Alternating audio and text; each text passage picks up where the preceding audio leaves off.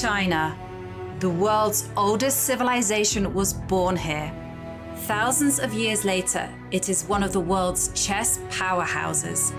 For most of the past 30 years, China has held the most prestigious title in women's chess.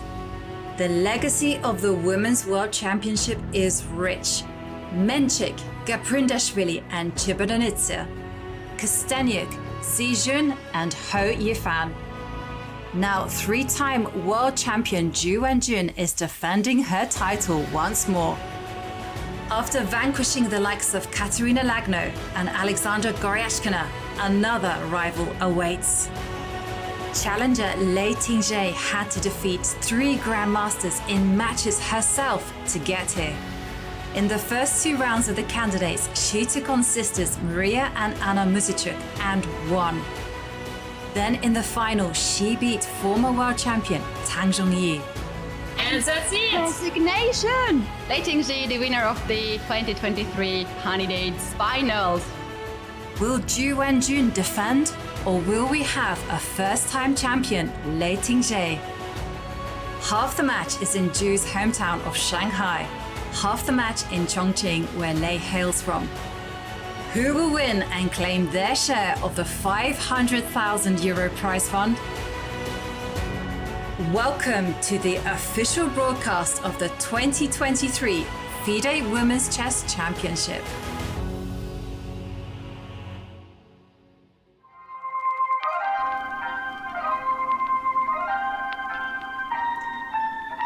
Hello everyone, and we are back in the heart of Chongqing, right where the Yangtze and Jiangling rivers meet. And it's also where reigning champion Zhu Wenjun will meet Lei Tingjie for what is going to be a momentous Game 8. And as we slowly inch towards the finishing line, the stakes are getting higher. Zhu Wenjun still trails by a point. Can we expect more twists and turns in this ever-engaging event? Well, we will find out today in the Women's World Championship match. I'm your host, International Master Ivan Gachowska, and it's a pleasure, it's an honor to be commentating alongside someone who is just made of legends. You know, she smashed the record books. She became the only woman to have crossed the 2700 rating barrier. She's also the only woman to have played a World Championship tournament, and of course, she broke Bobby Fischer's record in becoming the youngest ever Grandmaster. She was the first one. It's none other than Grandmaster Judith Polgar. Judith, good morning. Hi, good morning, everyone. What a day yesterday, and what a match it's been so far. It's been so close at times. It's been engaging. It's been surprising. It's been full of twists and turns. And yesterday, let's take a look at the scoreboard. We can see Game 7. It did end in a draw, but it was a golden opportunity for Zhu Wenjun to win with the black pieces. Well, absolutely. It was a very interesting game, I must say. She made a surprise with playing the Caro-Kann. And we turned into the second half of the event of this very special match between the 2 Chinese ladies. And it was a golden opportunity for her, even though after the opening, I think we can say that Lei played incredibly well, giving up a pawn, sacrificing it for initiative, absolutely in her style. But after that, Zhu Wenjun, she was able to come out from the cage, somehow escaping with her pieces, with her queen and the rook, and created for herself a great opportunity, even missing practically a winning chance yesterday. Yes, and if we were to rewind back to yesterday, it all came down to a flaw that we've identified in Zhu Wenjun's play, which is basically, when the tension gets too much in the position, she will look for clarification, she will look for simplification. And it just so happened that in trading queens at this critical moment in time trouble, which is understandable, but at the same time, it changed the evaluation of the position from -3.5 to -0.08 or something. So that is certainly a weakness that Wenjun does need to repair as soon as possible, wouldn't you say, Judith? Yes, at the same time, I think this kind of mindset could work when it was balanced, the match, that you kind of want to play for a win in a safe way. You try to simplify the position when you have extra 2 pawns. It was just not enough. So, but the problem is that she's behind in the match. She's 1 point down. So she really has to go for it and has to make it clear that if she has a winning position, she has to go all the way. And she can't be chickening out and go for a more solid one. No, this is not the situation anymore.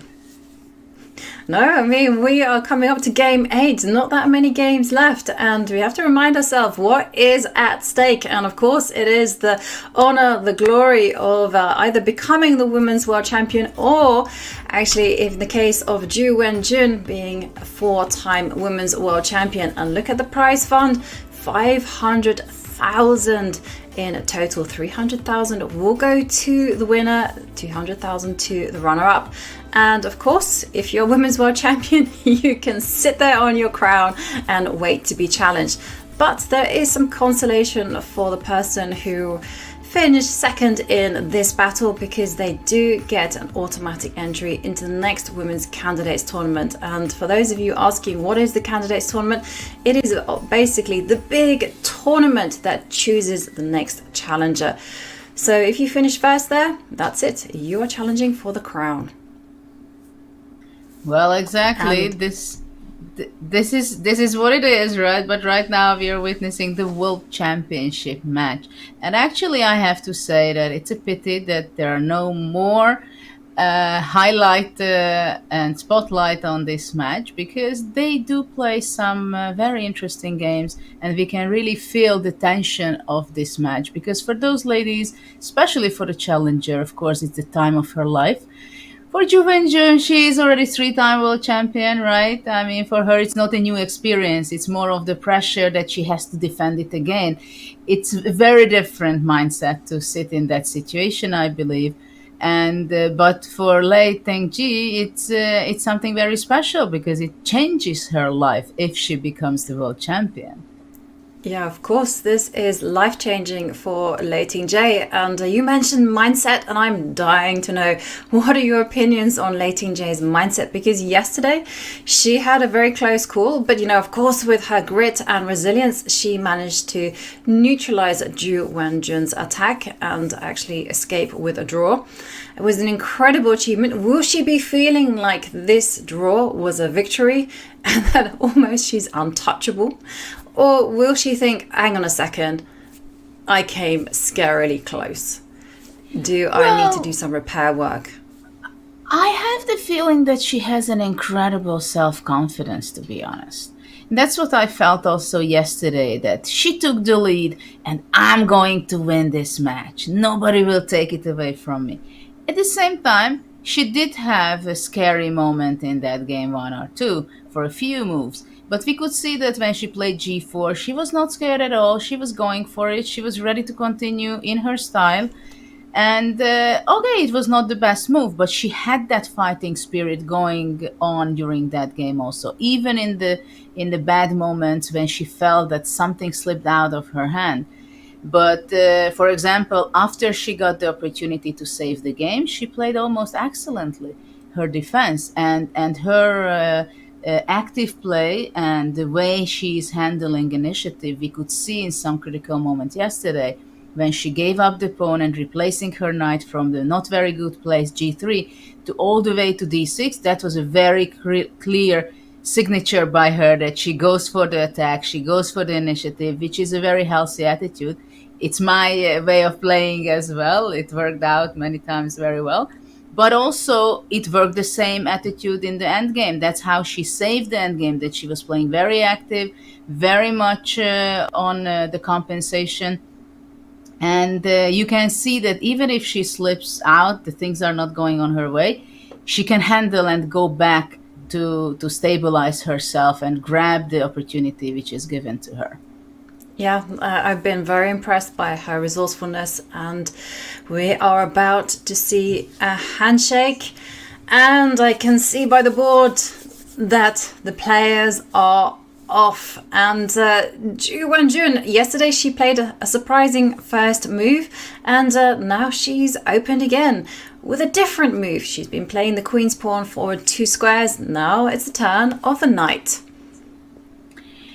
Yes, I think it's a smart decision by her that she just shows that with playing knight f3 in the first move, I want to play a long game. This is the message she gives, though maybe we are going to be transposing to some main line of d4 because she played 2e3.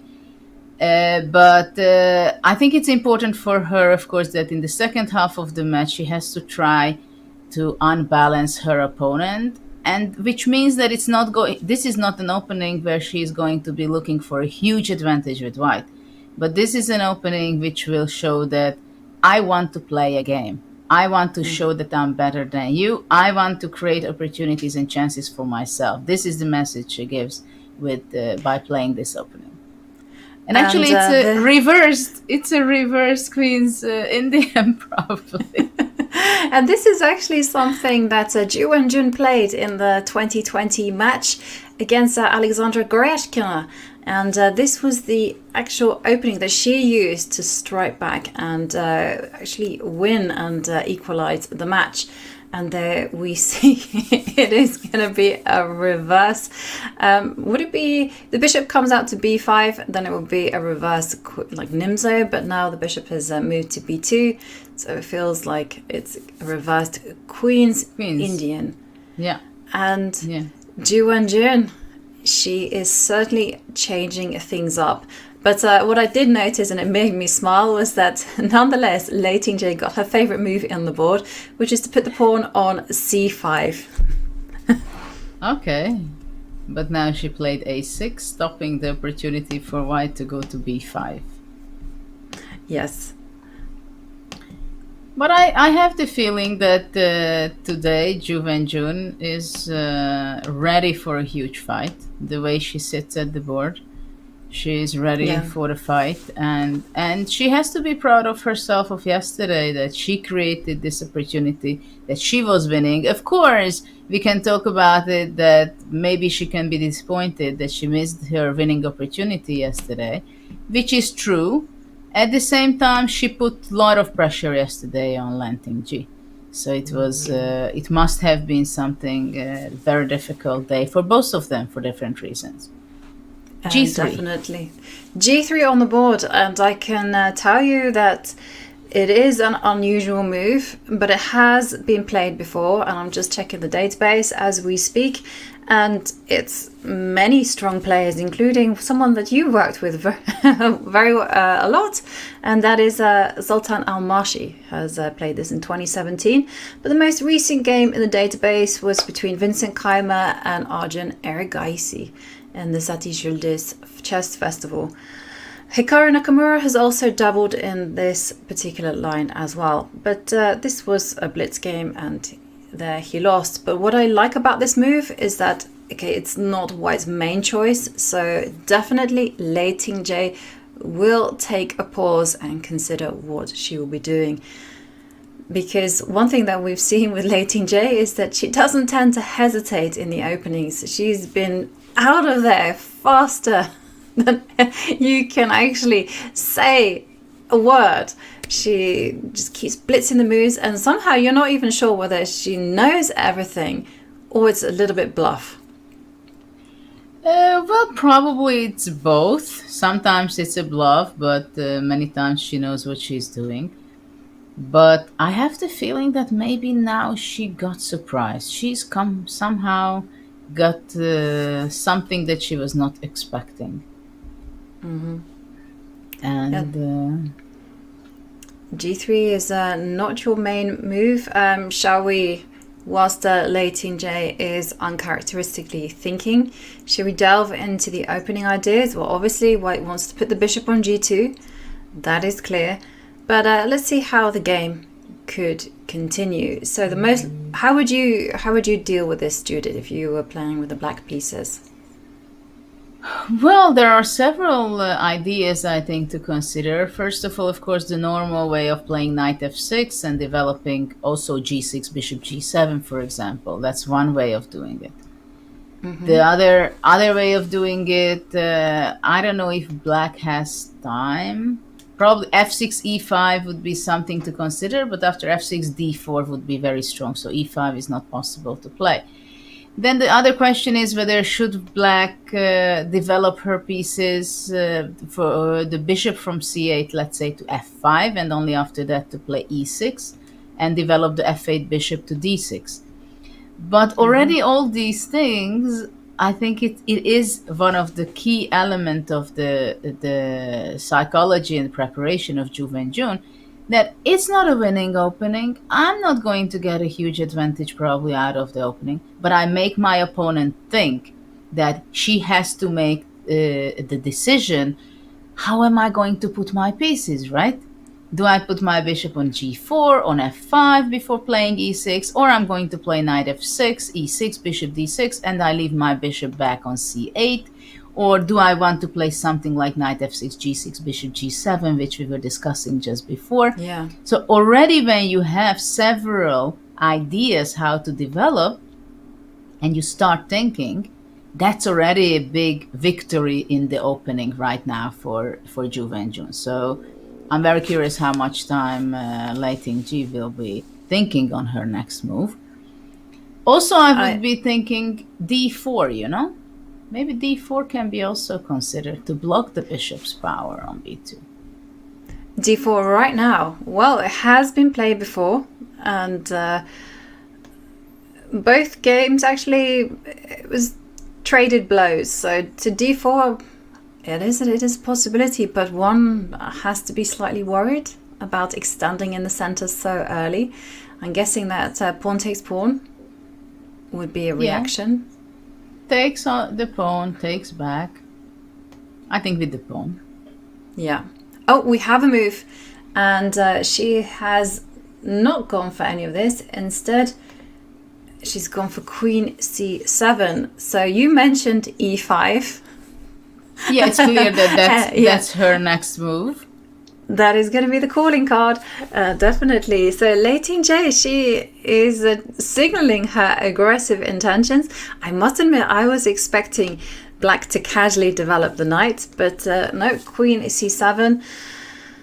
I'm not again, sure it's the best move at all. Maybe white is going to be playing c4 in the next move. Okay. Because now after c4, d4 is not possible to block the bishop anymore. c4 is certainly a possibility, so yeah, that would definitely be tempting concrete action, and that would definitely unsettle Lei Tingjie. And as you mentioned, d4 no longer a possibility, so is it possible to go pawn takes pawn, or do you go e6? Well, if you go e6, I'm not sure the queen on c7 stands so well on that kind of structure. So I would be probably going bishop g2, just develop. And also you have your bishop blocked, right? Exactly. If I was also considering maybe if d4 is not possible, because I thought for a second that maybe it is possible after all. But after d4, we can see that e takes d4, c takes d4. And I think white can capture on d4, because after queen e5 check, there is queen e2. Queen e2, and yes. And white keeps the pawn, I believe. So this is really not possible, which is very important, I think, if white wants to play c4. So after c4, there is not so much option for black. Probably she has to take on d4, on c4, I'm sorry. And after d takes c4, b takes c4. Already after this e5 is not going to be such a wise option because of the d5 weakness. So that's in case of e5. Let me just put it up on the board. Then you do knight c3. give white this lovely hole on d5. And many people will know I do not advise against conceding your squares so lightly. I mean, no, you've got to fight for them. And I agree. I think we can almost stop here and just say... And And also, not only that, but right now we are highlighting the weakness of the drawbacks of queen c7. Because if the queen would be on d8 and you can develop your bishop to e6, you covered d5 square. But now it is so weak that, so this is something that definitely not good for black after playing the move queen c7. So let's go back. So I think c4 is something, a very concrete idea to try to show the weaknesses of the drawbacks of queen c7. Yeah, and it's not so easy. So here, just taking a look at the database, 2 games, one by Gawain Jones against Petrosian, and there Gawain won. And that game continued with the knights being developed, knight f6, knight c3, and then black went e6. And you do wonder what is going to be the fate of this bishop on c8. And the game continued very naturally there. In the other game that was in the database, actually between Zoltan Almashi against Ina Gaponenko, which is a very strong international master from Ukraine, she took the opportunity to develop the light squared bishop. So after bc4, she went and played bishop out to f5. Yeah, I also like to have the bishop out there, not to block it with the pawn on e6. It's more like a Lei Tingjie move, I think, to play active and not to leave in passive locations your pieces, like the bishop on c8.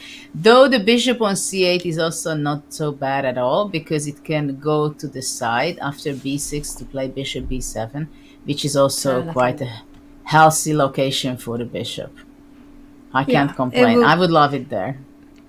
I would also prefer it there, but then again, I don't necessarily like this pawn structure, and it's a very minor thing, and of course black can defend against it, but it does, I feel, give white all the long-term possibilities of a6, b6 and c5, because the pawn on b6 is a backward pawn, and you know, weak pawns, they really stress me out.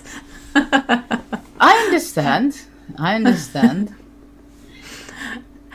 So yeah, though once you have your pawn on a6 and after that you go b6, yeah, that pawn can be a weakness at some stage. Yeah. And again, I do wonder, what is the point of the queen on c7 if the pawn is going to go on e6? So c4 is a big moment actually for Wenjun, where she can, I don't want to say punish, but she can ask some questions, because as you've highlighted, I feel like queen c7 is an inaccuracy. Well, this e3 g3 setup is actually interesting, because it's like you could also think about it that white cannot decide where she wants to put her bishop. At first she wanted to go bishop e2, and then she changed her mind and she wants to go on the side to have a fianchetto on g2. It's like a confusion. But of course with e3 she's supporting the idea to play d4 at some point. And d4 is also the other move, which is the logical continuation. But definitely you have to do something right now with white to decide which direction you go. Because let's say if you just play bishop g2, in the game position. In the game position, you just go bishop Yeah, if g2. let's say bishop g2, then black goes e5.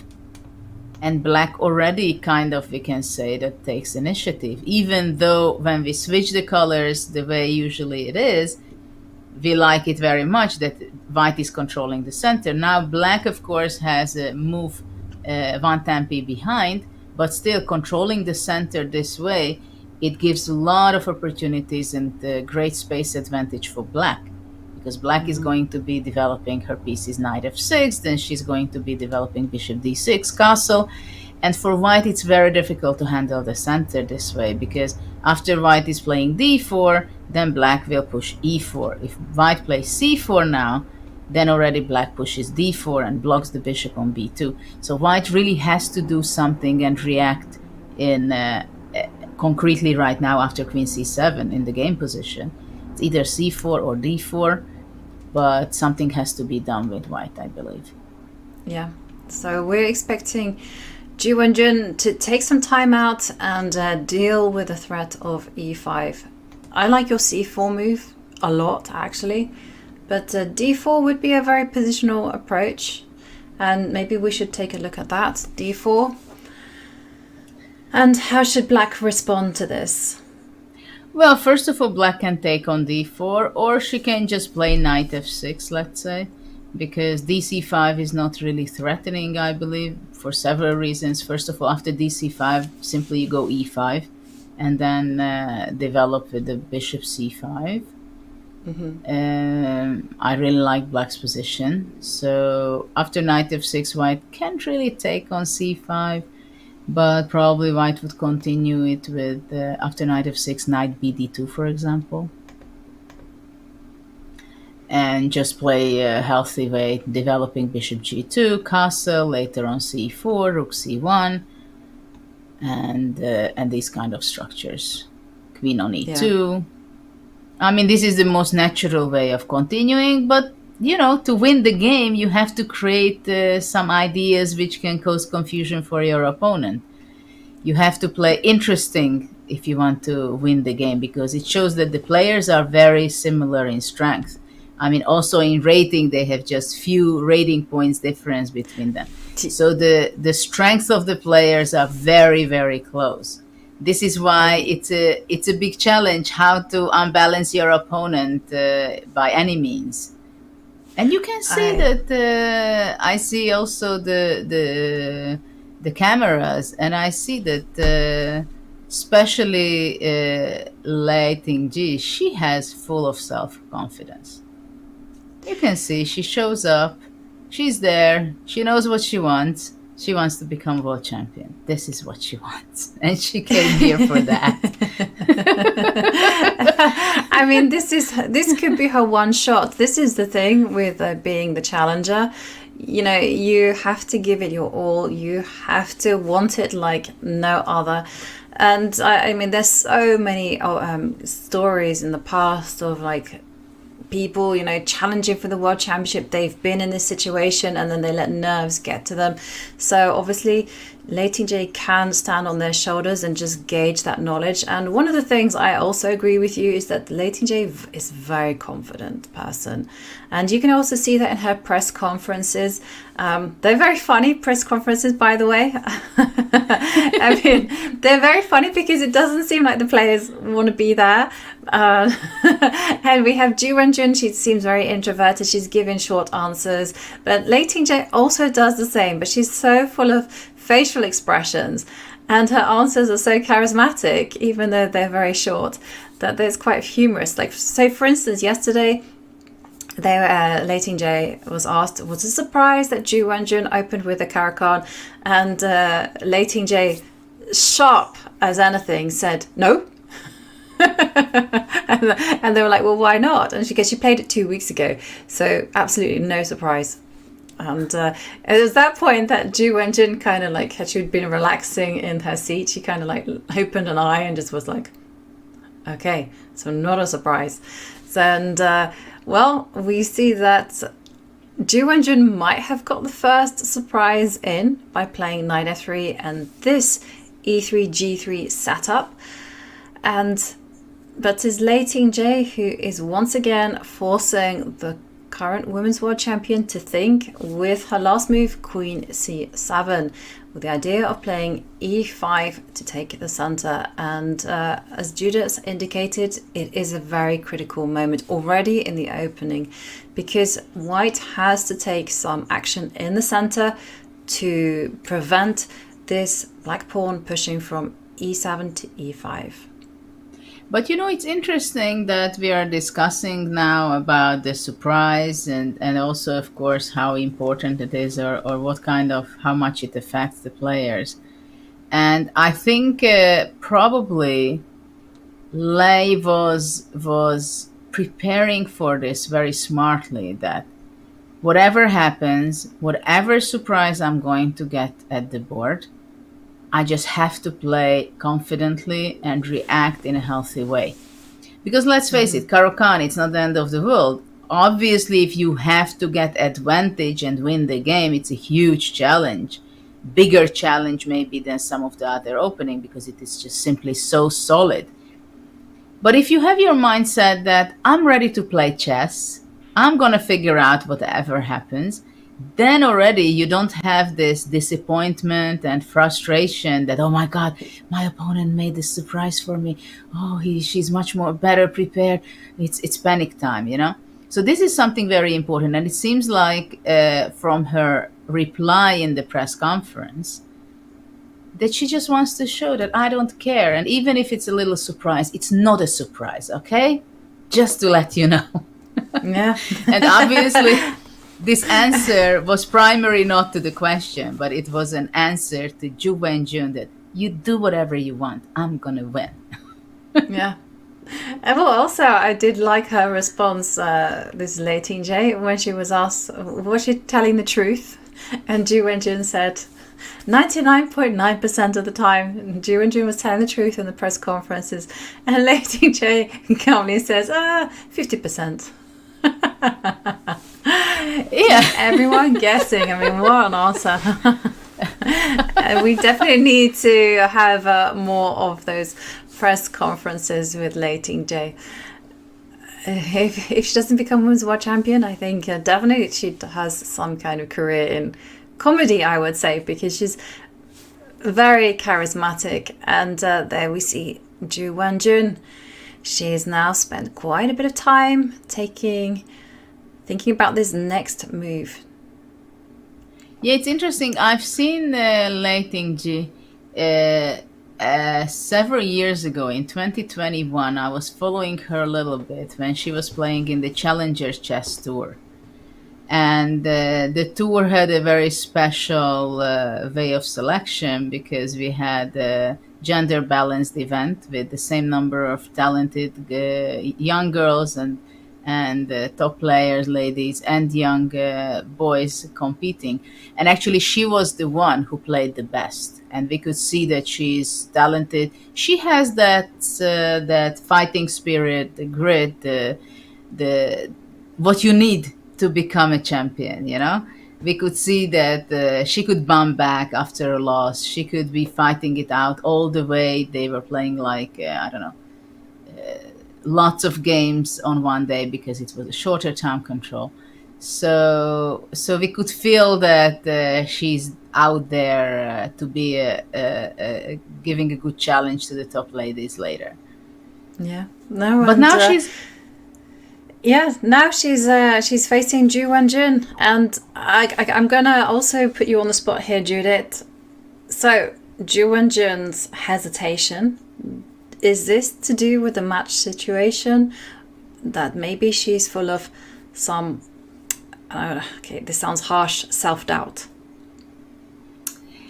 Well, of course, to be 1 point behind and only 5 games to go, she understands that, of course, every game not winning it and not equalizing in a match gives a more and more difficult time.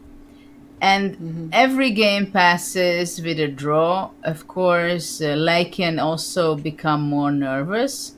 But right now, the way I see from their body language and the attitude and the play, it seems like it's very difficult to unbalance Lei Tingjie. I mean, it's very clear that she is there to win. And also, as we've seen, Magnus Carlsen not defending his title, you see that after several victories, winning the championship, defending the title, and she defended twice already, it is not so easy to find your motivation and determination to win the victory. Because, of course, you have commitments, you have responsibilities when you're world champion. And obviously, consciously, nobody would say that, no, I don't want to become world champion, right? But I'm not sure she's so determined that it's life or death that she has to win. And yes, it can be a hesitation that what is the best way to create a game?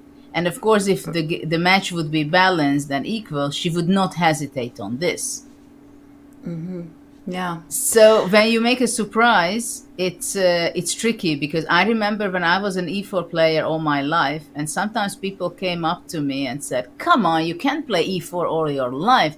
I mean, it's time to surprise your opponent." And once I did, I remember in Linares, one of the rounds I surprised Topalov, I think.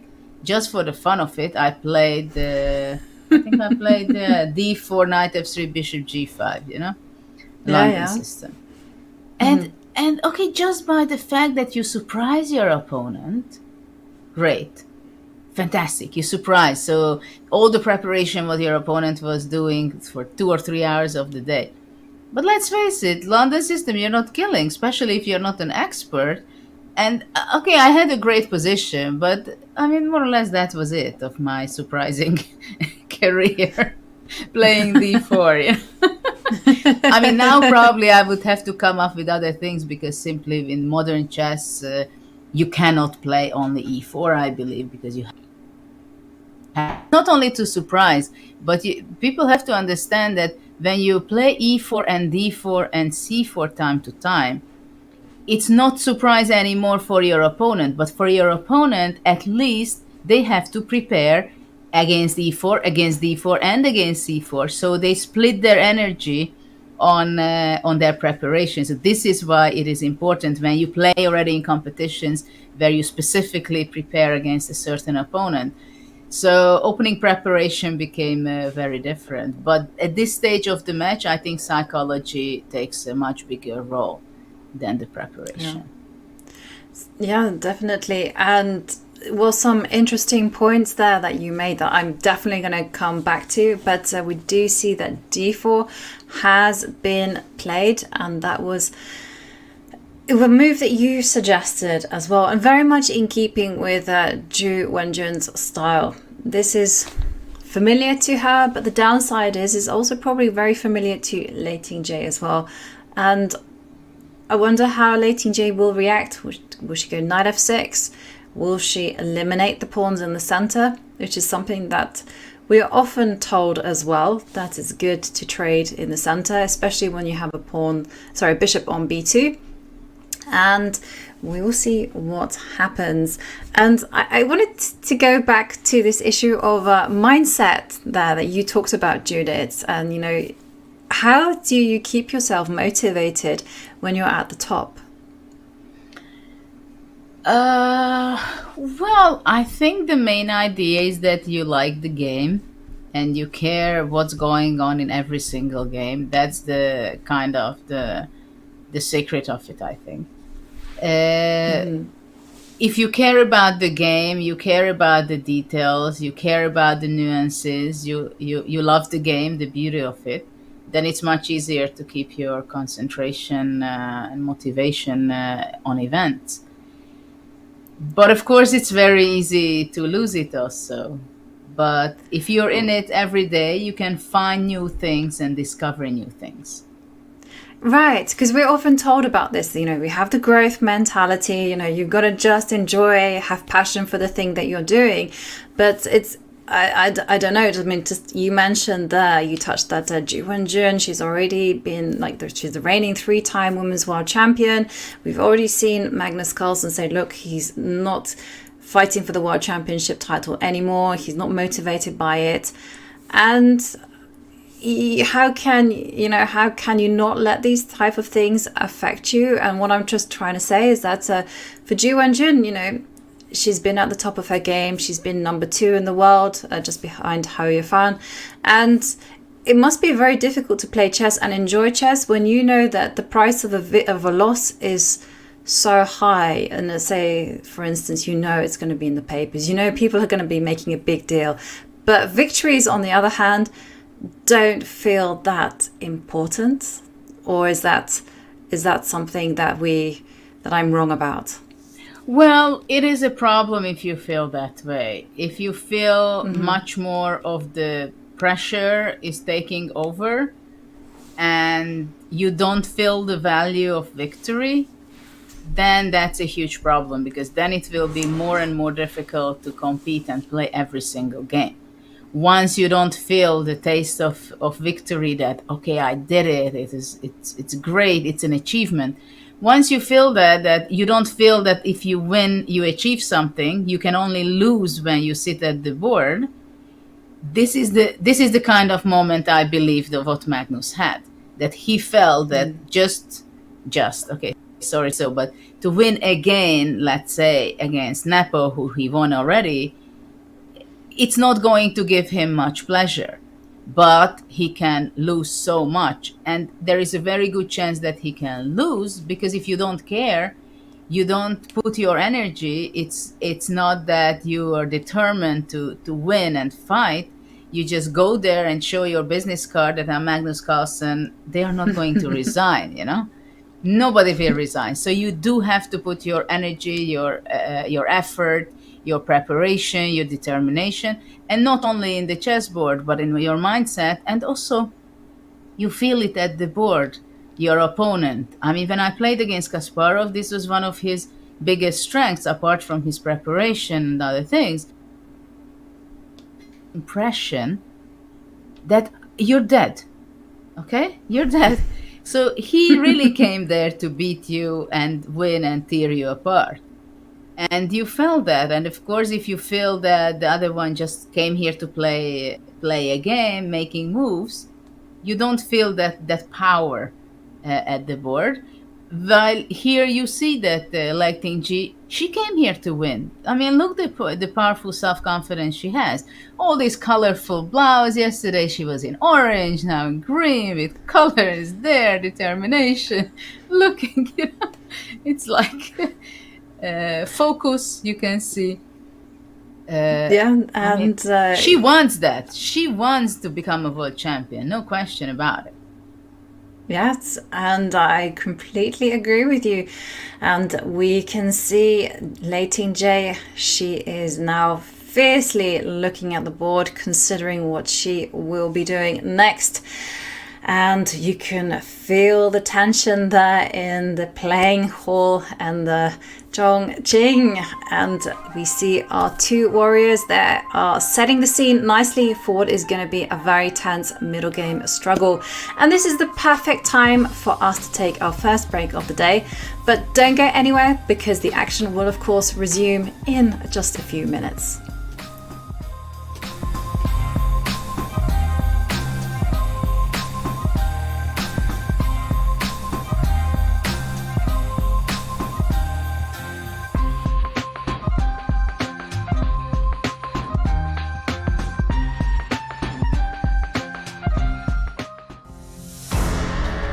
Move over, Mittens.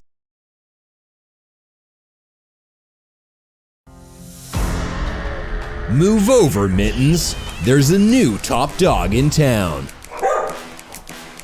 Benji the Bernedoodle might be an international master of fetch, but chess lessons with his dad, Gotham Chess, aren't really sticking. Host of his own public access TV show, Wishboy knows a thing or two about the most dramatic moment in chess history. A baller through and through, Buddy Buckets is moving his game from the basketball court to the chessboard. Watch out! Pinky practices chess from the inside of his mom's handbag on Woofstock's law campus. Don't judge a dog by its Diamante collar. Ponchik learned chess from his dad, GM Levon Aronian. He has never lost to another dog at chess and certainly won't lose to you. This July, the possumness is unleashed on chess.com.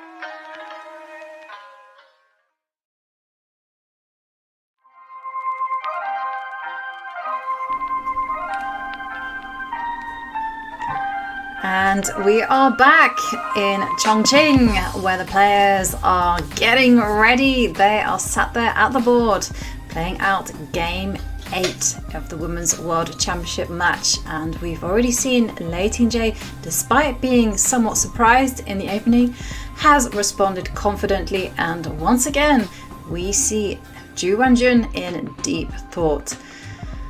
And in the break, there we see Wenjun there on camera, just with her head in her hands, just thinking about what to do. But we will just recap those two moves that have been played. So after Wenjun responded with d4, we did see Lei Tingjie react in a very thematic way by capturing on d4. And after pawn takes pawn, the big idea is that this bishop on b2 is blocked. And that is going to be a nuisance for white for a long time. That's a theory. But there is a kind of twist to it. I mean, this bishop on b2 actually does have some role in supporting a potential c2, c4 break, and also reinforcing control of the e5 square. And that is why Lei Tingjie decided to develop the bishop out to g4. And once again, the question mark is on Wenjun. She is thinking, what should she do? Should she develop the bishop to e2? Should she develop the bishop to g2? Should the knight come out to d2? What is going to be her response? And according to my database, don't think anyone has ever reached this exact position. Well, black has a very healthy... Nope. Black has a very healthy position, I must say. And you can see the energy in black's play. Very simple, very straightforward, very active play by black. And, well, obviously, once you play g3, I mean, the logical continuation is to go bishop g2 or knight d2 first. But without g3, usually these kind of positions, white would be going knight d2 and put the bishop on e2 or e3 or d3. So this is not going to be the case here, because white is going to have to put the bishop on g2. There is no other way. But black can play simply very simple way after bishop g2. Let's say if we start looking what are the how it can be unfolded. Knight f6, knight d2, e6. Simply bishop d6 afterwards, castling, and black has a very, very normal position. Yeah. And having the bishop on g4. For white. Yeah, the bishop is out of the chain. I always see that scene. I don't know if you ever saw it. The Inside Out is this Pixar film, and they're talking about all these personalities you have in the brain, and there's one called anger, and he says the foot is down. But and I don't know why, but I always think of that scene, but with the bishop out. The bishop is out. It is out. And because when you adopt this light square strategy, often the bishop is saddled there on c8, and it's like an eternal problem. How are you going to get it out? How are you going to make use of it? And now it's out, and it would even quite happily exchange itself for the knight if given the opportunity. So for instance, if Wenjun decides, okay, so we do see bishop g2 on the board, but just say for instance Wenjun decides that she's threatening to go h3 g4 and kind of hunt that bishop down, there is the possibility just to avoid these type of things, and bishop takes knight can be played. But okay, that is definitely an idea, let's say, but we see bishop g2 played, and there we go to bishop g2, e6 played immediately. And we see again that Wenjun is behind in time, which is again not a very good sign. She's playing with the white pieces. She made the surprising opening choice, and still she's 10 minutes behind. We can see that Lei Tingjie is feeling her good, feels comfortable about her position. In the next move, she's going to be fast also, because there's no way that she's not going to bring out her bishop to d6. After that, she's going to be developing with her knight and putting castle. So there is a very easy play for black the next several moves. Yeah, I completely agree. Black just has to get the king to safety or connect the rooks, as someone said. The whole point of castling isn't to get the king to safety, which is actually what I've been like drumming this concept into my students. Like, you got to get your king to safety. It's like, no. It's just to connect the rooks. And there we do see Wenjun. She does castle the king. And then Kramnik comes, and a few years ago he just says, no castle chess. Let's try that out, right? Because if you think about it, it doesn't really make sense, right? This whole castling concept. Like, you have this logical framework about the pieces all moving in a certain way. And then suddenly there's like, oh no, the king on its first go can actually move 2 squares and the rook will hop over. I wonder who came up with the castling rule.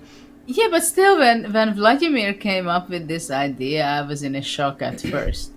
That, obviously it came up only because theory is so much in chess and it's so much worked out that people are looking for little changes to be able to refresh the game of chess, right? So top players don't have to work 24/7 on the opening ideas. But still, I'm not a big fan of non-castling, I must say. For the fun of it, to try it out, yes. But there are openings which you simply cannot play in that case if you cannot castle. For example, in this position, if you cannot castle with white, with black it's even not so bad, I believe, because you can still go bishop d6, knight f6, king e7, you move the rook, and then you kind of castle. So you have that kind of thing. But with white, in this position, you can't really get on well without having your castle. Yeah, you do need to have this concept of getting your king to safety, castling. But I agree with you, for fun. And I think there's a place for chess variants, and I'm all for it. In fact, the chess variant that I really want to see like popularized is something that I grew up playing. At the club, they used to have like these fun nights, and one of them was called buzzer chess. Lightning chess is another name for it. And the buzzer would go off every 10 seconds, 20 seconds, and you had to make a move as soon as the buzzer went off, and it was incredible. And because you don't have that much time to think, and the visual impact of everyone making the move together. And of course, if you don't make your move in time, that's it, you lose, you forfeit the game.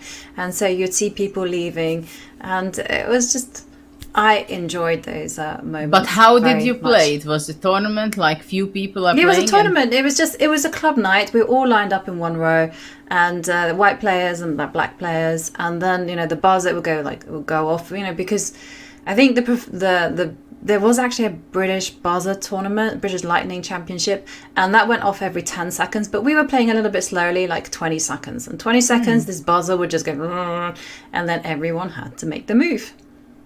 And it was great because you could literally see that some people were spending 20 seconds like thinking, and some people were spending 10 seconds thinking, and 10 seconds thinking, I don't know what I'm going to play. And then, they weren't like physically fast enough. So I'm a big fan of having more events like this in our calendar. And as you mentioned, going back to the board, knight f6 played, and as you've indicated, we are expecting Lei Tingjie to put the bishop out to d6, get the king to safety, connect the rooks, and wait for white to come up with an active plan. And we see once again Wenjun in deep thought. Well, you can see Lei Tingjie, she's just so relaxed. She's just so happy with her position. Yeah. And one of the things, again, she's been telling us in the press conference that nothing phases her. She says she's just excited to be here. She's excited to play good chess. If her team tell her she's playing great chess, then she's happy. And it's very nice to hear these kind of words. Whether it's true or not, she herself told us. Take what she says with a pinch of salt. But we was definitely from her body language and the fact that she's still sitting present at the board. She doesn't get so nervous that she has to walk away and sit in the player's resting area. And there we see knight d2 being played by Wenjun. Again, very natural. Bishop d6. Will the bishop go to d6 or bishop e7? I probably would choose bishop d6 just to kind of keep an eye on the e5 square. Yeah, that's what I was thinking at first, but white is going to play c4. That's very clear. So the white's plan is to play c4, rook c1, queen e2, probably go rook fd1, and then probably eventually she's going to be playing h3, pushing away that bishop, asking where does it want to go. So it's going to be a long game, maneuvering middle game, and we can have that for a long time, that there is not going to be another exchange. No exchange of pieces for quite some time, I believe. And what do you think of these positions where all the minor pieces are present on the board?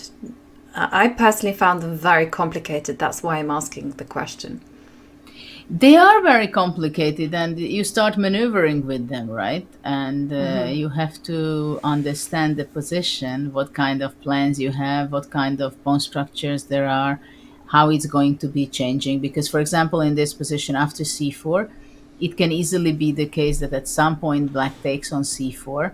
So we're going to have 2 pawns in the center for white. So it can change the pawn structure also, but it can be very complicated settings of the 4 minor pieces, each, white and black. Yeah, and I agree with you. Hanging pawns might be definitely a possibility which white will be playing for. In which case, if you're anticipating white to play c2, c4, then the bishop should go on e7. Yeah, that's the thing, that there is a good chance that she will develop her bishop to e7, not to d6, because on d6 it stands nice, but it doesn't give any attack, right? Having the pawn on g3 for white, it blocks the bishop anyway. Yeah. It's more that sometimes it's useful to have the bishop on d6 to control the e5 square. That's it. That is, again, a very good point, control the e5 square, and also just to kind of determine where you're gonna go. I think because I'm like half chicken, half brave person, I go bishop e7. The chicken nature wins, and we will see what Lei Tingjie will respond with. And I did see a comment there in chat that Lei Tingjie does have the body language of a champion. She actually seems like she's the women's world champion, and it is Wenjun who is the challenger. But one of the things that I would say about the Chinese players, and I think Lei Tingjie is very much the exception here, is that they often don't give that much away. They're very reserved over the board, and I found it very difficult to read the body language of, say, whenever I played Wenjun. I can't tell when she's upset. I can't tell when she's winning. She just seems to me just be very calm. And the same goes with Ding Liren. I think there was a famous meme going around. Ding Liren, slight advantage. Ding Liren winning, Ding Liren losing, and it's literally the same face. But yes. I mean, and also there's this kind of a stereotype going around that the Chinese chess players, they're very strong, don't get nervous. Again, I can only think of one exception to that rule. Most of them seem very calm, just very reserved, very stable chess players. Yeah, but I think it does not go for Lei Tingjie, I think. No, Lei Tingjie is expressive. Yeah. Yeah, she's just very expressive. But do you think that this is off-putting when you play? Because you mentioned yourself, Judith, there when you played like Garry Kasparov and when you played Anatoly Karpov, you know, these guys wanted to win, and you could feel that power, that confidence radiating from the board. And is it also kind of somewhat distracting if you make a move and you look at your opponent and they're like going or whatever they are doing? It was not disturbing. It was more like, okay, he's doing it this way, the other that way. Karpov, for example, by far was not so expressive as Kasparov. But, of course, after some time, you know the players, even if they don't want to give away anything. You know them. I mean, with Vichy, you know, with Kramnik, you know. Unfortunately, with Kramnik, I didn't really experience many times how it is when he has a bad position. But, of course, some players you see that, they sit at the board more, or it's very typical that if you feel good in a position, then you stand up and you go away to look around. Obviously, that is kind of a sign that, okay, I'm doing fine. Now I look around the other boards, what's going on. So you get to know the habits of the players, and it's like you can read their body language, the way they look at the board, the way they stand up, when they stand up, and how much the time, how much they think in certain positions, situations. And, you know, for example, my mother, she knew exactly all the time how I'm standing and what kind of situation I'm in.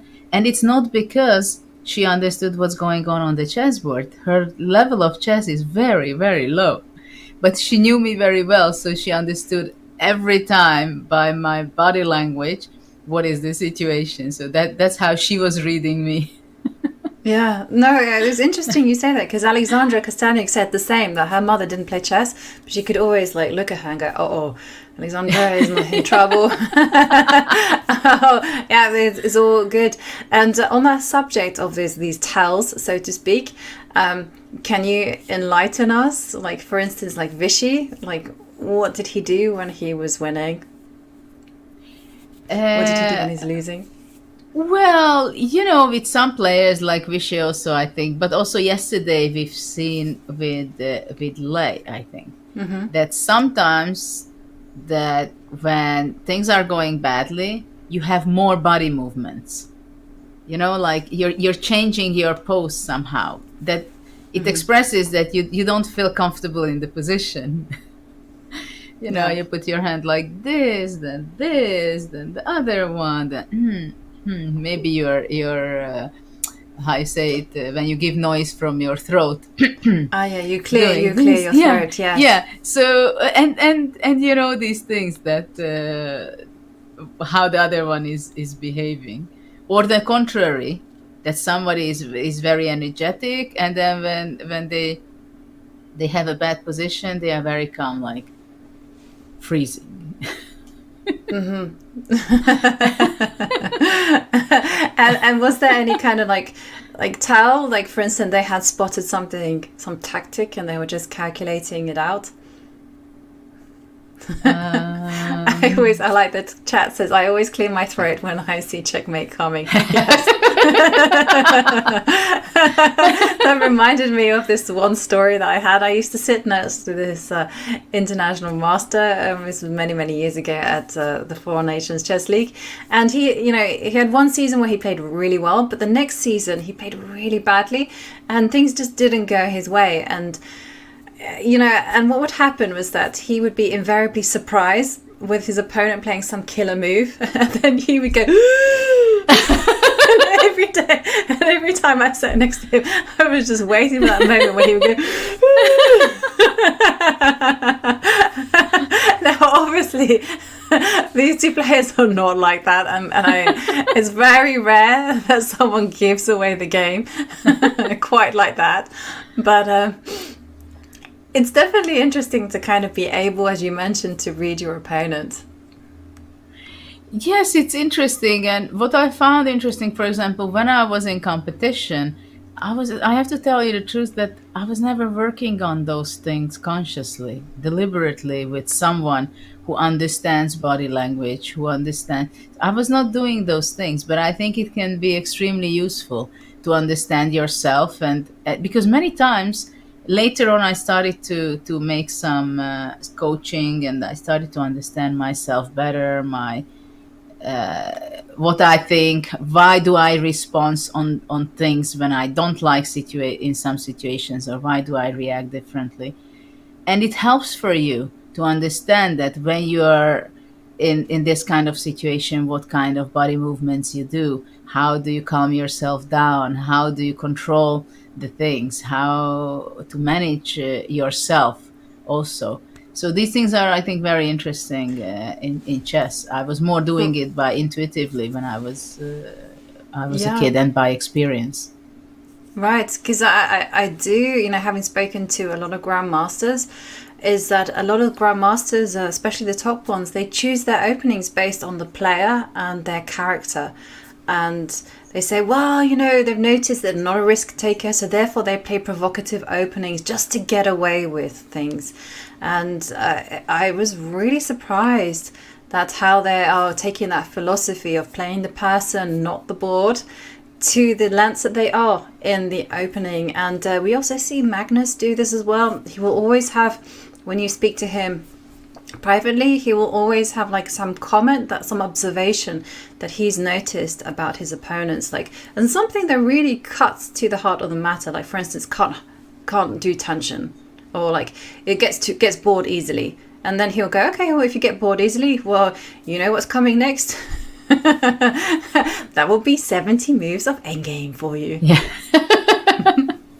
Well, this is also very interesting that, of course, different part of your career, depending where you are standing on the rankings and in your strengths.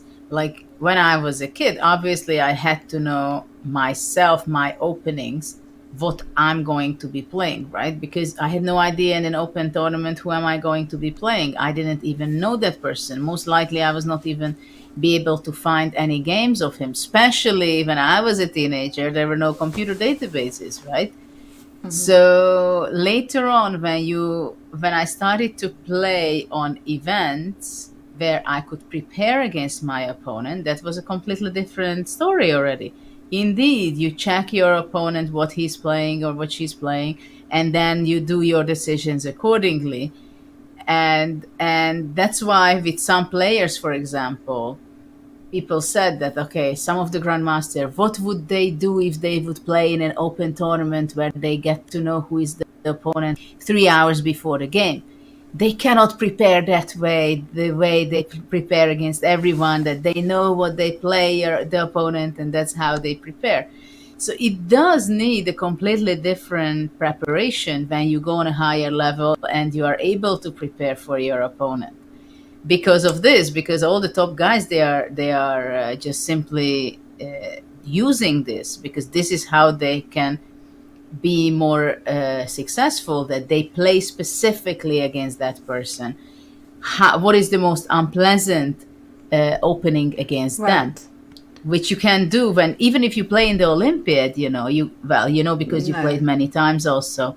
It's only 2-3 hours before the game that you get to know who is exactly you're playing with.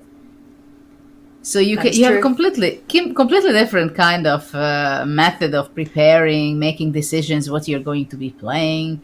And anyway, right? So it's not only about objectively what is the best move in the position. That is very, very true. And as you mentioned, you can play different types of chess. Like, for instance, as you mentioned in the Swiss, when it's just about resilience, endurance, and perhaps having your own repertoire worked out as much as possible. And then, of course, you have the people and let's not just also say it's at that high level, because I also know plenty of people who play at the club every Tuesday night or Thursday night, and they play the same players again and again, and there's a big rivalry going on.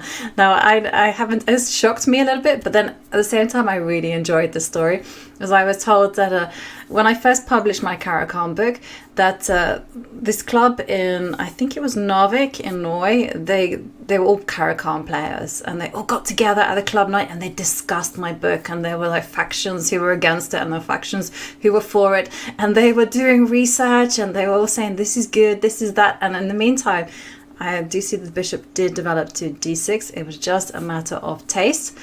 And yeah, and the whole point of them doing so much analysis on the Caracan was because they wanted to use this opening against a rival club. Oh. I was really shocked by the concept that, that the Norwegian amateurs, they are serious. And also, when I'm thinking about the English players as well, the club players, they do a lot of research. There's a lot of rivalry and a lot of players who have played each other a lot of times. And you gotta, it's more than just the chess at stake, let's put it that way. It's interesting, that sometimes I wonder that why is it that many times you feel this rivalry and this competitiveness when chess is so beautiful by itself. Mm-hmm. And but still, I mean competition is on every level. I see that every level, whether you're 1700, 1800, 800, you still have that, oh, I'm better than the other one, I won. And this is someone who's motivated. Someone who's motivated by winning, then I definitely understand you. And talking about winning, and we're talking about fast moves, we see Wenjun, she hasn't wasted any time, because we were talking, let's go back one move that we were considering, like rook c1, queen e2, rook d1, and then only then c4, but Wenjun says no, that does not appeal to me, so I'm going to play c4. And Lei Tingjie says, you know what, I thought about that one a long time ago, and I'm just simply going to castle. And once again, we come at the crossroads. How is White going to continue the game? Is she going to go back to the plan of just centralizing the rooks, moving the queen, taking the center? I love that line. It's, I think, from a Hungarian international master, András Toth. Great author as well, as you know, you collaborated with him on Master Your Chess, and he talks about the center, and I love that one. With the center, you control more squares and therefore control a lot more of the possibilities. And what will White do next? I mean, moves that appeal to me, I do like asking the question to the bishop. I do like your queen e2 move, connecting the rooks. And one thing that I also have a big soft spot for is at the right time doing this type of plan, c5, b4, b5, and just overwhelming the queen side. Now obviously it's not possible now because b4 is not an idea, as it gives away the pawn because the knight is there. Well, exactly, this is a huge question whether c5 should be played or not. For now, I would just keep the tension, playing queen e2, rook c1 as we talked about. But c5 is interesting, and bishop d6, we can say that it's also a provocation of c5, because you're much more invited to play c5 with the tempo than if the bishop is on e7, right? Yeah. It's a very committal definitely. move to play c5. Yeah, I only like to do it if I can back it up with b4 and get the queen side motoring. And I also put another caveat into there. If black doesn't have control over e5 as well. Those are kind of my things. And then if you get c5 in, I just wanted to highlight, I call it the big clamp. And the reason I do that is because you just clamp down on the center and then you just overrun on the queen side. And often, if you do it successfully, it's very effective in the endgame, for instance. Basically, your opponent is helpless. Well, we are far from that right now. Yes. At this point, black looks like kind of a healthy position. And after c5, bishop e7, black would be playing also knight e4. That's a good spot for the knight. Or, but of course, b6. as you pointed out, that you want to play a3, b4, so that you back up your c5 pawn. But after a3, black usually plays a5, so to block the Yeah. b4 opportunity for white. I would think that c5 is premature at the moment. Definitely. I would not touch c5 right now, but it's something, if you maintain the tension, it's something that white has at in the back of their pocket, and it's something that Lei Tingjie will need to consider. And going back to the game position, I like your move, Queen e2. Queen e2, and maintain the tension. One move I would not recommend at all is actually eliminating the tension, not with c takes d5, because there you just voluntarily ruin your pawn structure, and suddenly it frees up the position for black. So don't do that one. Yeah, c takes d5 is something we should consider, because it is completely against the nature of the position. Basically, white has to keep the tension. And also, we should not forget, the reason I'm also thinking to play maybe is to start with queen e2, not with rook c1, because black can be thinking jumping into the center to e4 with the knight.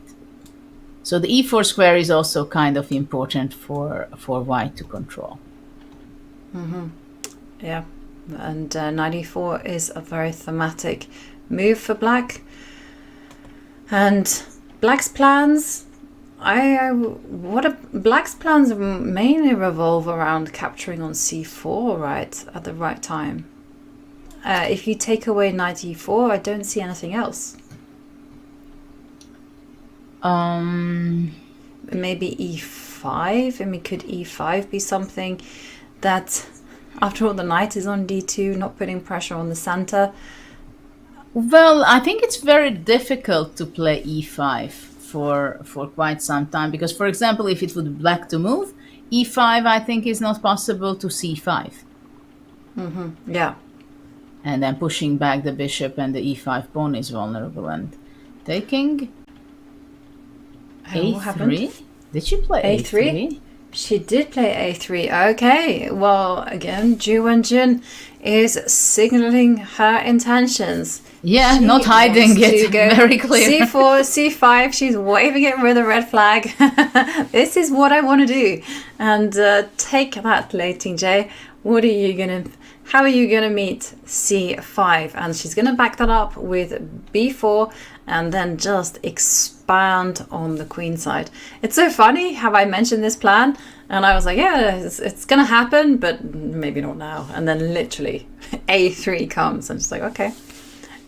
Well, there is a good chance that black is gonna capture on c4 now. Yeah. And then we have a change of pawn structure, and I think you've advised it, Alexandra has advised it, Daniel Naroditsky has also advised it. They say that when there's a pawn structure, the change of pawn okay. Then when there is a change of pawn structure, the first thing you should do is, once there's, say, for instance, pawn takes pawn like this, is that you should get up and take a break and zoom out of the position, so to speak. So then you can evaluate the position, you can evaluate the dynamics, the statics, and just go into the position again with a clean state of mind. Yes, it can be the case, but in this structure, of course, d takes c4, b c4 is a common exchange. And I must say that in these positions, I believe the bishop stands better on e7, because then you have a target on d4, so black can follow up with rook d8 and put pressure there. And especially that white, after d takes c4, b c4, white's threat can be easily, immediately d5 and ruin the king structure, pawn structure, by capturing on f6 with the bishop. So that's why also black should be reacting quickly against that. Yeah, that is definitely something to consider.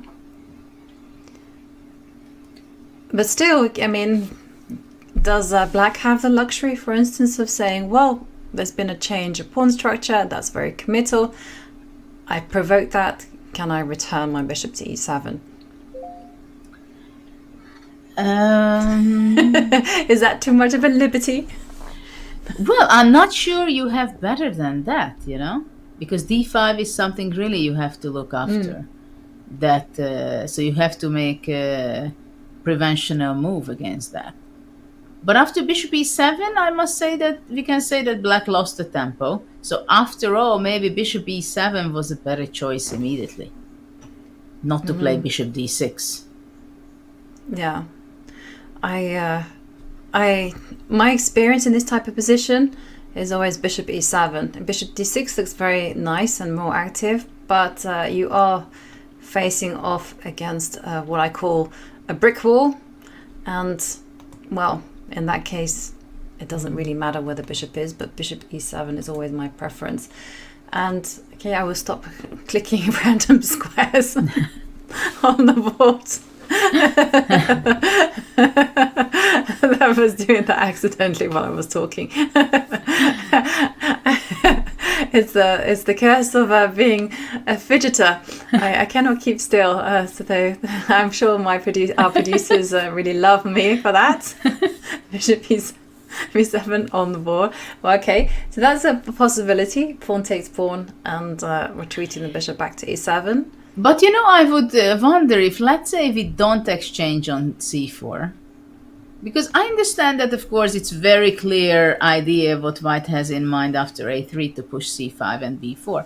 But what happens if black goes knight e4? And I don't care. I don't care. You go c5. I go bishop e7.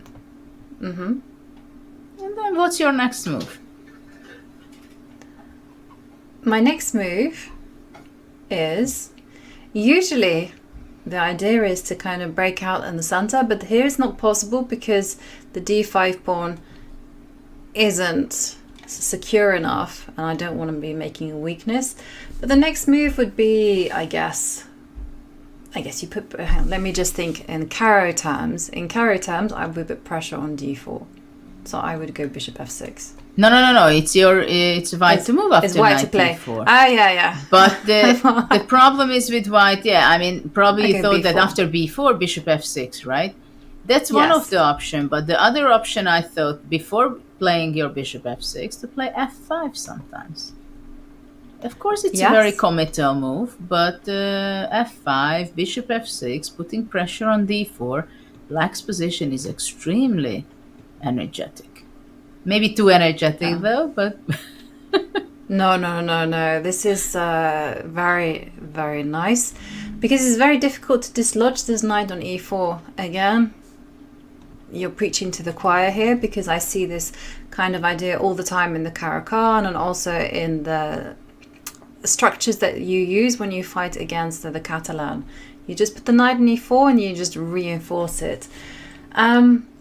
That is certainly because I think the e4 square is very important, as we pointed out before also, and it is, when I say very important, it is very powerful. You're taking space for yourself, which is very important. And we see chat saying that whenever you suggest a move, Judith, the computer loves it. Excellent. And this is not fair? No, I didn't read that part out because I also feel it's not fair. I haven't yet reached that stage where the computer's loving my moves. More or less, it's like a lottery. I'm like looking at it. Oh, well done. It didn't say no. That's an interesting point. Knight e4. It's a good reaction and it's very typical of Lei Tingjie style, just to take control in the center and grab some squares. And going back to this position, just before I played the very committal c5, if I were to ask the question to your bishop, so for instance with h3, are you taking a step back? So you want to talk to my bishop. Bishop h5, let's provoke you further. Yes. And still the plan is going to be the same, right? f5. Yeah, I believe so. Why not? And also after h3, the g3 can be sometimes vulnerable. It's a bit soft, right? And not a big problem, but I'm not sure what white gained with h3. That's the only thing.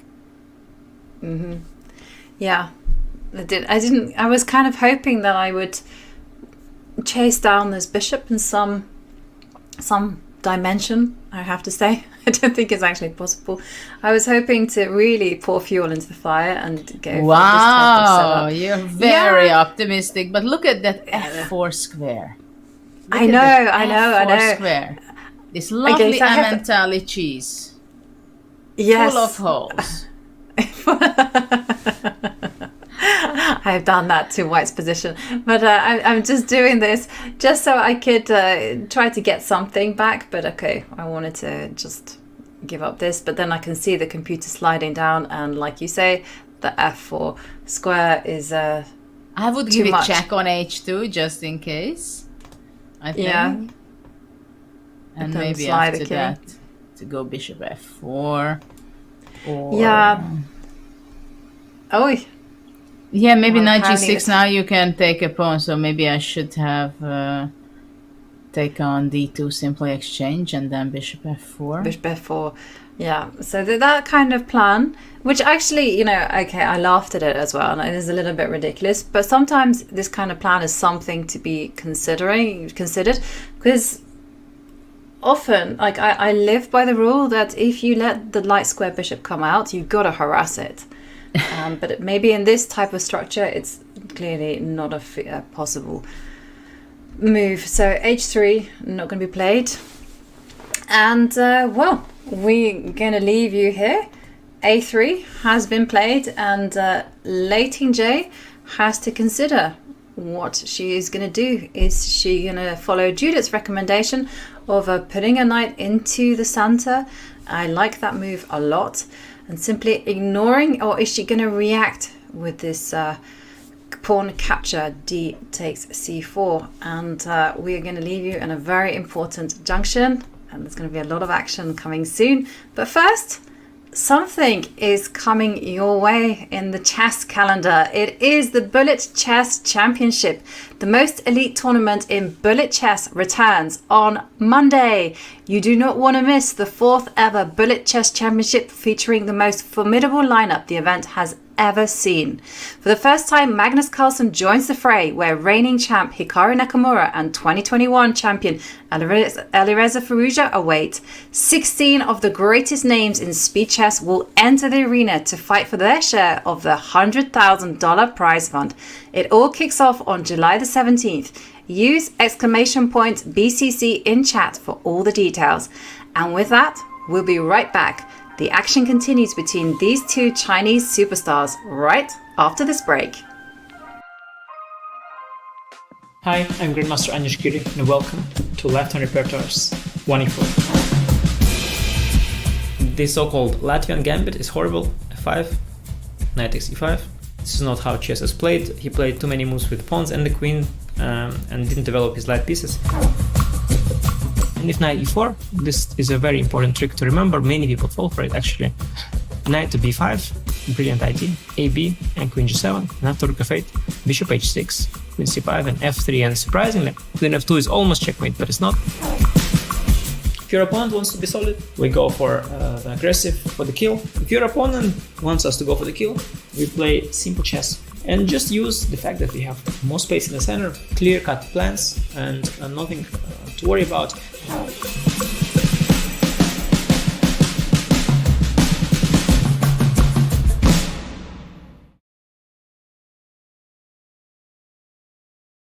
Have a friend or family member who loves chess? Gift them a chess.com membership today and see them take their game to the next level. You can choose a gold, platinum, or diamond membership for 1 month or 1 year. Want your gift to arrive on your friend's birthday or on a holiday? Gifts can be scheduled to arrive up to 90 days in the future. All premium plans include an ad-free experience, unlimited puzzles and lessons, and unlock all bots. Go platinum to add unlimited game review, or diamond to unlock insights and coach explanations. Give the gift of chess today.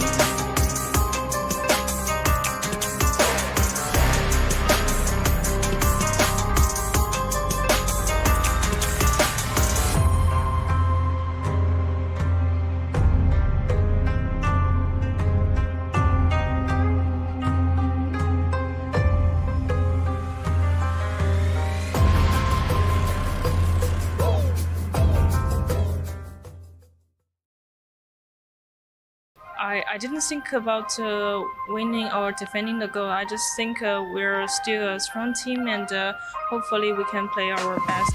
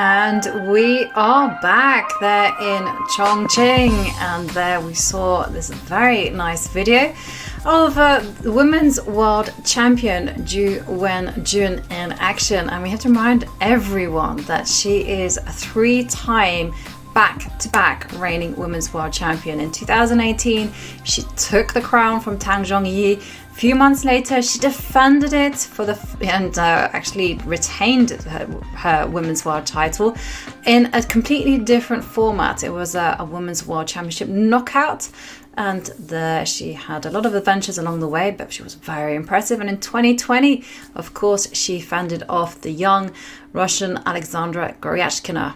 And now she has a new challenger, Lei Tingjie, and our reigning women's world champion Wenjun. She is trailing by 1 point, but in this game she does have the white pieces. Well, we've seen some moves. Yes, I was just going to mention that. Yeah, we did see in the break 2 moves. So we saw after a3, we were looking at the nice move, knight to e4. I think this was my personal favorite, and I urge everyone who's watching this position for the first time to put this knight jump into the memory banks and have it as a very active option, because you can back that up with f5, solidifying the knight. That was highlighted by Judith, and instead Lei Tingjie played a move that I kind of would describe as a kind of a knee-jerk reaction, because she responded with a5, moving that pawn twice to get to a5, but with the plan of stopping white from bolstering this c4, c5 pawn advance with a b4. So she took control over the b4 square, but there were consequences there. She did abandon control of the b5 square, and this could come back to bite maybe 30 moves down the line. We'll see. And in the meantime, a question was asked to the bishop, and the bishop said no trades for me today, and instead the tension along this diagonal is still there as the bishop retreated to h5. So my first question is a5. What do we think about this move? I don't like this move. Saying it very clearly. Sorry. Maybe for the future world champion I'm criticizing, but I don't like this move. And I can tell you why I don't like this. Because, first of all, after a5, white is not necessarily going to play c5, because it is a prophylactical move, right? It is a 100% prophylactical move. And you think 100 times before you make such a move. Prophylactical moves are great, but now the b5 square is a weakness. Of course, the d2 knight is very far away from reaching out to b5, but also the other problem I have, that after a5, I don't think d takes c4 will be a good choice, because after that, already with the rook on b1 on the b file, there are extra weaknesses. And in the long run, it can give a lot of trouble for black. So this is my problem with a5.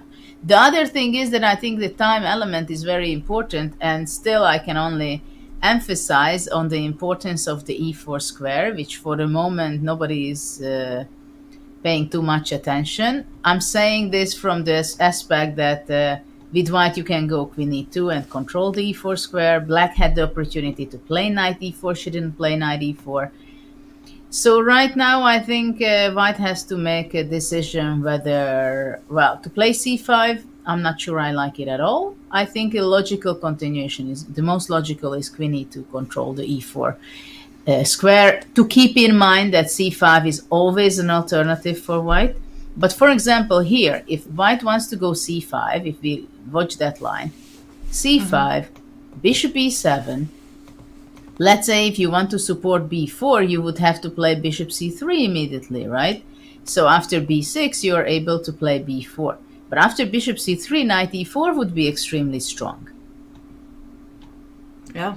So this is why, for example, immediate c5, bishop c3 does not work, I believe. So queen e2 instead of c5. Already after that, white can consider to have this plan of playing the move c5 and bishop c3, b4 point. Though I think there is no rush at all for white. Because really, d takes c4, if black will play d takes c4, then a5 clearly was a big weakness, creating huge weaknesses. So white is rushing nowhere. That's why I would support queen e2. Yeah, queen e2 makes a lot of sense, primarily to stop that knight jumping into e4, as you've highlighted, and also to pass the ball back in black's court, because if we take a look after queen e2, I can't tell you what black's plan is. Yes, black can want to play rook c8, rook d8, rook e8. I don't quite know where to put the rooks. So I want to put something on d8. But once those two rooks have found their homes, again, there is no active plan for black. This bishop on h5 is kind of in the way, because some plans that I've seen, for instance, is that you can go g6, go bishop f8, bishop g7, just reroute the bishop to the long diagonal. It's not going to happen with this bishop on h5. Yeah. And until your bishop is on h5, you're not going to regrouping your bishop that way. Exactly. And it's not like you can move the knight out of the way to e7, because of course c5 will then happen. And as you've highlighted, the clear consequence of playing a5 is that you've abandoned control of the b line. So there is no way that pawn takes pawn is ever attractive now. So actually, maybe bishop e7. What do you think about playing bishop e7, a prophylactical move? Because if the bishop is on e7, I was thinking the reason it came to my mind to play bishop e7 is because I was wondering if a4 is possible. But having the bishop on d6, a4 is not possible due to c5 with the tempo, and after that b4, and it's a huge advantage for white, right? But after bishop e7, maybe a4 is something that black can think of. Definitely. A4, I've had that done myself, a4, and just to destabilize the c4 point, and upon which I would, and we actually have a move. Queen e2 played. So, well, it's going to be a very relevant question now for Lei Tingjie. What is she going to do? Step back with the bishop and threaten a4? And again, we see a little time advantage for Lee. For Lei. And it's going back and forth, if you see. Sometimes Lei has more time, sometimes Ju has more time. So they are going back and forth. And they spent not little time, I must say, looking at the position. I mean, they could even play it much faster to reach this position. They certainly could have used less time on the clock, because you know both sides are still setting the scene, as you mentioned, and the action is going to happen within the next 10 moves. And yeah, bishop e7, very sophisticated move. I'll be honest, I'm not quite sure it's in keeping with Lei Tingjie's style. And you also have to detach yourself from your ego, because you could have played the bishop on e7 a few moves ago, and instead black chose bishop d6, and so to retreat it to e7 and just say, you know what, I made a mistake, it should have been there all along. That's going to be a difficult one. to make. At the same time, in chess, it's one of the most important things to admit your mistakes. It happens so many times that you make a move, several moves later, you discover that this is not the place for that piece. And then you say, I admit, or I made a move and I go back where I came from. And yes, it is very clearly giving the message that I admit, I put up my hands, I say, yes, I did not make the best moves, but it's still better to admit than to be stubborn and stick to something bad or which is just simply doesn't fit the position. I know, I know, but you We have to all be know. an angel to do these things. Yes, I was wrong.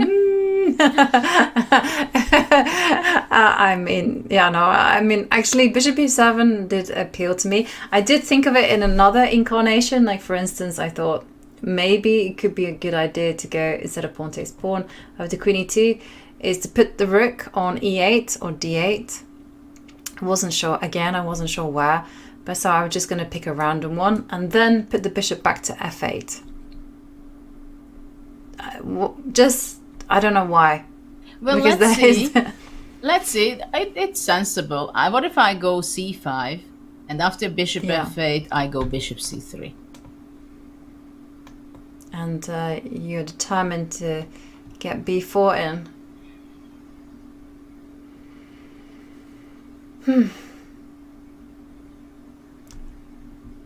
I don't know, maybe this you is can my go problem in the position. B6. I almost feel like I have to go bishop takes knight at some stage just to kind of get my bishop to the long diagonal. And we do have a move, and it is Your move, rook rook D8. F8, rook D8, and there we go. But still, I'm gonna play around with the analysis board a little bit more because we might see something. So C5, your move. Bishop comes back to, again, bishop F8, just because I might want the knight on E7. And I don't know, I'm undecided as to what, and bishop C3. So this really could be a big issue for black, and how to respond to this one. And It's a little slow, but I still Yeah. don't see how black is gonna fix this queen side. I think you have to ignore it, right? You have to put all the pressure on.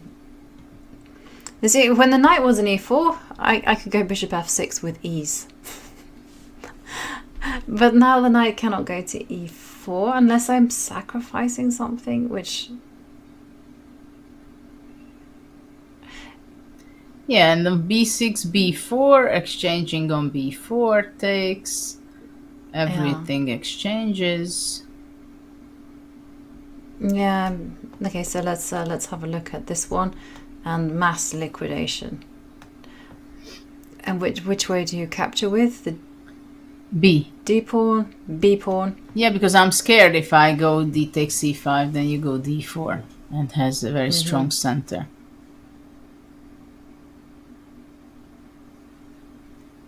Yeah. Yeah, and white has to This make a isn't- decision in the game situation, gameplay position. Yeah. At this point where I actually don't want to put the bishop on F8. I want to put the bishop on E7, and You wanted to go back to E7, not to F8? Is it this only at this point that I realize that bishop F8 doesn't actually do anything? That it probably should be best on E7. Because eventually you want to end up on F6. Exactly, and it's just in the way on F8, because the only way I'm going to release it is to go G6, and of course that traps this bishop, and no one wants to do that. So I'm going to say there was a mistake in my analysis. There was a ghost in the system. I'm going to move it back and go bishop E7 and get the same thing and get the same situation, and here, and try to reroute things. Because even this type of position, you can go knight to knight to d7, just get the knight away and go bishop f6. So let's Well, you can even try this. to play bishop g6 and try to go knight d4. I also considered that as well, but I was a Knight little bit h4, you were worried. concerned that knight h4, yeah, would cause me some inconvenience. I don't know if bishop c2, is it...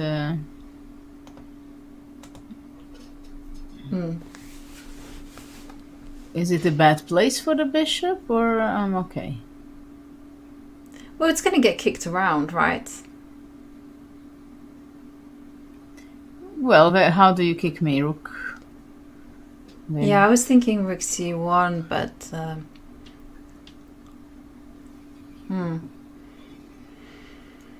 not so easy. Not so easy. Or I could just. Are you going to come in with knight c4? Just wondering if I kick you round with rook c1, then rook comes to a2. but maybe knight c4 can be a nice move. Rook takes a8 and knight c4. Okay. That can be maybe cool. That is very cool. I'm not sure it's good, but it looks a fun move. Yeah, it does look fun. But I'm just also seeing the bar staunchly The bar is in the killing middle. me. It's killing all my fun, you know? I mean, I think Okay. white can have a healthy, nice position, and then the bar tells me no. No, No, no, don't be It's, proud of yourself. It's not true. it kills the mood. And we do see a move. Definitely no c5 from Wenjun yet. And instead, she decides to maintain the flexibility. I like and this move play a lot, rook AC1. by the way. I like this one as well. I mean, because after all, you don't need to rush with c5. Let's keep the tension, keep that possibility on the board. And again, ask Lei Tingjie, what is she going to do next? You know, I have the feeling that Lei Tingjie, she's misplacing her pieces a bit. Pawn on a5, rook on d8. I mean, the rook on d8 is good when you take d takes c4. Otherwise, what does it do there? What does it do there? I mean, if you want to have a good spot, it should be, I think, on e8, thinking of e5 at whatever moment in your life. Yes, that is true. And you know, this rook. is very tricky in these complicated middle game positions. We were discussing, I think, yesterday also, that where do you put your rooks? And these are the things which are very important when you play a system, to understand the rook's position, because you're not going to be having time to regroup it so easily in a later stage. And usually they serve you well only in a much later stage of the game. They don't make such a big difference immediately, that rook on d8 or c8. But whenever the position will open up, it will make a difference, and then you will not have time to change its position. So that's why I would think that maybe I would rather have it on e8 in this kind of position. I still can say that I don't like a5. And of course, we can argue on the bishop d6 or e7. Yes. I find the bishop on d6 to be a bit debatable. I would put it on e7. When it comes to the rooks, I quite clearly said many times, I didn't know. Like you say, rook could be better placed on e8. It could be primed for that e6, e5 push. And also, you know, it also could be much better placed on e8. So say, for instance, you do get some kind of situation and white is ready with d5. The rook would be amazing on e8, lining up against the queen. But as it stands, yeah. Well, it's the a queen difficult was call. not there yet, right, on e8. Right. But this is the kind of thing that, you know, it does have an impact, whether the rook is on d8, does it rook on e8.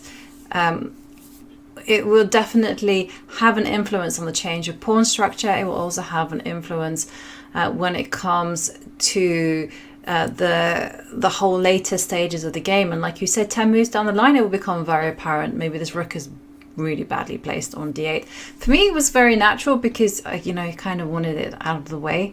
The rook on f8, at least, wasn't doing anything.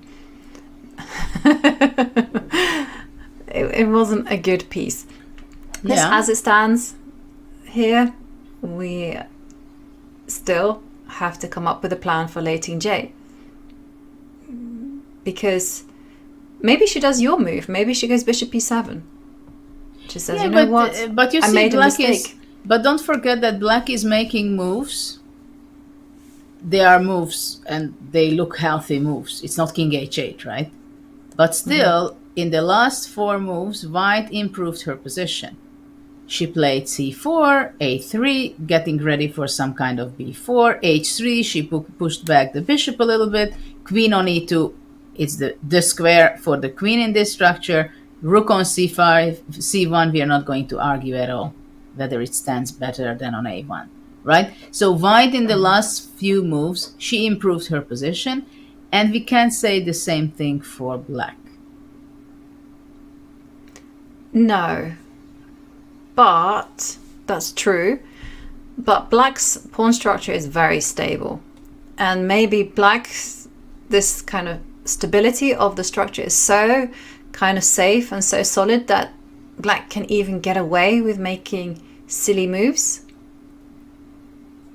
And I just had an idea of something else that they've done against me. Now, it is a very provocative move, but it's also queen e7. And what we have a move. dc4. Okay. dc4 on the board. And, well, okay. This is that what was I'm more telling Lei you. Tingjie style. This is what I'm telling you, that if you go d takes c4, I really don't like a5. It's mixing things.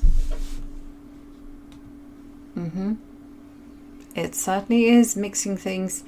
And after all, you do give up control of the b5. And, okay, it doesn't cost white that much time to switch to the b line. And, okay, it might not be such an important thing in a middle game, but mark my words, in an endgame, this is going to be a big factor. That is going to be a target. And d takes c4, and Wenjun pausing, as it's a good advice to do, because you can, of course, we've been just kind of looking at b takes c4 and how get those hanging pawns there in the middle of the board, but it is also possible to go knight takes c4 and then try to use. Sorry, I don't like that. No, I don't like it at all. And but the reason that why I'm I don't suggesting like it. Yeah, because I just don't want to have an isolated pawn in this position.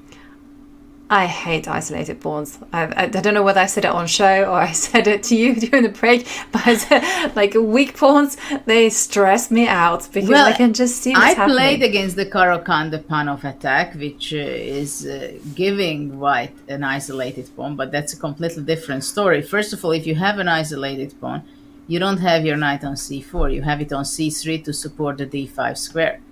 And after knight c4, of course, everything is simply perfectly placed for black because the rook on d8 will stand the best place. You just move back the bishop or just play knight d5 and black has a beautiful position, right? So, for example, in this position, I must tell you that I'm very surprised that white is thinking. Yes, and the more time she invests in... I mean, you don't have any other decision? move than b takes c4. Is she afraid of a potential queen b6 or something concrete? What can it be? Well, if she can, well, let's have a look. Let's dive right in and let's take a look. Queen b6, hitting the Maybe queen bishop b6 on b2. But rook Maybe. b1 I think I can do because bishop g6 can be strong, but c5 is there. And c5 wins material. So I believe that Yeah. rook b1 defends simply the bishop on b2 and it's nothing.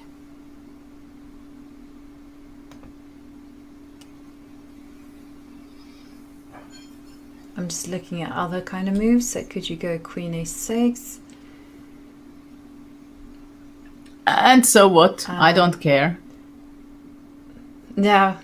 No, I'm, so queen b6. And after queen a6 Looks already, it awkward. would be time to go d5, capture on f6, and huge Yeah. advantage for white, I believe. I forgot about that. d5 is still very much in the atmosphere. You don't want that. And, okay, so queen b6. So queen isn't a b6 is problem. not good. So what else could be causing Wenjun to pause? There's some tactics? No, there's no tactics.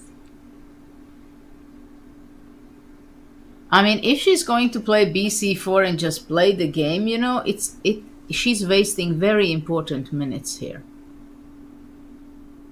I know, I'm just wondering whether e5 is a possibility. e5, Yeah, but after e5, can't I just take on e5? yeah, you can. But I was I've thinking just at blundered first to material. play c5. Yeah, no, okay, I've just blundered material, so you don't want that. So bc4. What? No, I'm just trying to think of the most forcing moves to make Wenjun pause.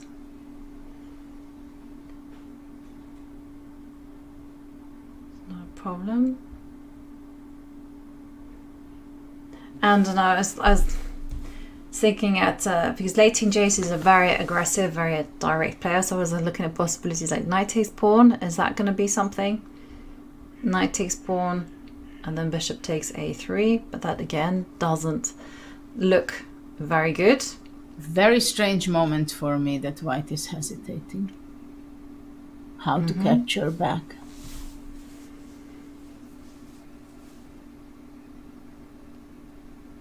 I'm very surprised. I can tell you that. I'm shocked. What, she's thinking already for, 5 minutes? Yeah. No. Either that or... So she really must be calculating some forcing concrete ideas, because I don't think that she's looking at knight takes c4. She is just simply making sure that everything is above board before she recaptures with the pawn.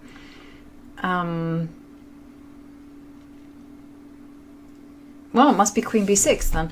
Queen b6 is the only move. Let's revisit this one. Rook b1. c5 is now threatened in the air. d5 is also coming.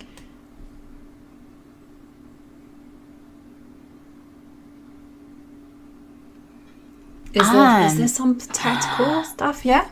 I have no idea.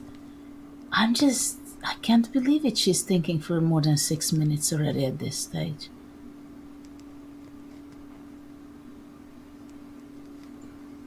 I don't know. The only move I see is queen a6. Get out of dodge. And d5. Well, d5 is knight just takes one. d5. I blundered. That's the only. Okay. Okay. But that's the only kind of tactical point that I see. Yeah, but even if But queen still. a6, even if queen a6 doesn't matter, your pawn has to be on c4.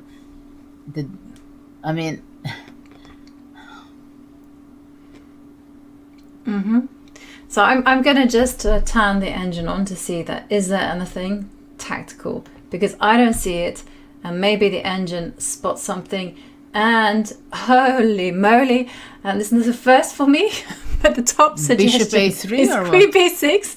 No, it's queen b6, rook b1, and the move that I suggested, the only move that I see is queen a6, is the top computer recommendation. So Well, you there play you like go. the computer, you see?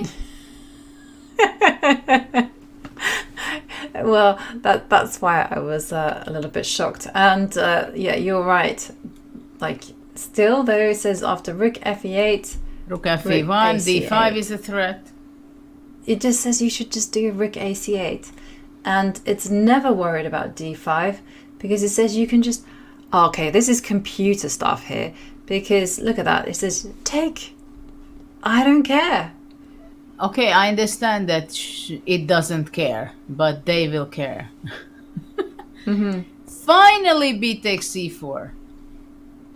Okay, And we also had a suggestion that maybe Wenjun paused as well, because she was considering after b takes c4, queen takes c4.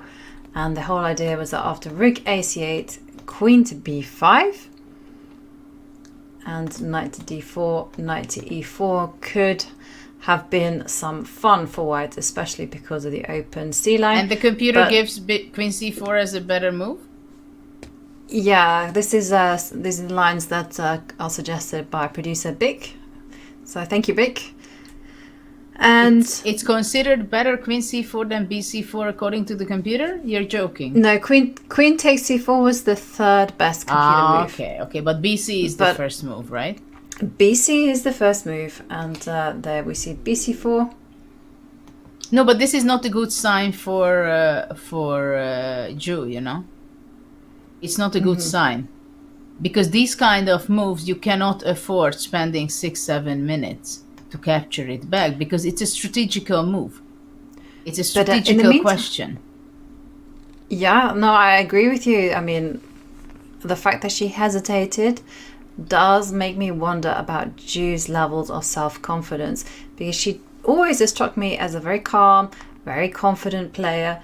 She's not overtly expressive, but still you feel it. And there we see Lei Tingjie not playing queen e6 and queen a6. I don't blame her, but making the much more natural move, bishop e7.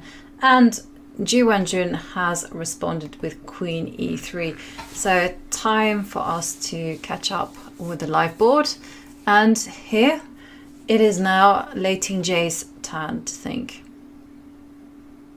Yeah, queen e3 I like very much, defending the d4 pawn, also going out of the pin, which was given by the h5 bishop. Also, optionally, at one day, white, if she plays g4, then the f4 square is also covered. So it has a multiple plus on this move, queen to e3. And, well, there's been a change of pawn structure, so let's zoom out. I love that expression. It's very kind of contemporary. And let's zoom out and have a look at white's plans and black's plans, because queen e3 is a nice kind of solidifying move. But ultimately, what is the way that white is going to deal with the hanging pawns? Is she just simply going to sit with her space advantage and just keep asking black the question, what are you going to play? Or does she have something much more concrete in mind? Because d5 has been covered, and by this queen move, is she perhaps threatening to go knight e5 at some stage? Not now, I would say. Well, first of all, I think I would like to have my rook on e1 with white.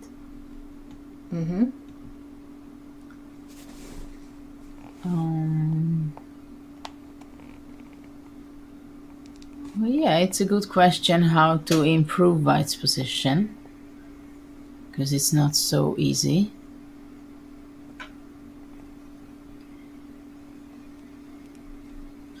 Maybe white can think of moving the bishop to a1, because queen on a3 is also very useful to protect the a3 pawn.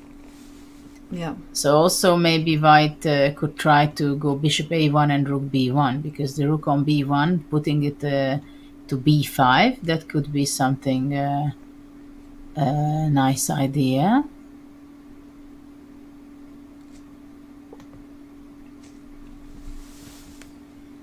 Yeah, that's actually occurred to me, but I didn't want to suggest it. I was like, bishop a1. Yeah, I'm also kind of suspicious about it. At the same time, if I would reach my rook b1, b5 possibly, I think it would be a great improvement for white. Also to support d5 from the rook b5. Because for now I don't imagine myself playing d5. Because simply the rook on d8 and everything is supporting that to be defended. Yeah. Yeah, no, it's I like your rook b1, rook b5 idea. I mean, I don't see any aggressive plans of attack. I mean, to be honest, I feel like knight e5 isn't going to be helpful for white at all, because of knight takes knight, and that simple capture will just ruin white's pawn structure. So you've got to play with your pieces. You know, there is one move which can be interesting, but for the moment it's not so easy to execute it. But generally, knight h4 can be a good preparational move for still thinking about playing d5 and after taking to control the f5 square. But knight at h4 for the moment can be met, I think, with queen b6, attacking the bishop on b2 and the d4 pawn. But at some stages, it can be interesting. Yeah. Okay, so reason I ask all of these questions for white side is because this is probably running through Lei Tingjie's mind right now. What is white threatening? How does she react? And if there is no threat, then she's going to be looking at an improving move. And an improving move for Lei Tingjie would be, I guess, moving a rook to c8. Rook, it's very difficult for me. Rook c8 played. Rook c8. Of course, after rook c8, I would also think about seriously to play immediately queen b3, because a4 is not going to be attacking my queen anymore. So I think in the next moves, this is what we're going to see, that after every move, there are new opportunities for the other side. Of course, rook on c8 is supposed to be standing pretty well, but actually I like my queen on b3, I think. Putting pressure on the b file. Black cannot go queen b6 anytime. Also d5 can be very useful. But okay, Definitely. rook e1 is very logical. At least she plays Rook fast. Yes, rook e1 is logical, and I guess black's plan, now I think about it, you know, if d5 is not a threat, and it Not isn't, yet. Sorry. Not Let's yet. correct it. Not yet. It Not will yet, it will so- come. It's one of the main attacking opportunity for white in this position, sacrificing a pawn and opening up this huge diagonal. Yep. White has a very nice This is position, what- by the way. Optically, I would say yes, but I'm not entirely sure, because I have a suspicion that I've reached this type of position with white myself, and I've never known what to do. I've never known whether to go d5, and I've invariably just sat with my space and just waited as long as I can until my opponent has become impatient, and then I've struck out. And I was thinking for black, maybe rook d7 could be an idea. Queen to d8. I mean, it looks clumsy, but I honestly, I cannot think of a single... Oh, whoops, not queen d7. Let me just refresh the board. But I really am struggling to come up with a plan of improvement for black. Well, black is going to suffer in this game. I mean, rook d7. Yeah, I understand what you mean. But I don't like it, what I see for black. Yeah, it's wriggling. Where possible, it would be nice to have something concrete. It would be nice to have something like queen b6 at least is also maybe another move that I would think about, just to attack the bishop on b2 and ask some questions and put pressure on d4. Yes, but after bishop, queen b6, I would just simply go bishop a1, I think. Right, this is... Because queen on This is e3 really stands excellent. Yeah, it's a nice piece. I mean, let's go through black. You know Oops. what I Hang would on do a second, with I'm black? just getting a... I have an idea now. I don't know whether it's good or not. But to go queen b8 and to look for b5. b5. Yeah, somehow to create the square for the knight on d5. I don't know if my Aha. queen suddenly becomes very much far away from action, but that b5 move, though after queen b8, queen b3 is also possible, and everything is tough. Queen on b3 is so powerful. Yes. So maybe the solution is Controls actually, everything. and we do see the bishop retreat to g6. So Lei Tingjie also struggling for a plan of improvement and simply moving the bishop. Queen to b3. I was also inspired by you saying that the queen to b3 is very strong, so I thought maybe you should just take away that possibility from white and actually think of playing a5, a4. But she played bishop g6, you see? Yeah. I mean, a4 is also something that I understand your point. At the same time, it can be very tricky whether it can be a weak pawn. Yeah. Very easily. It could be weak, and well, I was kind of hoping that this bishop pinning down the a3 point would also I'm not sure I understand things, but yeah. What bishop g6 Bishop g6. is for. But you know what? I think it's because Lei Tingjie didn't have a plan either. A more useful move.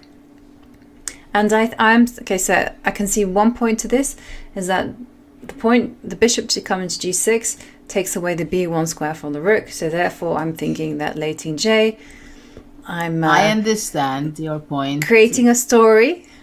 Queen comes to b6, and that's it.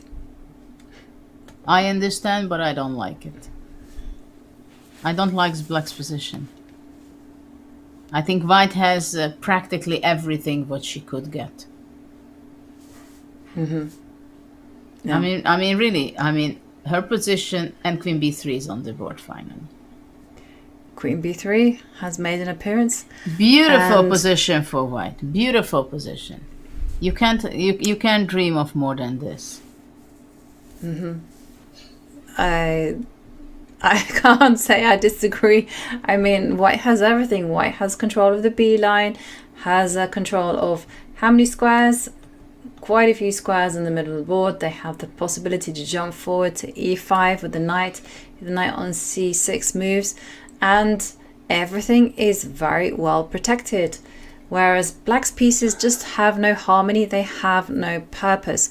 So the challenger, Lei Tingjie, she does have a point lead over Wenjun, but right now she is struggling on the board.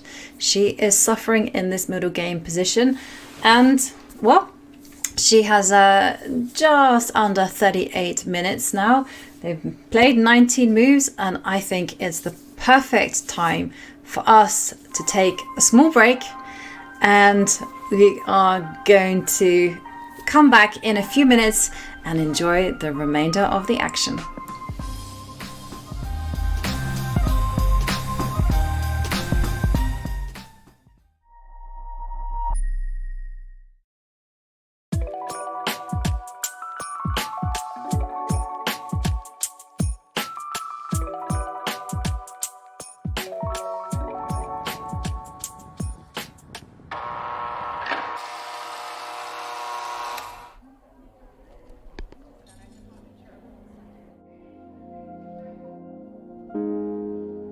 My name is Elwood Dawson. I'm from Chicago.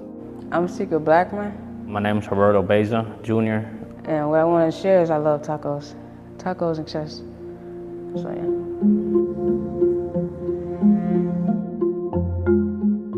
With the chess program, really, even chess in general, like on the deck, you kind of lose yourself. You don't really think about your case. You learn to think differently. You strategize more. I sometimes come out 7:30 in the morning. I'll probably play until lockup, so it makes my day go by faster. It's competitive. It's a lot of trash talk. It's crazy, like the chess players, we got our own little circle, and all of us play each other. We talk trash about who be who garbage. Yeah, I never play that dude again. He garbage. I never play him. But yeah, it's real competitive.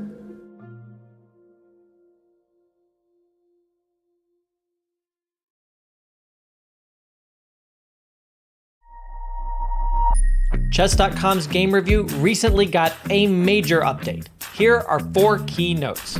At the end of each game review, you will now see a summary of the game from your coach, your performance rating for that game, and a quick grade for you and your opponent in the opening, middle game, and end game. We've added a new classification called Miss for when a move fails to take advantage of an opportunity, but it is otherwise a sound move. We've also changed the definition of blunder. Now a move will only be considered a blunder if it loses material or allows a checkmate. Coach will now draw arrows and highlight squares when you hover over or click on the highlighted words in the move explanations. This should make move explanations easier to follow. Finally, Coach's explanations will now reference specific pieces and threats in the explanations, making move explanations much more intuitive. The new game review experience is available on chess.com right now.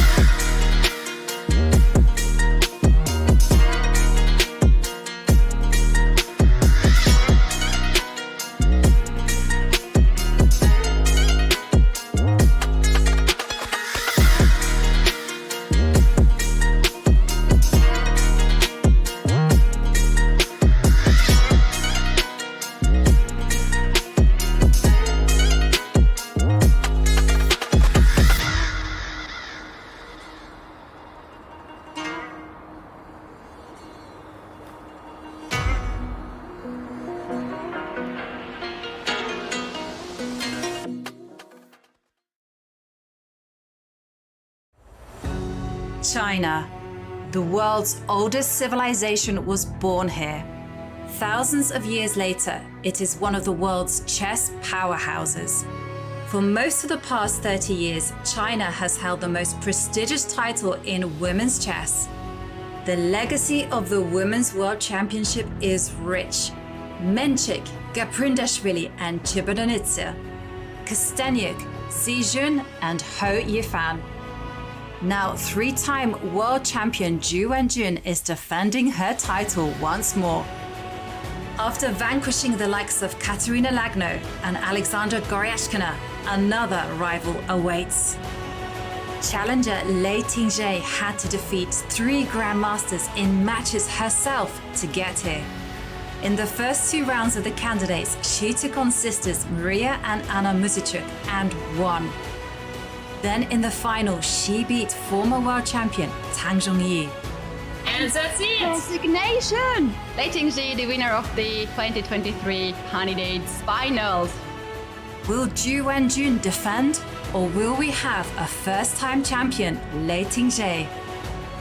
Half the match is in Zhu's hometown of Shanghai, half the match in Chongqing, where Lei hails from. Who will win and claim their share of the €500,000 prize fund? Welcome to the official broadcast of the 2023 FIDE Women's Chess Championship.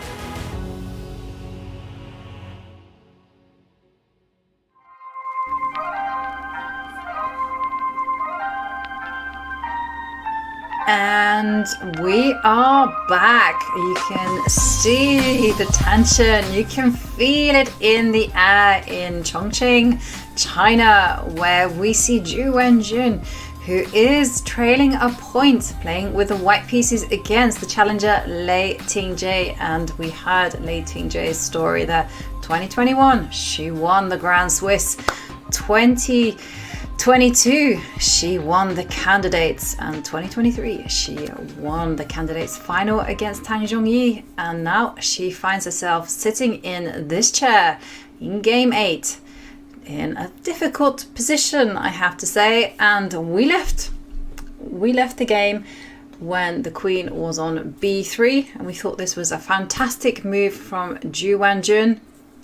Just piling up the pressure on b7, sitting on the space advantage, and Lei Tingjie, you know, when the going gets tough, the tough get going, and we see her finding the best move by playing queen to b8. And Judith, what do you think of Lei Tingjie's chances of surviving the next few moves, or at least not worsening her position, not wanting to be so dramatic?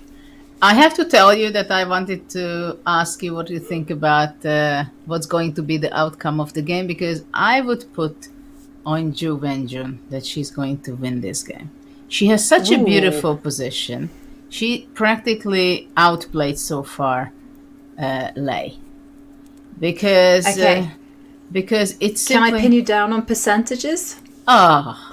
Percentages, 80% that she will win. That's quite high. Well, before you asked this, I thought, I believe 100, but now you nailed me on that. Right. So it's 80% that she's going to win this. She has such a nice position, and look at that. She played c5, and she started to play fast, which means that she likes her position. I like c5. I was also thinking about that.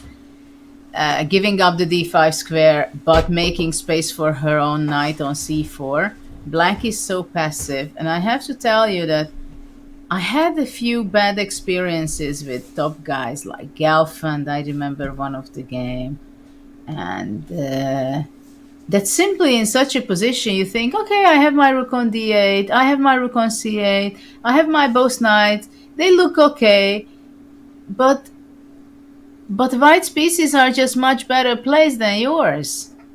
Mm-hmm. This is the big problem, and especially now if you look at the queen's side of the pawn structure, it's like what black has. It's like, you don't want to have this. No. It's like cold shower. No, I don't want to get these weaknesses on b6 and b5.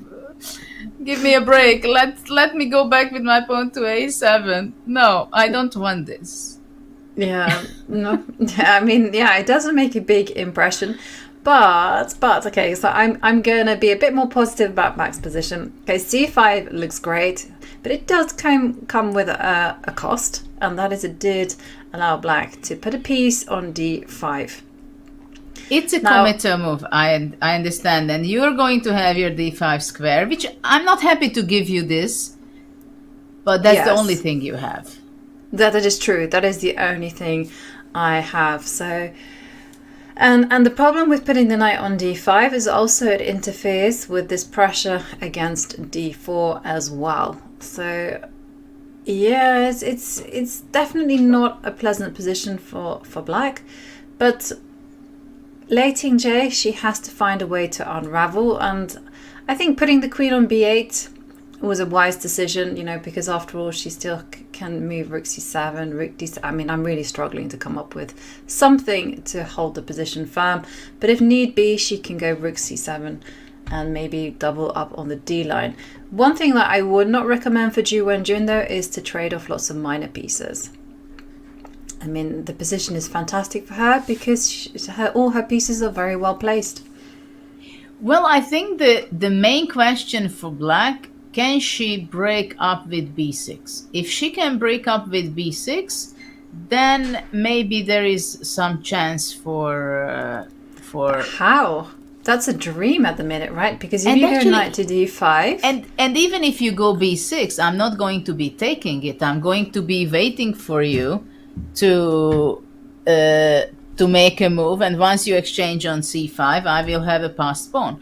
So c5 has a mixed feelings for White, because we give the d5 square, and the b2 bishop is not going to be powerful anymore, and no these kind of tactical d5 moves. But knight c4 is next move. Exactly, knight c4 is coming your way, and there is no breakout. And after that, the a5 pawn can be also vulnerable, because I might just go and play knight e5, for example. But also possibly, knight e5, I'm thinking that White can continue it with that. Knight e5, exchanging, simplifying, getting rid of the c6 knight. so weakening really the a5 pawn.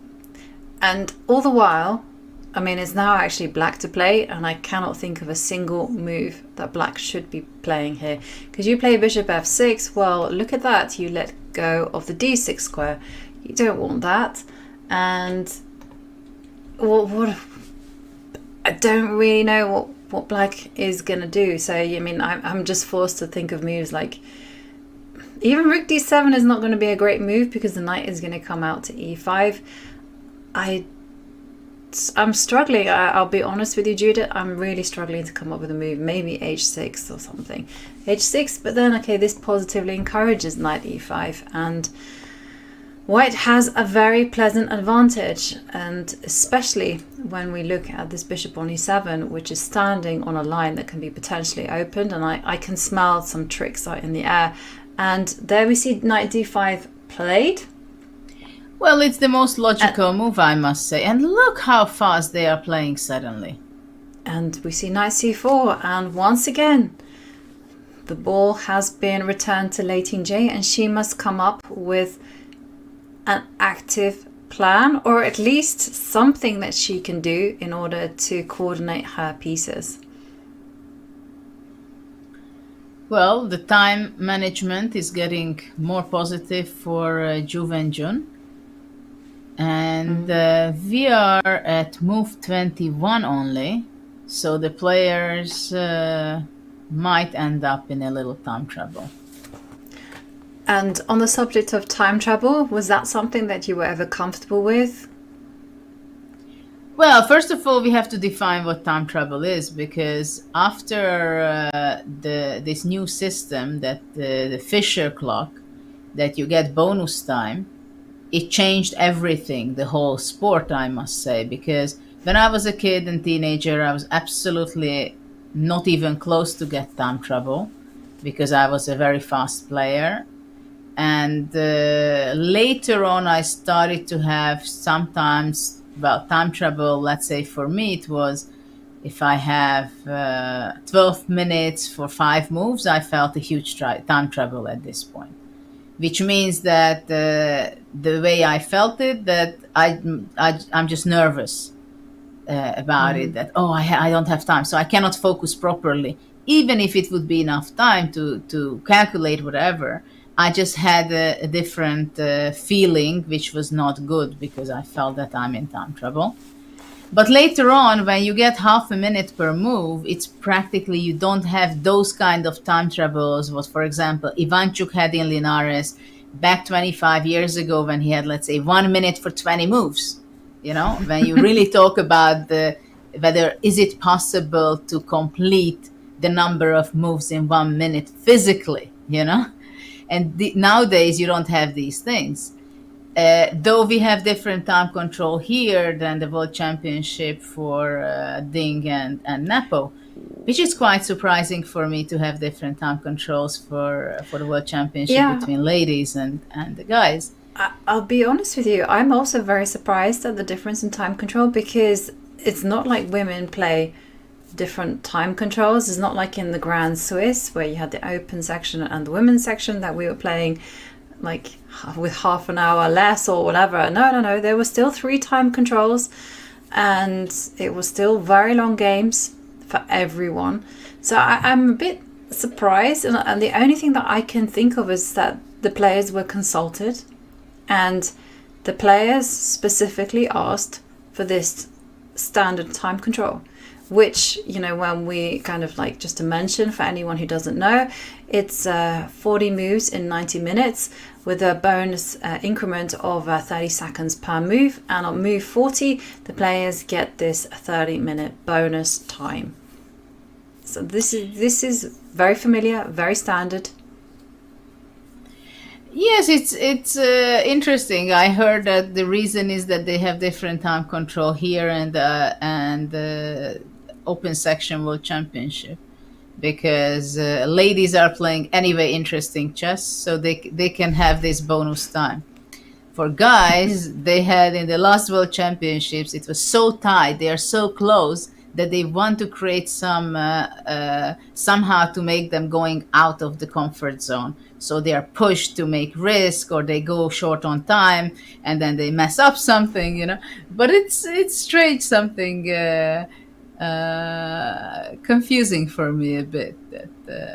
But it is making a difference, the time control, when you get seconds. Though it also means that, for example, after move 40, like yesterday, once, even though players are receiving half an hour after move 40, once they go down on time, it can be that practically from move 55 or 50, they are going to be in time trouble for the rest of the game. And some games may end up in move 120 if it's a queen end game or something, you know.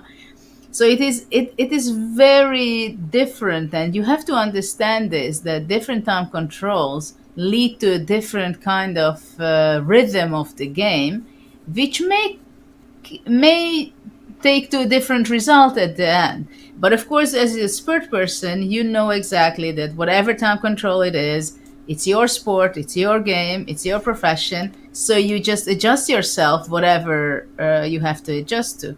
But I was not a time trouble player in principle, and it's not a good thing to be. It really affects your game mostly in a negative way.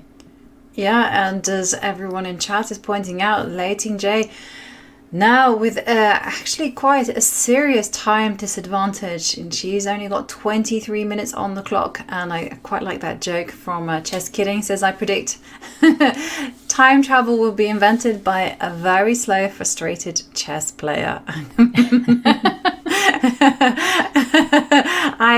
The worst thing about that is that I had this very interesting philosophical discussion with an English grandmaster, and he was telling me apparently the philosophers will say that free will doesn't exist.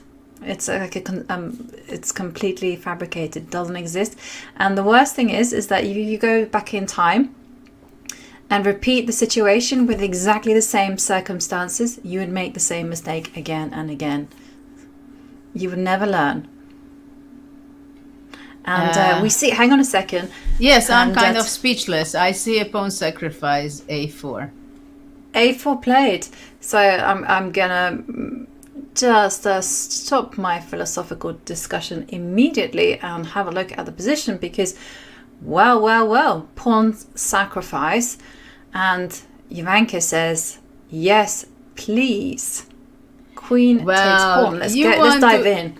Eat the pawn. Well, I think there is not so much of an option for white. Probably white has to be taking. I think the idea must be to break out with b5. Yes, that must be the idea. b5. Actually, it's a nice idea. I think it's a nice idea to break out from the passive play. C takes b6. Probably knight b6. What else?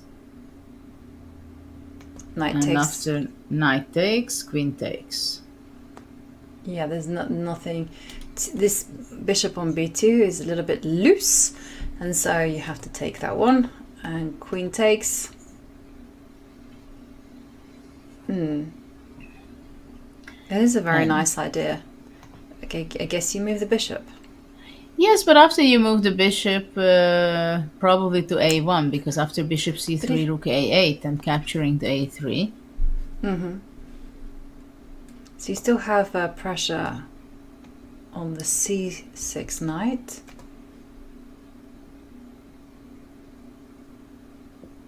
Yeah, but this passed pawn on a3 is all the way back on the a3 square.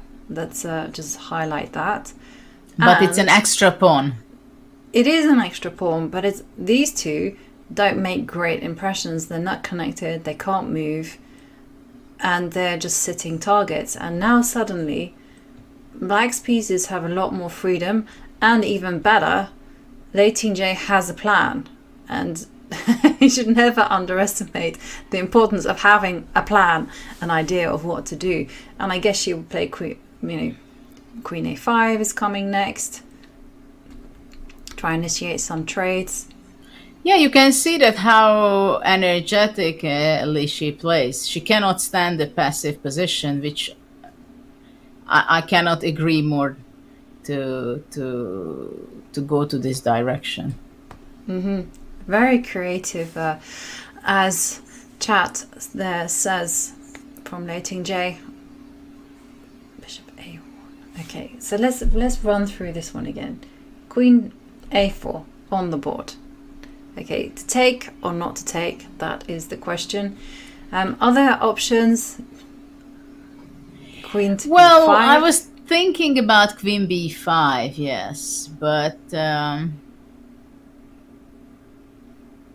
I think that after Queen B5, Bishop D3 maybe?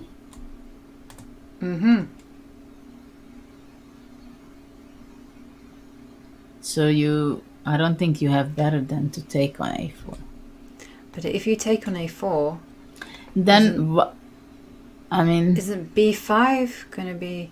I think it's the same thing. I don't think Bishop on D3 stands worse than on G6. Although there are some tricks. What do you have in mind?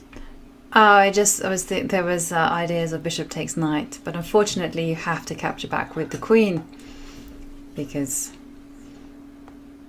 otherwise B5 is I mean, there is very one powerful. idea I can think of, but I think it doesn't work, because C takes B6, knight B6, takes, and I thought if rook C6 works. Rook C6 here. Yeah, because if queen C6, then I think it works, but you just go rook C6 and after knight E5, bishop B5. It's an important move to spot. Yeah, and this one is just much better for black.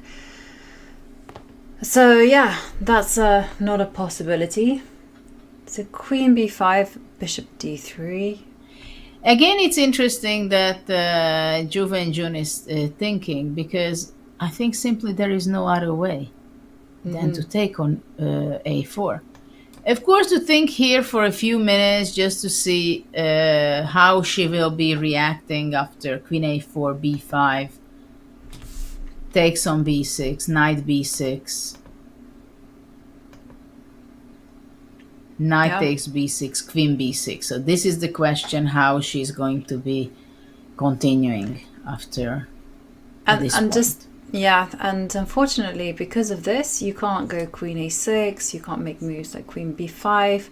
You really are obliged to go takes, Queen takes, and again, the issue is what to do next. Well, it seems like Bishop A1. I don't know if Rook E2 might be a move also. Yeah. But I don't know if Knight D4 is possible. Certainly looks like it could be. I think Knight E4, Rook D4, Rook takes C1.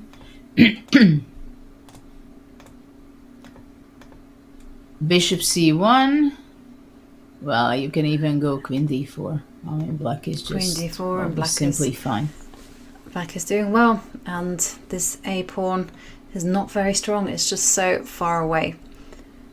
But it's a wonderful idea what Lei Tingjie she came up with.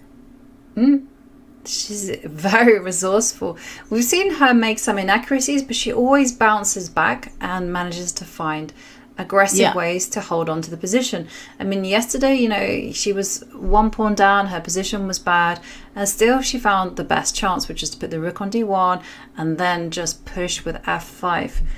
And here, once again, I really like this dynamic solution to her problem. Sacrifice a pawn, yes, but this is what she's calculated, that this resulting position after bishop a1 or wherever, queen takes b6, it's gonna be absolutely okay for her on a practical level because of the pressure against the bishop, against the pawn on d4, and of course a3 is far away from causing any form of trouble whatsoever, and you have an open position which will favor her aggressive style. Yes, and basically, this is what you see on the highest level, that you will not find top players, whether it's Aranyan or any of the even new generation. You will not see people go into passive play. They will always look for an alternative to break out, even if they rather give material than to enter into passive play. For example, the game, what has happened, game 5 in this match, right? That's how Lei Tingjie, she was just winning the game because she could have this positionally crazy, awful position for black, just sitting there, and had to wait until they just beat her up. There was no counter chances, no tactics, no energy, no dynamics from black side. And this is exactly what you have to avoid, because you just cannot sit there and wait until they beat you up. And if you don't play a4, it could happen easily something very similar, that white is just improving the position, and then wins. So you can't afford that with black in this position. You have to come up with something, sacrifice something, and get your pieces in a healthy position. And after queen a4, what we've looked, queen takes a4, b5, exchanges. First of all, you get rid of this very unpleasant pawn, which is on c5. Suddenly, white will have 2 weak pawns. Okay, one is an extra, but all of black pieces suddenly placed in a very good square.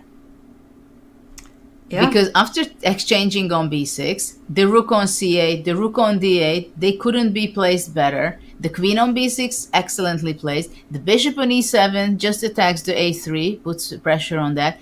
Bishop on g6, completely well placed because it controls the b1 and c2 squares. So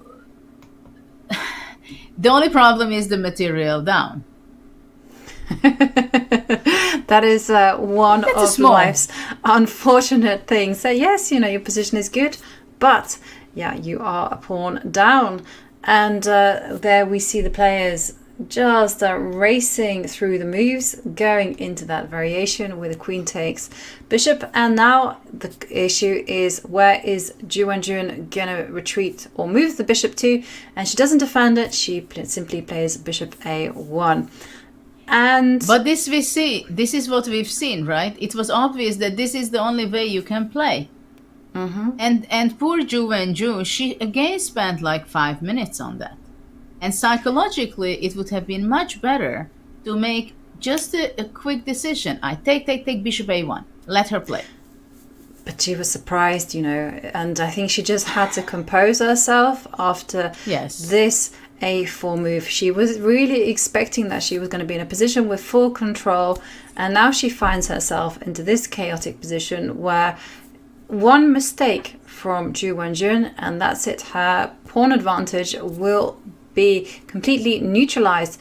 And this has all been to do with Lei Tingjie's style of play. She's been very combative, and let's have a look at how she got to be the challenger in this Women's World Championship. Challenger Lei Tingjie is trying to become the 18th Women's World Champion in history and the 7th from China. She would join a prestigious list that includes Xijun, Hou Yifan, and her opponent in this match, Wenjun. Lei Tingjie has already made history several times. She is just one of 7 women to become a grandmaster as a teenager. In 2021, Lei won the first ever Women's Grand Swiss, and she did it by a whopping 1.5 points, starting the event an amazing 8 out of 9. With a round to spare, no one could mathematically catch her. That dominant victory put Lei into the candidates tournament, one step shy of the World Championship. 3 short match victories, and she would be the challenger. Lei won them all, and she never even needed a tiebreak. For her first battle held in Monaco, Lei faced off against former world champion Maria Muzichuk. Lei won immediately in the first game, then secured 3 draws to advance to the semi-final. Lei wasn't done with the Muzichuk family yet. Next came Anna Muzichuk, Maria's older sister. The players started with 3 draws, partially flipping the script from the previous round. But the match ultimately produced the same result. Lei won the 4th game and with it, her 2nd match. The final moved to China where Lei faced her compatriot Tan Zhongyi. Like Maria Mizicuk, Tan Zhongyi is a former world champion. Tan greeted Lei coldly in the very first game, delivering Lei's first loss of the candidates. How would Lei deal with her first adversity of the qualification cycle? By taking over the match and never losing again. She won Game 2, and Game 4, and Game 5. Her 3rd win clinched the match with a game still on the schedule. Just like in the last round of the Grand Swiss, it wasn't needed. Now Wenjun awaits. Has the 3-time champ finally met her match in Lei Tingjie?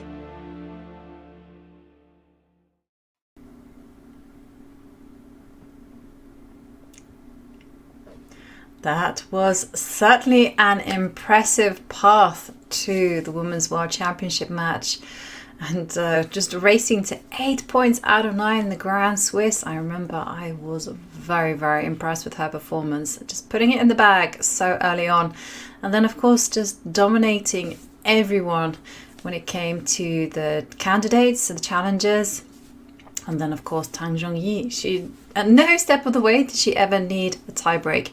And here it just feels like she is leveling up. When she's in trouble, she manages to find ways to escape. And, well, Judith, are you impressed with the way that Lei Tingjie has been handling this part of the game? I think she did come up with a quite impressive idea, and it was a very surprising way of continuation for Ju. I think she got very surprised. At the same time, we should not forget that still she's behind 1 pawn. And now it's true that all of her pieces are standing very well. She's still a little bit worse. Mm-hmm. And she is still a little bit worse, but with that tactical sequence, she has gained some time on the clock, and they've reached move 25. And when it comes to time trouble, we kind of touched upon it. She now has just under 20 minutes. Would you define this as time pressure? I think it's not really a time pressure, and you have to understand that in this game you will barely have more time ever anymore. So, but it's a very difficult thing how to manage your time and in which moments of the game to spend more time or considering it as a critical moment. And I think this is something that players have to work on. And the higher level you go, I think, the more they think that in a game you have 2 or 3 really critical moments where, and if you find them and you feel them, which are those moments, you spend more time. But it's there are some players who say that, okay, I know the position, I know where my pieces belong to, I know the ideas, so I have only certain points where I stop and think heavily on strategical questions and calculations, of course. But in this game, I felt that there was few occasions by Wenjun when I would expect her to play faster. And of course, this can be for several reasons why you don't play fast enough. If you just play in an open tournament or another tournament where there's not much at stake, you can easily spend less time. But this is something that you also have to understand, that why do I spend more time on some simple situations where I should just go with the flow? Like in this position, or previously it was b takes c4. Those moments, for example, I was worried for Wenjun because I felt that it has a meaning that because of the situation she's in, that's why she's having this extra time spending. Yeah, and talking about spending extra time, we have seen Wenjun just burn down the clock in certain moments, as Judith indicated, but now it is Lei Tingjie's turn. Because, yes, she's activated her pieces, but as you mentioned, a pawn is a pawn, and, well, might be this little critter there on a3, but give it some time, and if you don't do anything, then of course white will coordinate the pieces behind it. And bearing that in mind, what is black's plan? So I was kind of thinking about moves like queen a5. If another idea that came to mind was knight a5, just simply again to start targeting this one. I mean, what moves kind of jumped out to you, Judith? Well, bishop f6 is also something comes to mind because it's very logical to put pressure on the d4. At the same time, well, we have queen a5 move. You don't want to move away with the bishop from e7 because it gives the pressured attack over the a3 pawn. So now what we are reaching out to, one thing is very important to notice, that the g2 bishop can be extremely supportive and great on support the a pass pawn. But the question is whether a pass pawn, will it be strong or is it going to be a weakness and it's going to be eliminated? But now look at that, how fast suddenly they both play.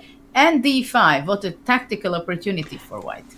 Yeah, and because the players play the last move so quickly, let's process them all. So queen a5, as suggested, was played, and then Wenjun, without even flinching, just simply instantly traded off queens. And not only did she trade off queens, but she thought, let's do the whole hog as well, and traded rooks. And then now this is her point. She's playing d5, and she is going to be asking questions to this bishop. Absolutely. And black has not much of a choice, I must say. So the first thing I'm thinking, that what happens if she takes on a3, d takes e6, let's say capture, and then, you know, this pawn up can give a lot of torture for yeah. I mean, from practical point of view, very dangerous for black. I would love to know your thoughts, especially because the rooks will come off the board.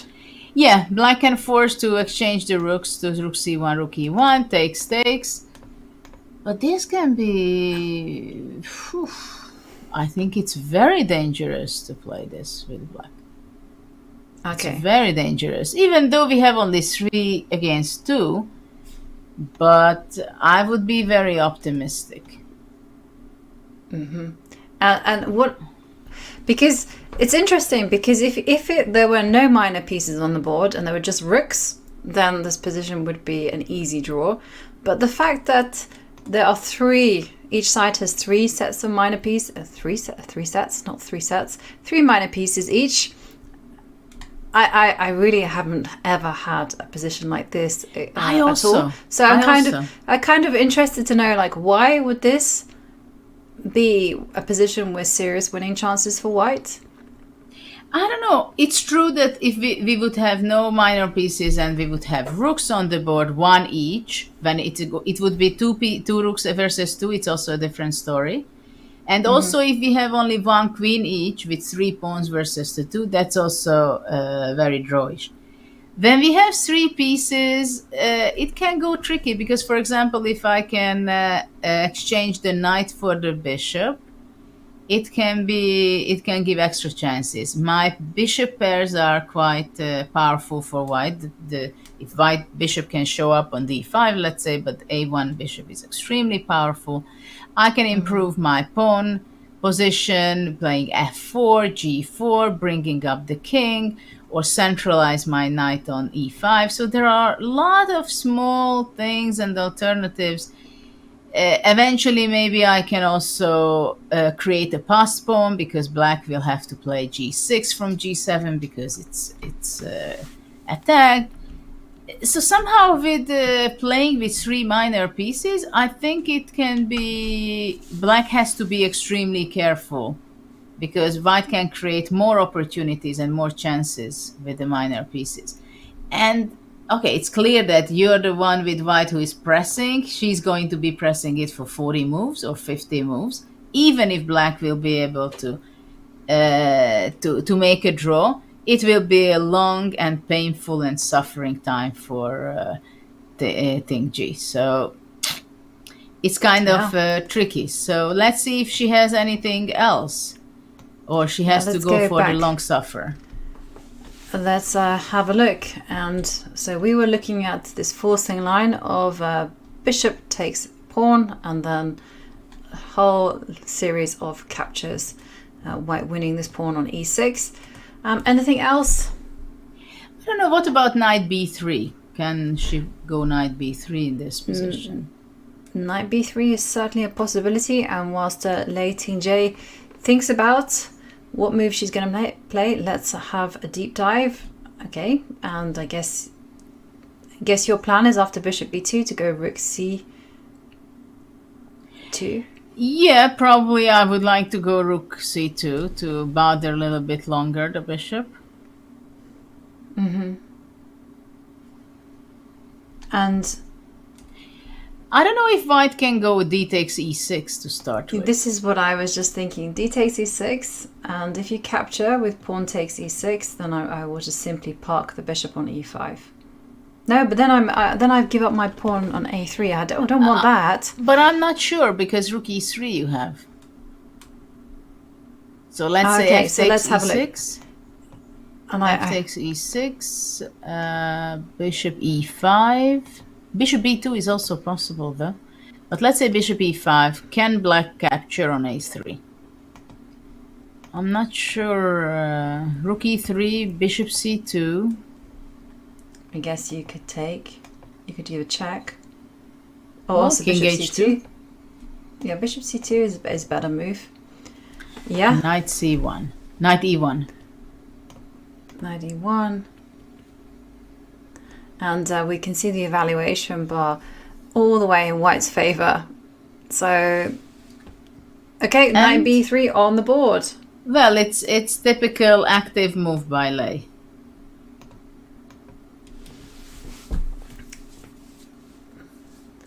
And then the big question. And did you see the speed with which Wenjun just simply took that pawn off the board? Now again, question for Lei Tingjie. Does she capture on a1? Or does she go pawn takes pawn? Well, after knight a1, white is going to be capturing on f7. And now the question is, how can black react? Because if bishop f7, then I will take the bishop on e7. 2 extra pawns already. Or if king f7, if king takes on f7, then I might just play knight e5 check first, exchanging the g6, capturing the g6 bishop, and only after that to capture back on a1. And then, of course, the different color bishop endgame, many times it's savable for black. But, and you may even win the f2 pawn in return. But I think white can be very fast pushing her a pawn from a3 all the way at least to a5, a6. And give the scare for her opponent. Yeah. And we can see now there's a huge time advantage for Wenjun. 15 minutes, more than 15 minutes. Yeah, and our producer's saying that there is a small hole in our analysis that after knight takes a1, pawn takes pawn, it is a mistake to capture on f7. King f8.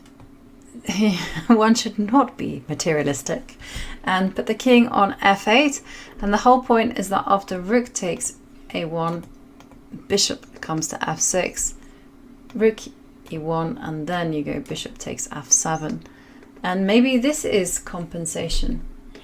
Well, it's a very nice way of holding the game, and of course, indeed, after e takes f7, black cannot capture on f7, and this is by far the best, even though it's not the simplest moves to find. But yeah, I mean, after king f8, rook a1, black has 3 pawns down. But with the bishop pair and the weakness of pawns of a3, and of course the f7 is falling off, there is a good chance. But she took back on e6. Exactly. I think it really would have required nerves or steel just to go voluntarily 2 pawns down. and fight this endgame. So I don't blame Lei Tingjie for capturing back with a pawn. So now it's a big question: Bishop e5, or can White do something else?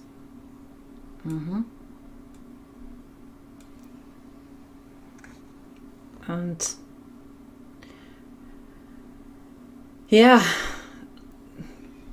what are you going to do? Bishop e5, bishop b2 are the continuations that we're looking at.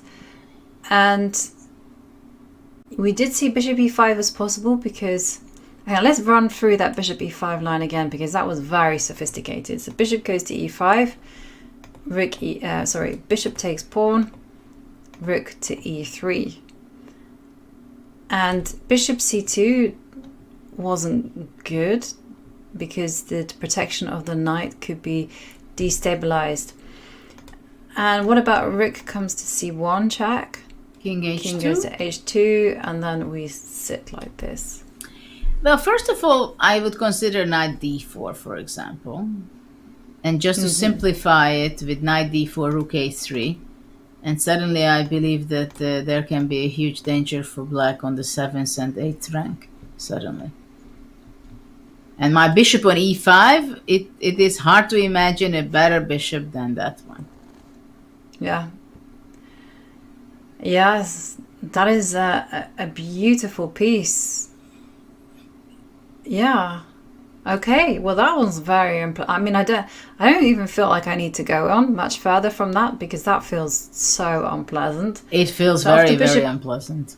So after bishop e5, I don't think you should be touching this a3 pawn, and instead you need to stabilize. How to do that?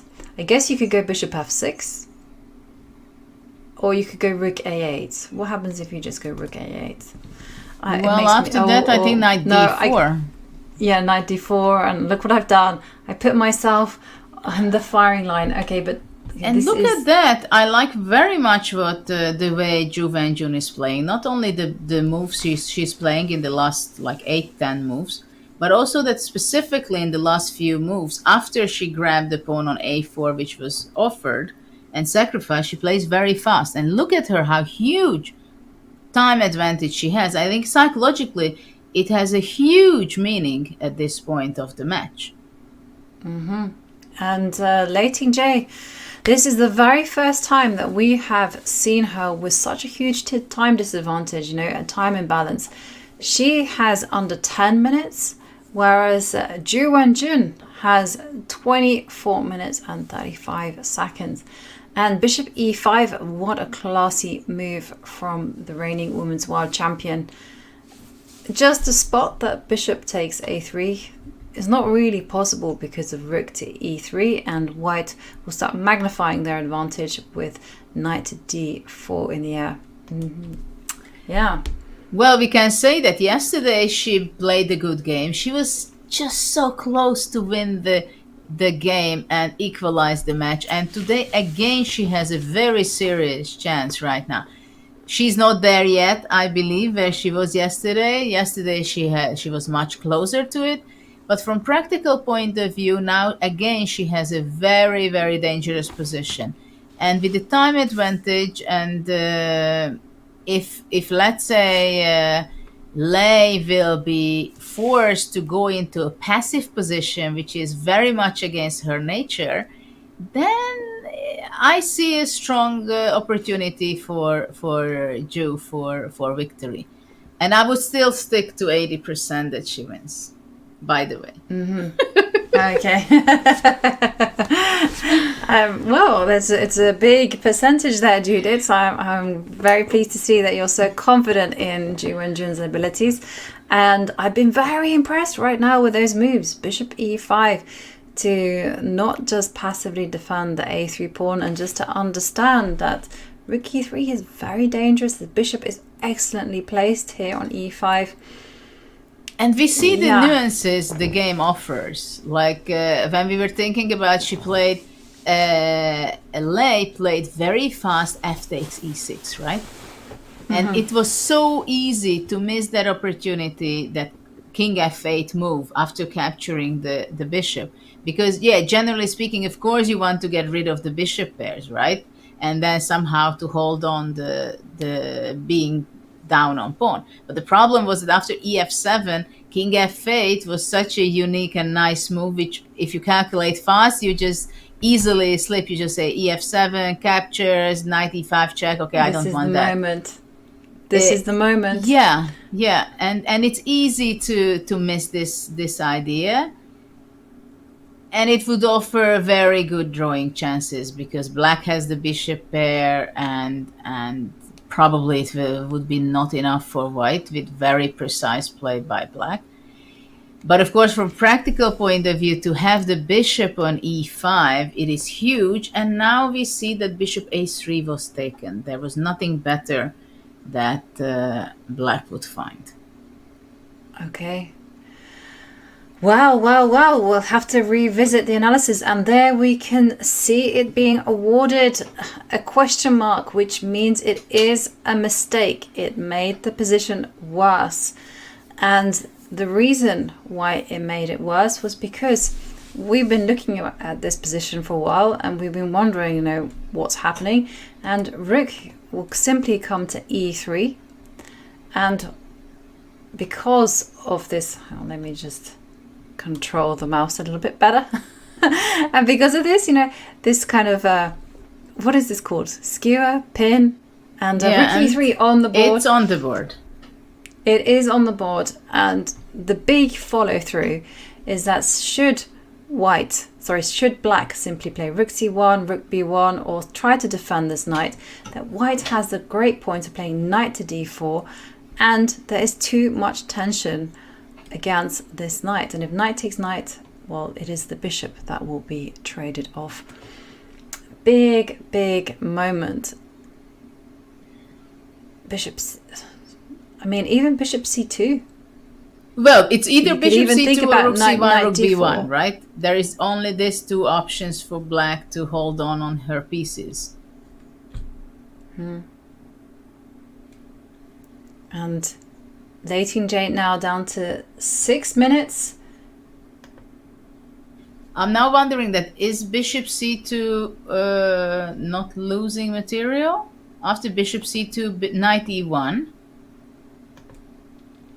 Yeah. What can black do?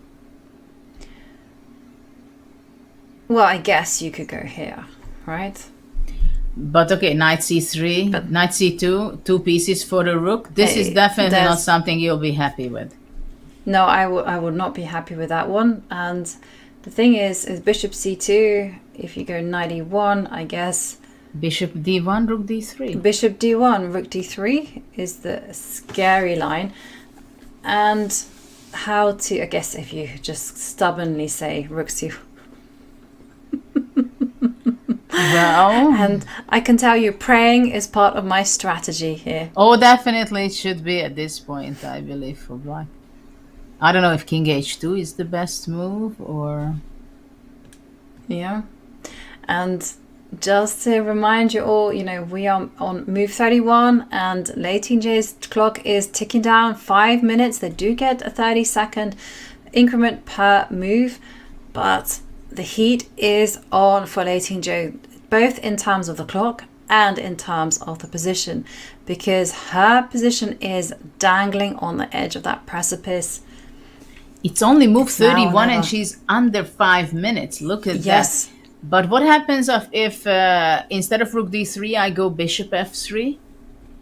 Can that work? That can work. But the problem is, I think anyway black is going to go rook c1. But I think after rook d3 that made a lot of sense. Rook c1, and you do have moves like rook d7 on the board. Yeah, but after rook d7, bishop e2, and I'm under a pin there. What else? That's why I was thinking king h2 here. Okay, king h2, and we see it fall down. And what happens if we attack this? Rook b1. Rook b1. Bishop e4, right? Okay, well, we're going to see rook c1 We have bishop c2 on the board. or bishop c2 on the board.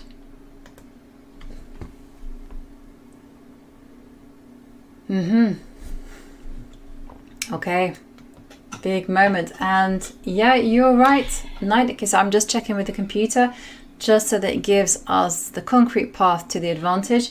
It might not be clear. Knight comes to e1 and bishop rook d3. This is all forced. And then the big point is that white's path to getting a 1.52 advantage is simply to throw in the check. King will come to d7 and then, and only then, knight to d3. That's a tempo. Okay, okay. And then once the rook comes to b1, you can throw this in. And say the bishop can't come to e7 because of bishop e6. So you have to run away with the king. So king e8, can white go rook g7, giving up the knight? Or? But this is where Bishop it gets c6? incredibly complicated. No. The only path now to the advantage is to go rook a7. That's it. If you don't find this move, then the position will simply end in a draw. So this is still not an easy task for Zhu Wenjun. Not at all. Actually, going back a little bit to the position which we are having right now on the board in the game, maybe knight d4 is also something to consider, but maybe that will not be enough. Just an idea that if after knight d4 rook takes on a3, white has the bishop pair, very unpleasant bishop on e5. Yeah, and you know what? I think, judging by Zhu Wenjun's style, we might see her take this approach. Yes, but it can because also she has be one small flaw. It might be practical, but at the same time, you know, knight will come back to f5. Oh, I would hate to have this with black. Yes, I would also hate to have this one too. And knight comes to h4. Rook a7. Yeah, this rook a7. And I think I will capture that bishop as fast as I can humanly make that move. From practical point of view, it's not an easy game to make a draw with black, you know, after rook g7, No. king g2.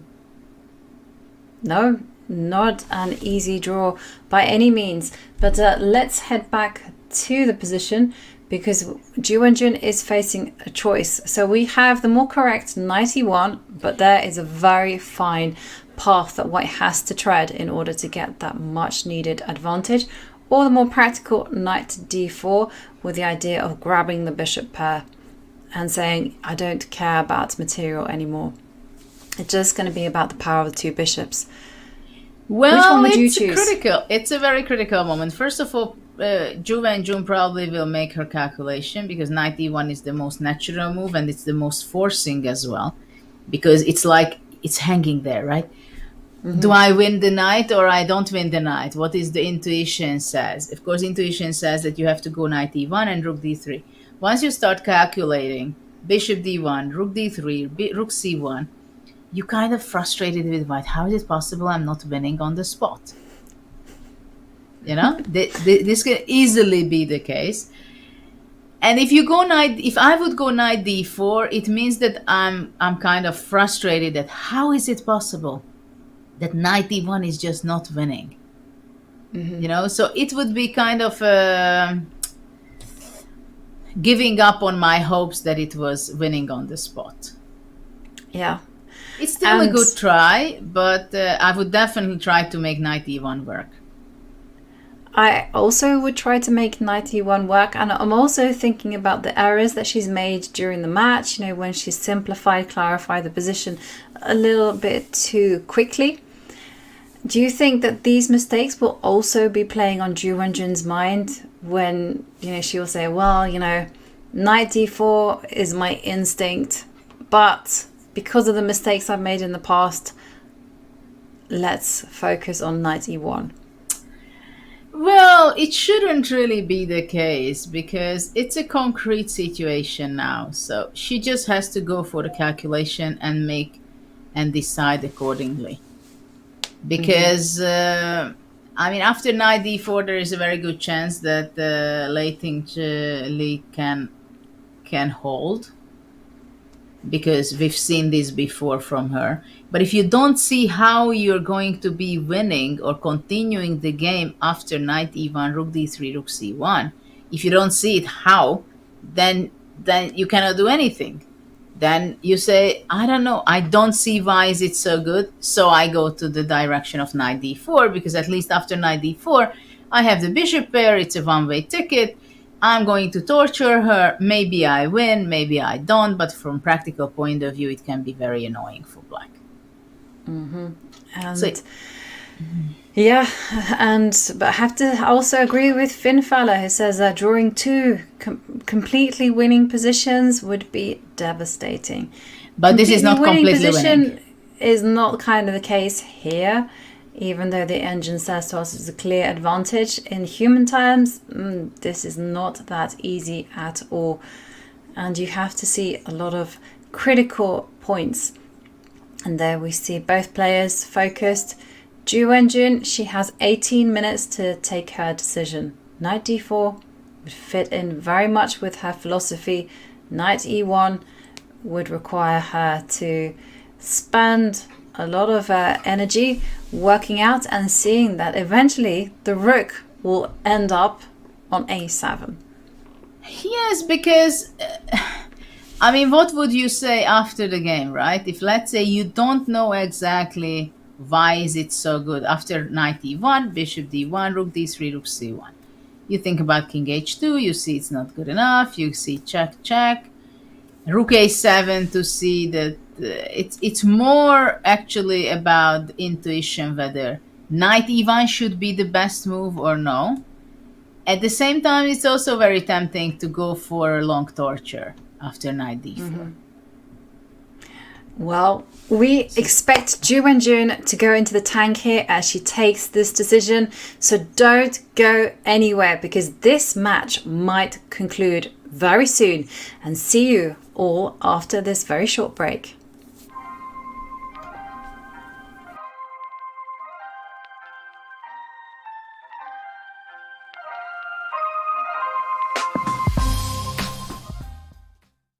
Your subscription makes shows like this possible, which is why our Twitch subscribers will never see ads on chess.com. Connect your chess.com account and Twitch account at go.chess.com/connectaccounts, and bang, boom, voila, you're done. 100% ad-free bliss forevermore.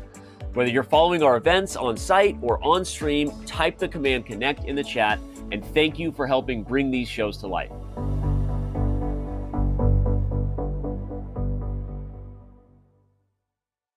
Hey everybody, it's Danny here, and as you may know, chess.com and Chessable are now one, and I'm here to show you how you can make your chess.com and Chessable one in just a few clicks. To start, let's log in and connect our chess.com account. I just scroll right here above the browser and click log in, scroll down and click continue with chess.com. Now, if you're already logged into chess.com, it's just going to ask you if you want to approve that connection. I'm going to say yes, sir. But after approving, it'll bring you right back to the Chessable homepage. Now, the Puzzle Connect feature can be found under Tools, and you click Puzzle Connect. Now, what that does after you type in your username is it's going to pull positions from the games you played on chess.com, create your very own personalized Chessable course, and then quiz you with the positions where you may have missed the best move. And the more you play on chess.com, the more games it will have to quiz you as long as your account stays connected. It's pretty sweet, and it's going to help you get better learning from the mistakes in your games.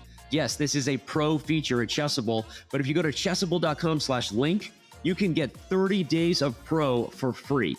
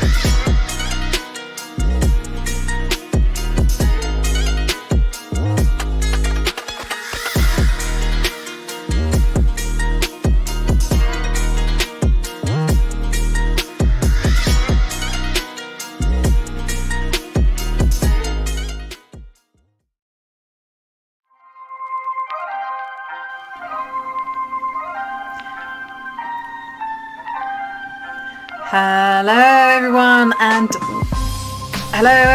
and welcome back, and we are in the middle of the action in game 8 of the Women's World Championship match, and it's an important crossroads here in Chongqing as Wenjun is faced with a big decision on the board. Will she clarify the position so that she has a small advantage that she can torture Lei Tingjie until the very end of the game, or will she put immediate pressure on Lei Tingjie and ask the pieces, are they well placed? And we left you with a big decision about to be made, and Wenjun is still thinking. She's burned a lot of time and still no answer yet. And there we see Wenjun fully focused, because you can feel that this is such a big moment on the board. Well, indeed, it is a big moment because it can affect the final result of this game. Because one is going, if she goes knight e1, it goes straight forward for the calculation, which many times Wenjun is avoiding, or if she has the opportunity, she's choosing the other way. Or she goes the knight d4, exchanging one pair of pieces, one giving up a knight for the exchange of the black square bishop of black, and she believes in herself that in the long run she can be torturing and giving a hard time to her opponent and possibly equalize. It is a serious moment from this point of view, but at the same time, of course, as I said before, if you don't see something and you just say, I don't see how am I going to continue after knight e1, bishop d1, rook d3, rook c1, I don't see, and I don't even have a pawn up anymore.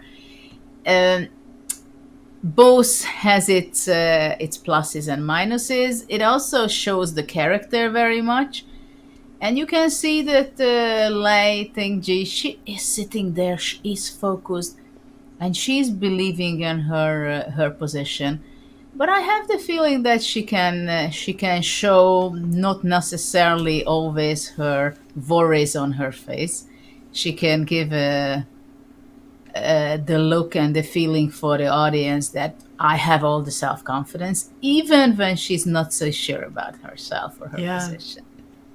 I actually, the way that I'm reading her expression right now is basically she's focused because she feels and she knows that her position is balancing on that edge. And yeah, we are all waiting worried. from Wenjun. She's totally worried, and because I recognize that face in myself. You know, when you know that perhaps you're on the cusp of a draw, but at the same time there's a lot of trouble ahead in store, and we can see that she is just there. She doesn't have the room to have these emotions. She has to give all her energy into saving the position right now, and she has to be ready for knight e1.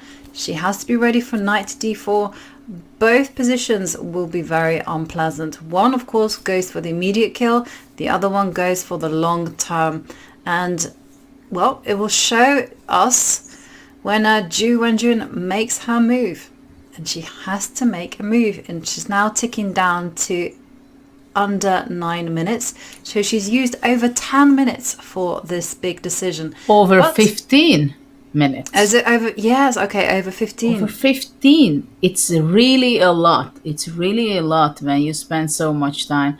And they are playing already for quite some hours. We are in the 4th hour, so they have to keep their concentration. And I don't see that she's going to make a move in the next 1 or 2 minutes yet.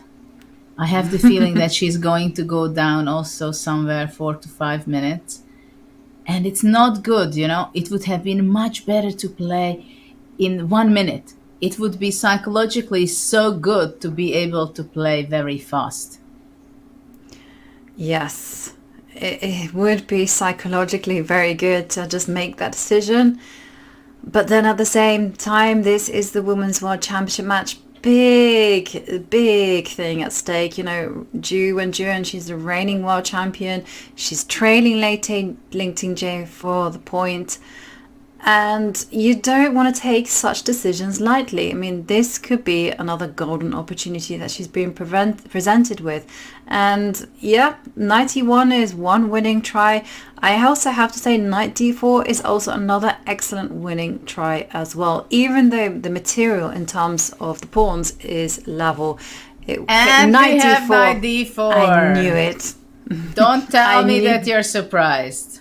No, I am not surprised. And knight takes d4 played, because when you're given the opportunity just to be able to torture your opponent with that small long-term advantage, it's not easy, as we saw ourselves. The white rook is coming down to a7. The g7 pawn is a target. And let's not forget, Lei Tingjie's knight on d4 is under attack, and it doesn't have a stable post. I mean, if it could sit on f5, wonderful, but it can't. It's going to get kicked away. But it's interesting, this situation, because basically Wenjun was spending nearly 20 minutes, 16 or 17 minutes on her clock, right? It can easily happen with you that you want to play knight d4 to start with, and then you start calculating knight e1. And somehow, and the bottom line is that you don't want to find necessarily a win, because you want to play knight d4. And then you calculate, and you look here, you look there, and at the end you play the move which you wanted to play already to start with.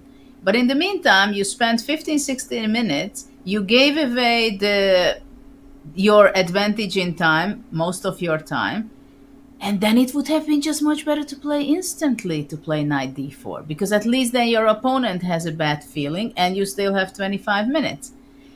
So it's tricky, these points and situation. Knight c6 may be a good move.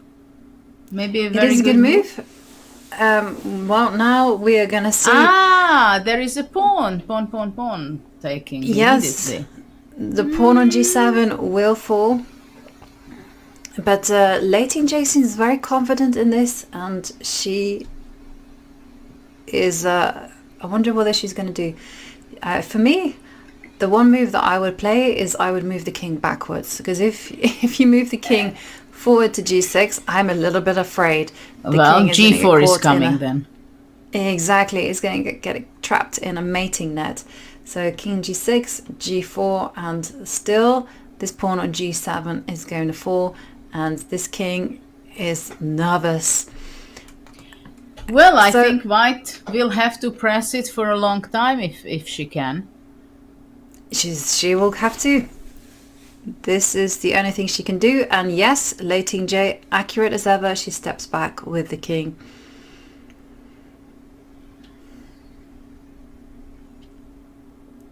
And still, let's see if rook will be taking on g7 or bishop.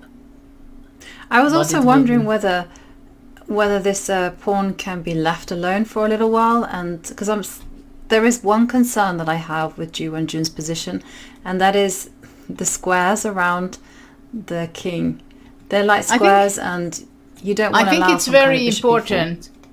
I think it's very important for white to play g4. So to control some of the white squares from the bishop. And if white can reach out g4 and make the king journey to king h2, king g3, king h4, king g5, king f3 eventually, king f6, that could lead to some danger for the black king. Yeah. And at the same time, white should also take care of her pawn on h3, not to lose it.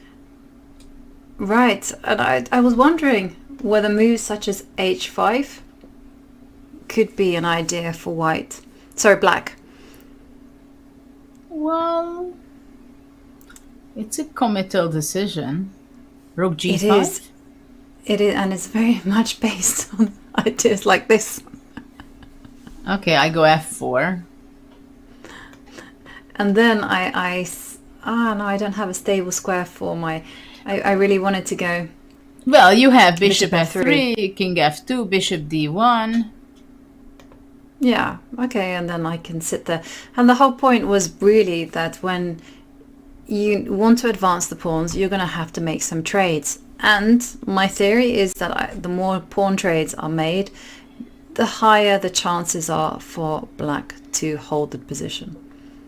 Yeah, I understand your point, but it's also possible maybe for black to keep the bishop as where it was and somehow go rook b6 or rook a6, so counterattack on the third rank. Counterattack on the third rank. Yeah. Well, we are going to dive back to the position because Lei Tingjie is now under 3 minutes and she has to find the best, most practical way to hold this position, because as Judith indicated, White's plan is simply to go g4, advance the pawns, and then the king will snake on the dark squares to the f6 square, and if it manages that, black's position will be in tatters. Well, we understand that the position would be practically a dead draw once the black rook would be able to exchange for the white rook, but this is going to be an almost impossible mission, because of course white will always, until the very end, will be avoiding rook exchange. White is not going to be that accommodating, I agree with you. And instead, Lei Tingjie now under 2 minutes. They are on move 37, so it's not a critical time pressure situation, but definitely the question mark is still hanging over Lei Tingjie's head. How is she going to construct the best defensive fortress? Yes, now it's a big question. h5 or not to play h5 and allow g4 for white? It's a big dilemma, I must say. And ticking now to under 1 minute and 20 seconds. She's spending time, and instead she moves her king closer to the white rook. So I guess her idea is if white plays some kind of g4, Lei Tingjie will just simply start harassing this bishop.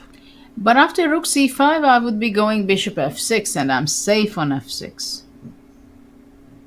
Especially if you've gone g4. Yes.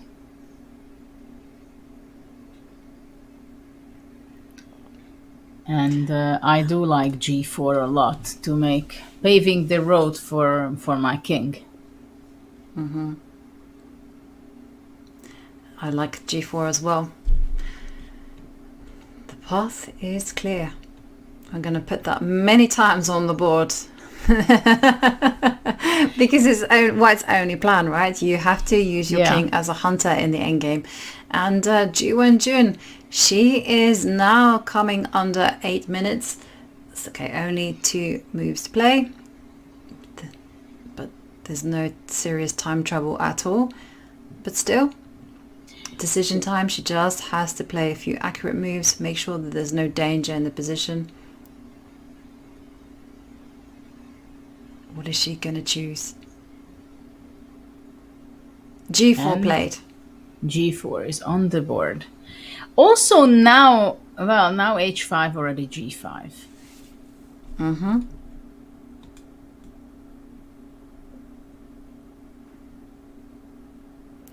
Yeah, that's an important point.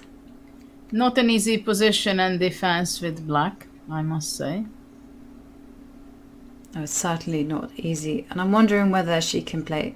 And obviously also rook c5. What's happening next? She's played rook c5, and whatever you do, don't pick up your bishop and put it on d6 thinking, hey, it's a check, because the bishop is needed on e5 to protect this rook.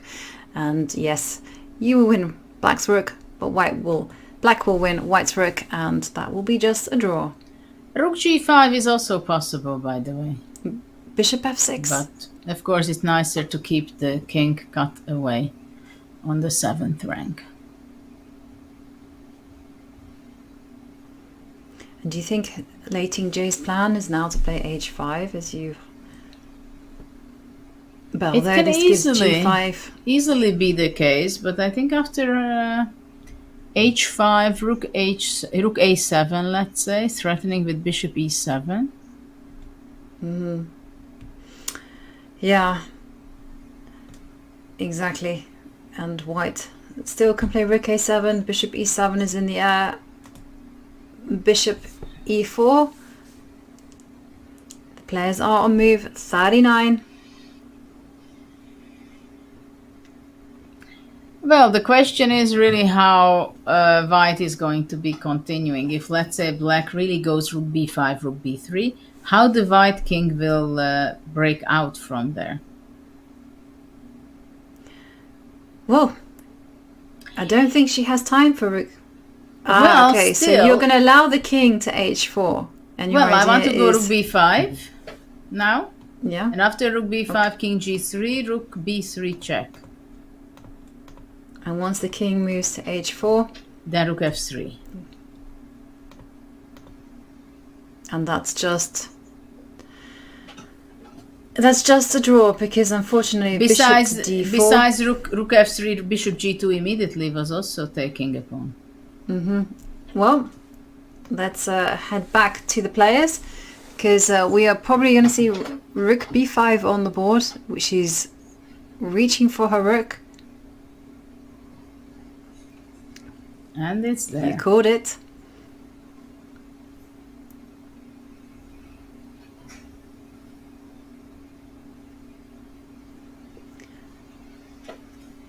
Yeah, she's making a good defense so far. Well, I mean, hang on a second. Let me speak in Wenjun's favor. So first things, this rook on g7 is unstable. So I think the critical move is just simply to move the rook out of the way. And it will take time, but I think white's plan is simply to put the bishop on d4, bishop e3, make the position very stable, and then come in with the king. I was wondering if white can go rook e7. Just to target the e6 pawn. Yeah. And there we see the players, they have made move 40, so they do get that bonus time of 30 minutes on the clock. And we see Wenjun, she's left the board, she's now returned. That's a good strategy in my opinion.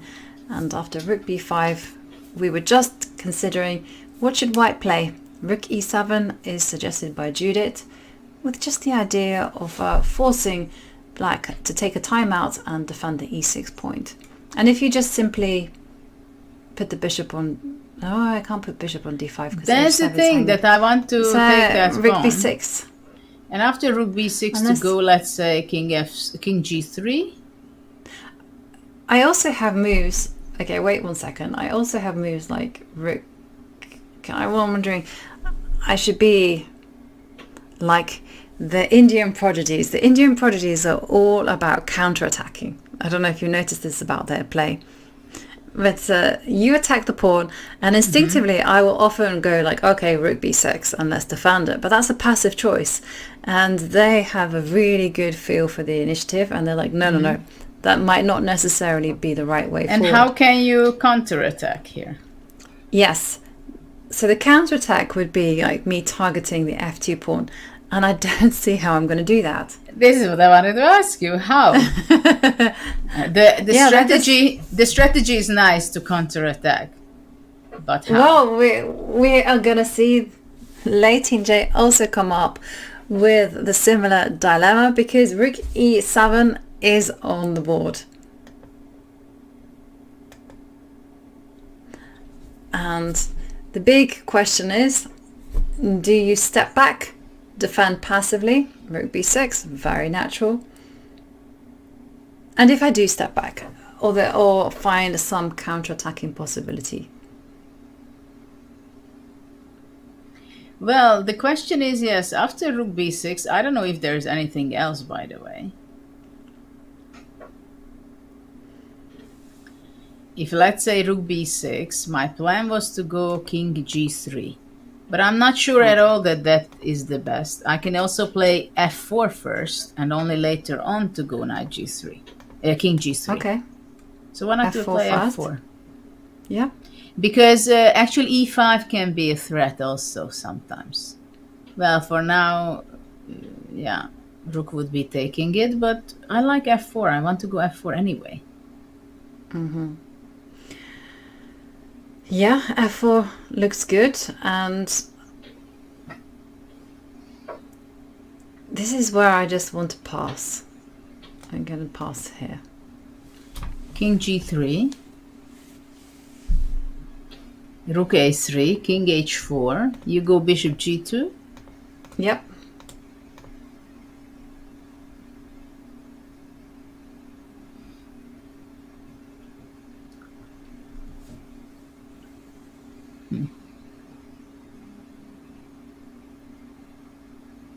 And if you just capture on... Well, the problem E6? is, yeah, rook e6. But if rook e6, I can even lose the game. Yes, there was some King danger, f7, but I was... king f7. Yeah, I was banking on f5 to hold everything. And I can see immediately the bar goes down and says... Well, h6. No, h6. h6 traps the king and... Well, okay, it continues. Ah, king h5, bishop h4. I forgot that I have bishop h4, sorry. No, but then simply rook h3, king g5, h6, king f4, rook f3, and rook e3.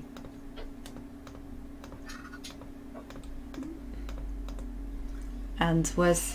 Well, more king e5. Well, I thought you have to go king e5, but rook g3. Going back. Yeah, and that will be a repetition. So, okay, that was quite deep into the line, so let's break that one down a little bit more. So, rook e6. Rook e7. Rook b6. Rook b6. Calm and defense. Now I went f4, but it's possible that I start my journey with my king. King to g3. It begins its odyssey. Okay, and then... Can you not do the same thing again? So rook to b3 check. Yeah, this was my problem. Although king f4. Although I can come in this way. And I see chat is very dismissive. They're saying, oh, it's just going to be a draw. I'm not so sure, you know. There's still a lot of work to be done. And if Lei Tingjie draws this, then it will all be due to her resourcefulness, her resilience, because Wenjun will still be putting a lot of pressure on Black's position. And yeah, the endgame is just beginning. King f4 and...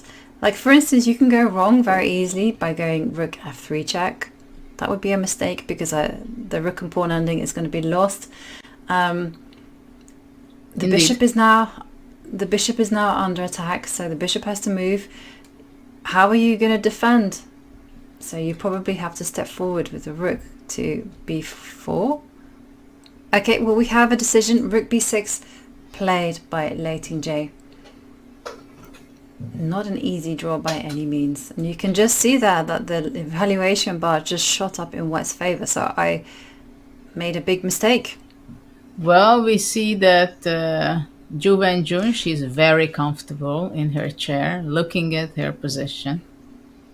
Yeah, like, and actually I kind of said that in this position, which might be something that might happen, that rook f3 might be a mistake, but and it is a mistake.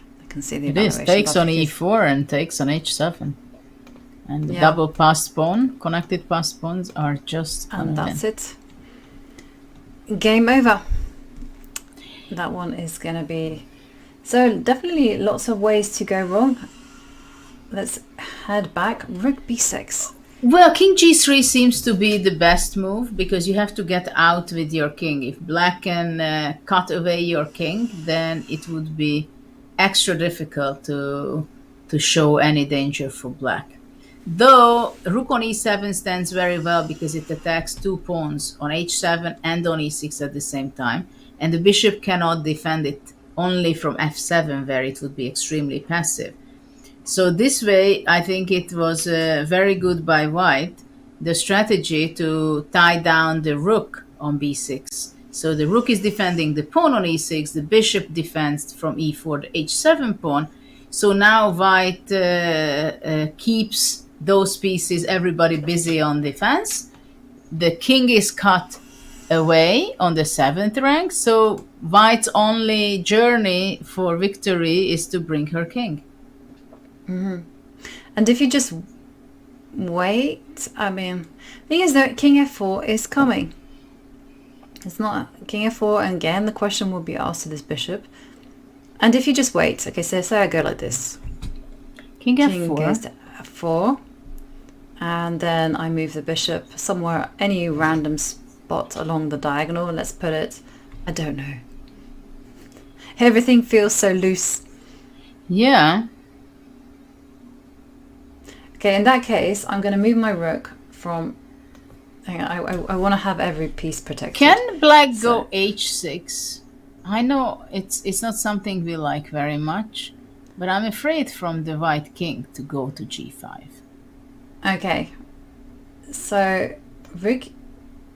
Instead of rook a6, after you king go g3, h6. Well, I just want to try it out. I don't want to play it. Well, this is the commentator's privileges. Yes. We can take back at any opportunity. So h6. Yes, you can play this. And my first impression is, I don't understand the big idea. I guess you just want to release the bishop. So if I come in. King h4, and now to go bishop g2. So looking for serious counterplay. I see a beautiful self-mate for white, mate in 2. Okay. After rook b3. But it's still, no, it's still, I'm not reaching there, only in the next move. No. And this is where I really want to be playing king h5 anyhow. I want to go now, king h5. Yeah, I have to set it up. So I'm gonna, if I set it up like this. Mm-hmm. But now rook b3. And that, this is the mate. This is what I'm talking about. Yeah, this is what I was planning. Rook h3, bishop e4, self-mating myself. Oh dear me. And okay, what we don't see. We have a different move on the board. H4. We definitely do. H4 played. Rook b6, H4. It also makes quite a lot of sense. I see that the computer says it's a question mark. If you have time for everything, it's not a bad idea to go to h5 and then bring the king all the way to g5, h6. But yeah, the problem is probably you have not enough time for something like that. Okay, but then that means there has to be something concrete right now. No, the problem is e5. This is why I wanted to play f4 and king g3, because king g3 defends the f2 pawn. It's immediate draw. Ah no, g5. Sorry, I got over enthusiastic for black. But still, the computer is actually saying yes. This rook b2. Guess rook b2. And then I guess you just simply check. King g4. King comes forward. Why is this?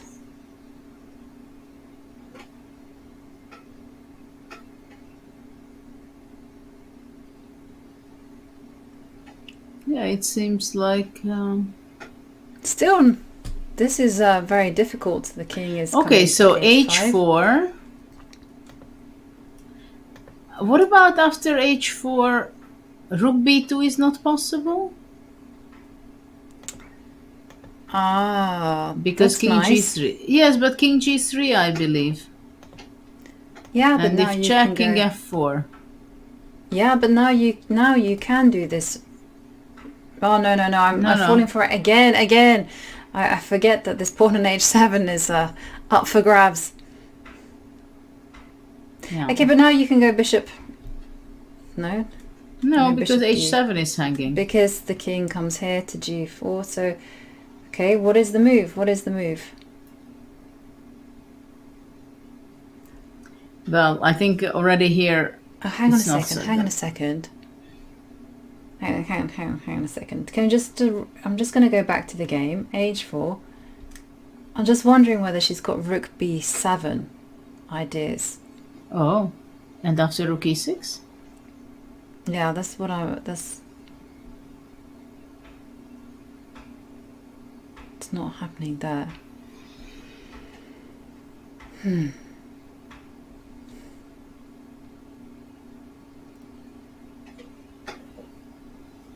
And what about your idea of h6? Well, If you, I'm not so crazy about that idea. King g3? yeah, and now I can do e5. That was my idea. And I see the Well, evaluation even buzzes. here you can go... Even here... No, but here e5, rook e5. Once I Yeah. have my king on g3. Yeah, yep, it's all defended. Okay. Okay, so let's go back. h4. Why is this a mistake? It's not very clear, and apparently it's a mistake because of your e5 move. e5, g5. g5, and it just says rook to b2. Yeah, king g3, rook b3, king g4. Yep. Hang on, no, rook b3 is not, no, rook b3 is a mistake. Apparently this will keep everything intact. Yeah, And that's a difficult... That's a difficult defensive construction that you anticipate, of course, that No. e5 pawn is up for grabs, but you're going to have to make a bishop trade. It's a difficult one to spot. Well, it's very difficult, and also from practical point of view, I just go h5. Still, yeah, h5, and then... Check. Yeah, I mean, these computers Well, are so good now, and now you can go check. Yeah. I can lose a game probably. And then after this, No, what about king h4? Yeah. king h4, and it says rook f3. And, I mean, Rook this is just e5? ridiculous. Yeah, but Rook look at this. e5? Look at that. Oh, I Black is saw setting up a this. mating. Yeah, but these are awfully difficult. Rook e3 takes, king f7, and it's a draw. It's a draw, okay, but Yeah. I mean, this is just wonderful computer analysis in terms of the human mind. Extremely difficult to follow this. With Yeah, black. exactly. First of all, to make the commitment to play e5, so rook e7, this is the position, h4, to make that commitment to put that pawn on Exactly. a dark square where it can be hunted down, to allow g5. And I think you just go e5, g5, and then the end. You don't necessarily calculate rook b5, and you see these defensive ideas. Yes, and you don't understand necessarily that is it really e5 the best move? I mean, white does not have to take on e5 or exchange the rooks. No, exactly.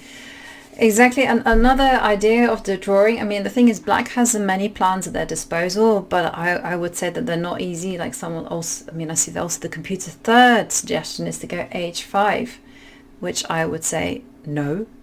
Why would you hand white a pass pawn for free? Yeah, but at the Yeah, same time, we shouldn't forget that it's also very frightening if you allow white king to go all the way through f4, g5, h6. That is true. That also looks extremely scary. That is true. And also, let me also highlight another computer variation, which is to go rook b2, which we looked at. But we were just looking at the king marching forward. I think we even got as far as this position. And when I played rook b4, I was really worried here that the king would just snake its way to, it can go to h6, it can go to e5. It's really not very easy. And after e5, you have to calmly see that bishop d5 is possible. Simple as that. Yeah, and the line gets even wackier, because tell me, after rook takes pawn, what would you play? You would probably go rook takes g4. Or rook e4 first. That's the yeah, and that's the rook e4 is the kind of important, easier point, easier to make the draw, because the king comes to d6. Yes, and after bishop g4, bishop g5 can be interesting, right? Yeah. No, instead of without rook e4 check. Exactly. Without rook e4, then bishop g5 is definitely. But so many complicated lines, and you also have to anticipate that, yes, you do allow the white king pretty far up the board. I wouldn't like to have this endgame against Karpov nor against Kramnik. I wouldn't like to have this endgame, full stop. No, but sometimes needs must. Yeah, but against some people, at least, I would think I make a draw. But with this time control to play against Karpov or Kramnik, I mean, they're going to be sitting there acting that they're winning. They're trying it from here, this side, that side, playing rook a7, going back to e7, going to c7, giving a check, going back, then go king g3, then play h5. I mean, you know, just play around. And then eventually, when I'm down to 2 minutes, then they make some actions. That is a very typical grandmaster strategy there, Judith. And with Lei Tingjie's clock also ticking down to under 20 minutes, the pressure is both on and off the board. And we are going to take a very quick break, but don't go away, because we will be back in a few minutes to see the conclusion of this really exciting game.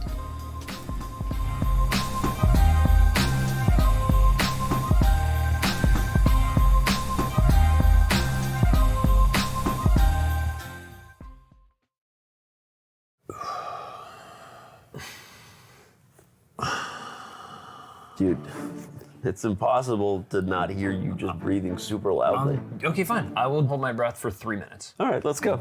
Okay, let's go sure. right now. Got the Ready? chess clock app right here. Almost there. And you did it. What can you do for 3 minutes? My wife says not a lot, but I can plank. Keep that big butt down. Dude, nice. 2, 1, you did it. Wow. I feel better. Oh, yeah. You were timing me? Yeah, you were in there for 30 minutes. Oh, man. Let's Sorry. play some chess and get some dinner. Let's do it. Time odds? Yeah. Okay. You bring your clock? Oh, I left my clock at home. Dude, you idiot. I told you to bring it. Let's just go get something to eat. Okay.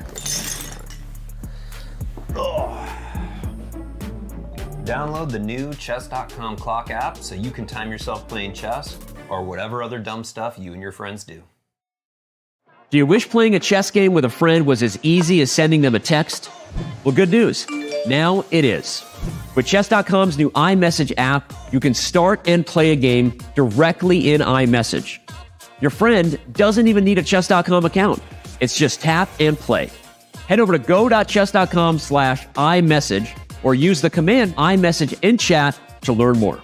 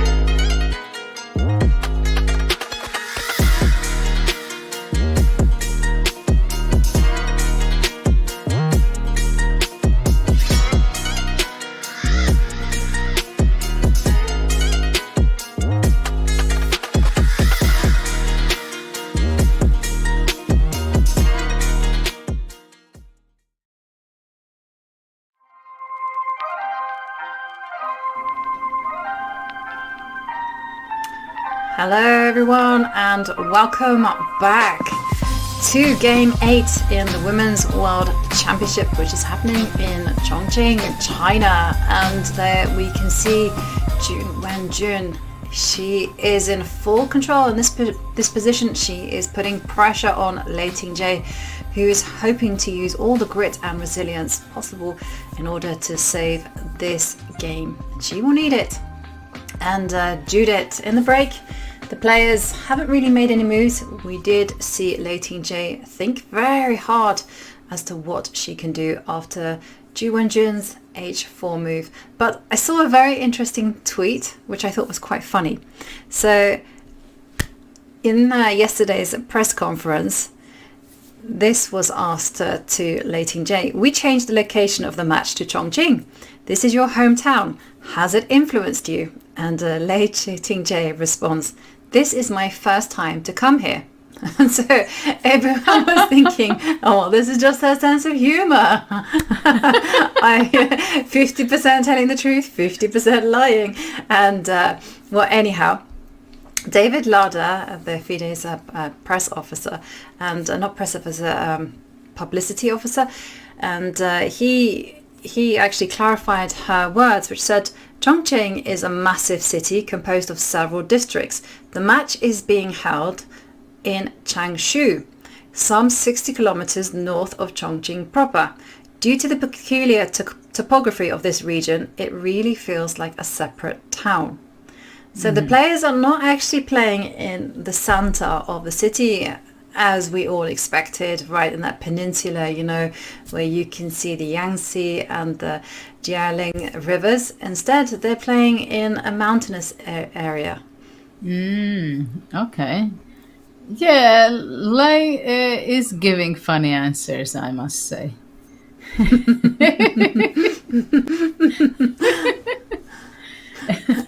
It was unexpected, right?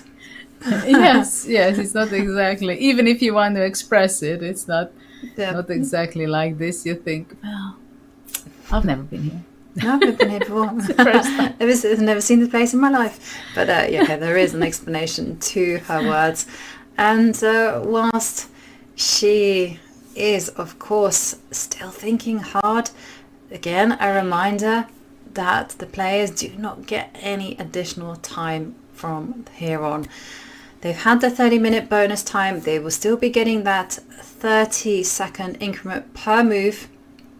And finally, after a big think, we do see Lei Tingjie react. She's with Rook B3. giving up a pawn. She is giving up a pawn. Yes, because I just wanted to say it before she made this move, that it's a very difficult kind of endgame and situation for Lei Tingjie. Because when you're an active player and you like to go give up material, go for activity, sometimes you just cannot do that because it's not the best move. And this Rook B3, again, a move which is completely in her style, to give up some material for activity, but sometimes simply it doesn't work. You just have to sit and wait, and you'll see whether they torture you to death or they torture you to draw. Yeah, and well, let's have a deep dive whilst Ju Wenjun considers what is the idea behind this pawn sacrifice. So the first move to be thinking about is rook takes pawn. So let's say rook takes pawn. And I'm guessing rook f3. No, I thought rook f3 was the idea. But rook f3 is bishop e7 check, and I take the bishop. Yep, okay, so that will drop material, so you don't want to be doing this. So no rook f3. She wants to go bishop f3. Bishop f3 is the only idea, I guess. Okay, but then you go g5. It's a very... Wait. I just want to point out one move. Very important not to go king to g3, because after bishop d5, discovered check, attacking the rook and hitting the king, that it ends up in a draw immediately. So g5 is the only move. It's forced. And is her idea...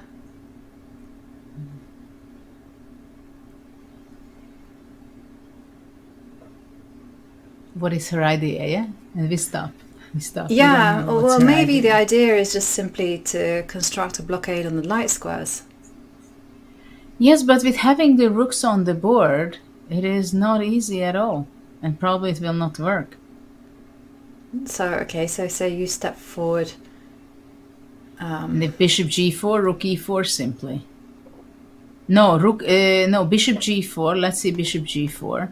Rook e4 is not. I wanted to go rook e7 to go for the okay, h7 you go. pawn. Okay, rook e7, and then you go rook f3. King g2. F3, king. You can also take on h7. Ah, yeah. Even better. I don't know why she gave up the pawn. She was more scared about the king's activity to go all the way to g5, h6. She rather gave up the pawn. Yeah, and just to highlight, rook takes pawn. We fell to king to g3, attacking both the rook and the bishop. And this is going to be game over. Yeah, okay. Yes. Rook to b3. Oh wait, rook takes e6. What is the idea after this? Well, I think it can be E4. nothing else than bishop f3, forcing the pawn to be pushed. I mean, is the idea to come in with the king, you know, after all? Is this her idea? So she now wants to come king f7, hoping for this, king to g6, and then if you go all greedy, king f5, and if you go even more greedy, this is... And what is this? I go rook d7. Rook d7? Yeah, I mean, it seems like all these ideas are fun for black, but nothing will work. I don't know.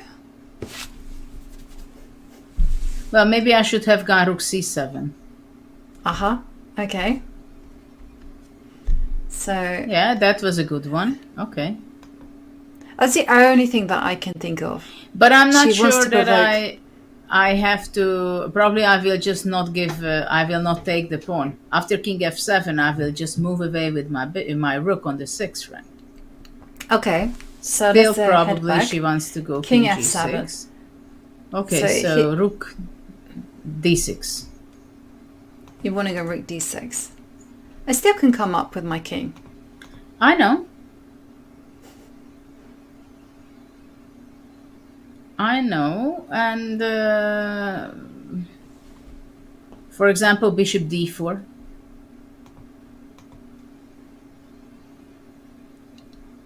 And if I still do this idea, I don't know where to put my king. King f5, let's go king f5. No, okay, that's losing. I wanted bishop e3.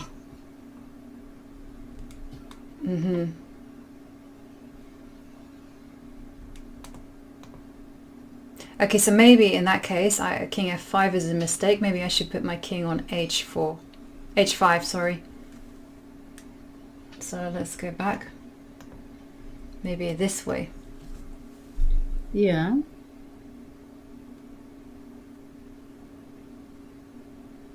Though why not to play king g3 here? Yeah, and now check. Check, bishop e3. And bishop g6. Yeah. This is my light square blockade that I've been fantasizing about. Yeah, this maybe could be a good try if I allow you to go all the way out.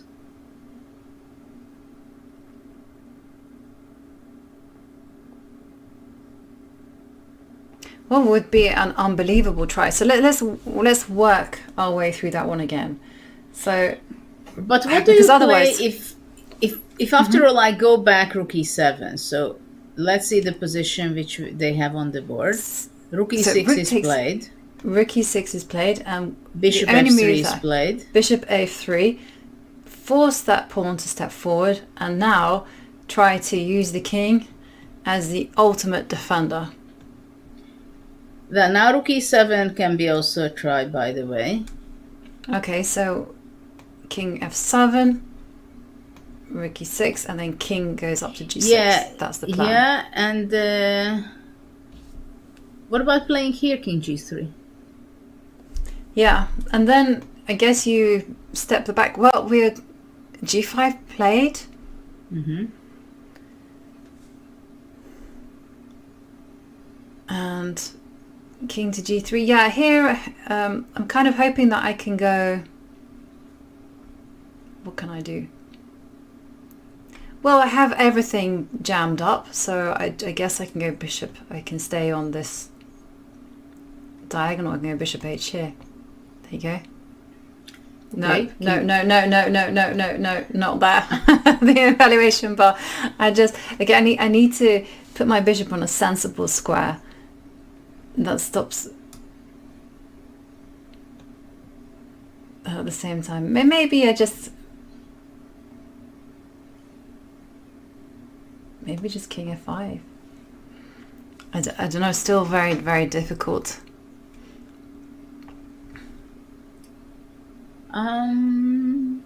Yeah, I would try probably now bishop d4. I mean, it's a very difficult endgame to hold a draw. Whatever this bar is jumping up and down on my nerves. Doesn't matter. It's still difficult. It is very difficult. And again, I want to stress the clock situation. Lei Tingjie doesn't have so much time. And if she embarks on this king journey, she will need to be accurate.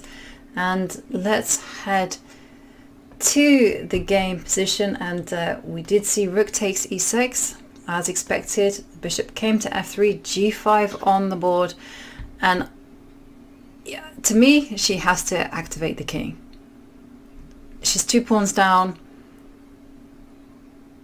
If she doesn't do this, then white will simply march the king in, put all the pieces on dark squares before you do that, and then I feel a 2 pawn advantage is going to be enough to coast home the point. Yes, I mean, it's getting tougher and tougher for black. And I mean, obviously she's looking for the activation of the king, that's no question. I mean, she's always looking for activation, but I'm not sure if she'll be able to reach that. She has a one chance. King f7. And surprising that she's thinking. Right. Again, I'm just wondering whether she went into this long think, played rook b3, and it was perhaps as a result of her not liking all the other moves that she saw, and then she just went rook b3, and then it was like, look at that, Yeah. I blundered a pawn. I'm speaking from experience.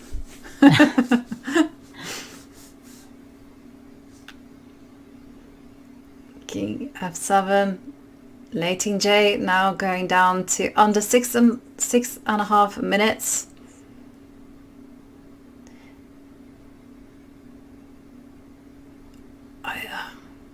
Now is the chance, Lei Tingjie. Step forward with the king. It's the best shot.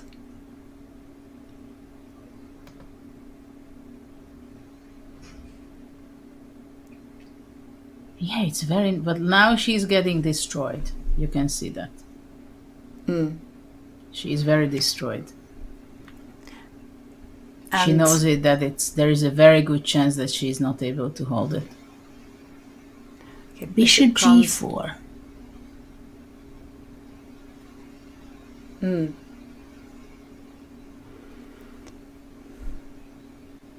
Rook e7, and that's it.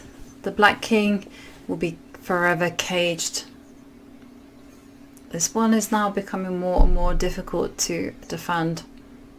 And you can see immediately Wenjun was playing. No, you're not coming out with your king ever in this game anymore. No. And there we see bishop f5. So Lei Tingjie just simply saying, okay, she believes this bishop, this rook will be able to blockade the light squares.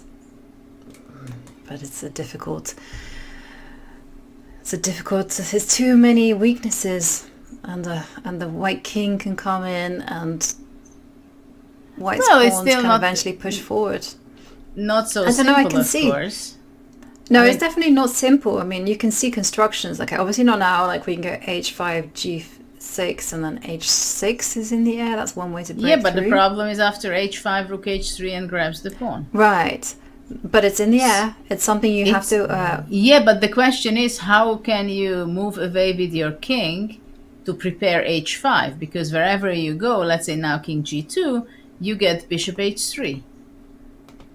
Though maybe king g1. Do a nice little triangulation with the king. Then she goes... Oh, yeah. This is you go rook b1, king goes king h2, and then rook already b3. I can play h5. Yeah. No, h7 is hanging already. Yep. But after bishop f5, h5. Yeah, rook 8 and h5. And still, you have this idea of going g6 and pushing, making that breakthrough with h6. Oh, yeah. And, yeah. Well, it's getting very hot. It certainly is. And I'm not talking the 35 degrees in Budapest. I'm talking about the game. I can tell you it's not 35 degrees here in Bergen. But it's 40 degrees for Lei. Yeah, well, actually, she's in the mountains, so maybe it might be. Doesn't matter. That's how she feels now. Right now, she's in the hot seat and she is squirming. And this, if Ju Wenjun wins this match, of course, not only does she level the match so far, but tomorrow the players will be having a rest day where they'll be able to recoup, regather their thoughts, plan out their strategies, and of course, come up with new opening surprises. Because it seems to me very important to the players that they establish a surprise right at the beginning. We saw Ju Wenjun do this yesterday and today with some success.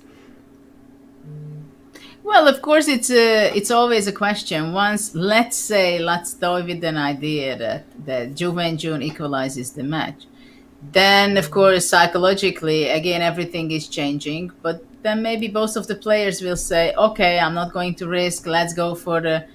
Of course, it's simpler to say than done, but maybe mentally they would both think, okay, we're making the playoff, and then whatever happens, happens.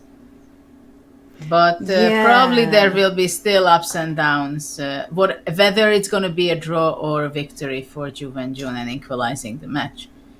But you know, the King only G2 player is on the board. King G2 is on the board, but I was going to say the only player who I've kind of heard of, like deliberately going for the playoff, is like Magnus Carlsen, because he knows he's exceptionally good at this, and I think in an interview, you might not want to quote me on this because I might be making up or misremembering, but I think I heard that Fabiano Caruana, when he did preparation for the 2018 World Championship match, he did not prepare for a playoff. This was a huge mistake, I believe, because but that was a tough match. It was so balanced, and it was very similar to this one from the point of view that they were very close in strengths at the time. They had 2 rating point difference in between them. Yeah, in 2018. Yeah, there wasn't that much difference, and there isn't that much difference between these two players. And in fact, we do see a few moves being played quickly by Lei Tingjie, and there was a possibility that instead of playing bishop h3 check, that black could have been a bit more fancy and played rook b7 and actually dislodged the rook from the 7th row. This would have been a challenging response for Ju Wenjun to face, but instead we see bishop h3, king g1 and bishop f5.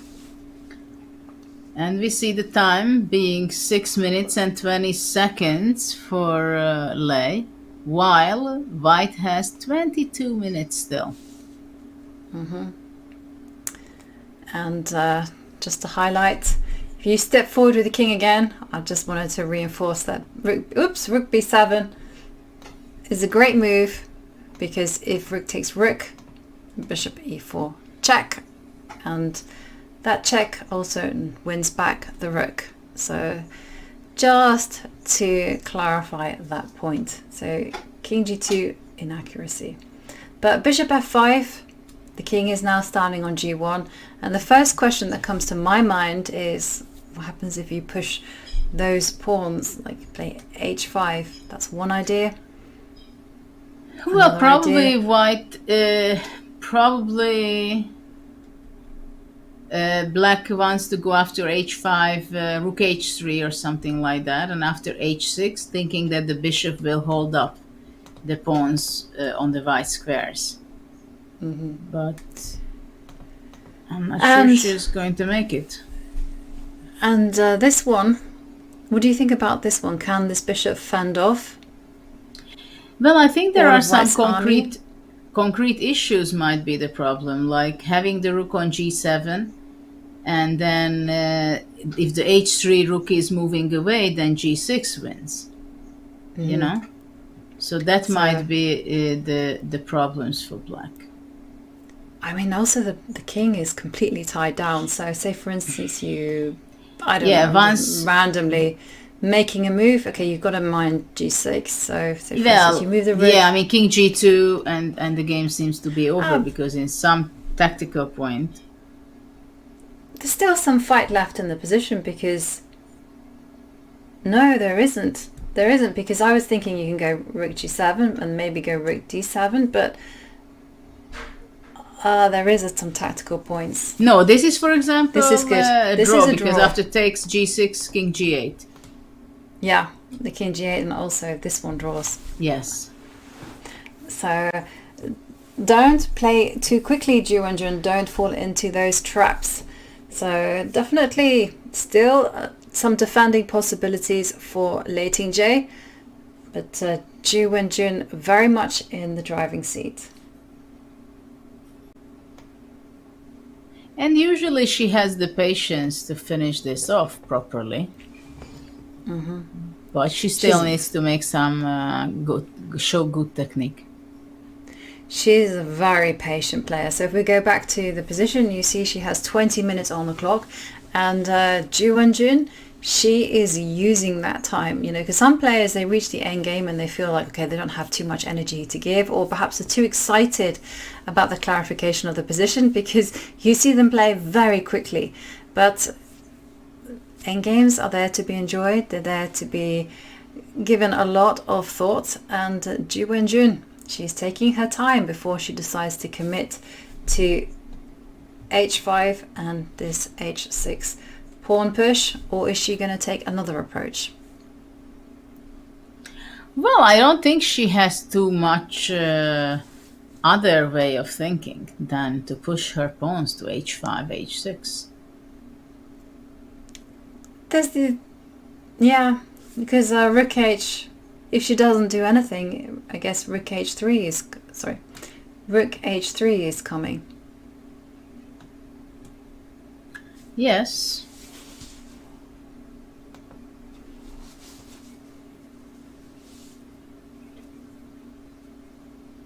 And either she steps back with the king, and upon which Lei Tingjie will do her maneuver again, but there's also the added possibility of playing rook to b7. Yeah.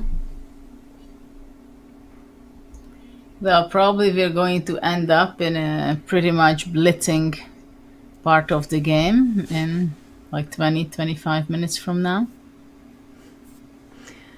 And she's thinking hard. 18 minutes. Tense. I say this word a lot, but it's so true. And h5 played. Rook h3 instantly. h6.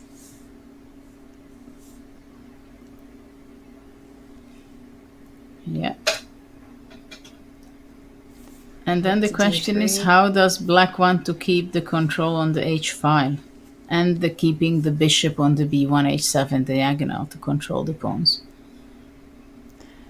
Yeah, well, we see rook d3 setting up the idea of rook to d7. So, okay, Wenjun, she has to be sharp. She can't play instant chess, say for instance play rook g7, because that would immediately spoil the win. Okay, so now probably, well, yeah, question what to do, because on king g2 she's going to play bishop h3 and going back. Well, also, I mean, how... I guess if she goes, could she not go like rook e5 and then step rook up with the e5, king? bishop g6, and f4 for the moment it seems does not work because of rook f3. Right. So in light of that, I don't want to... You got to look after the little guys, and I don't want to play f4 immediately, but I want to play this move. And then prepare f4, f5. Okay, and we see Wenjun move the king to h2. Yeah. Very good. And Lei Tingjie under 6.5 minutes on the clock. They're on move 50, but there is because no added time. There's the only a plan 30-second increment. Yeah. I think the plan can be for white is that it's kind of zugzwang for black. Because if, let's say, black goes rook f3, king g2, and rook goes back, then white would be happy to go just f3. Yeah. I would think. Or rook e5 and bishop g6, f4. That's the move that I would be thinking about playing. Yeah. But, because black has no rook f3 to stop white playing f5. And once white plays f5, game over, handshake. Mm-hmm.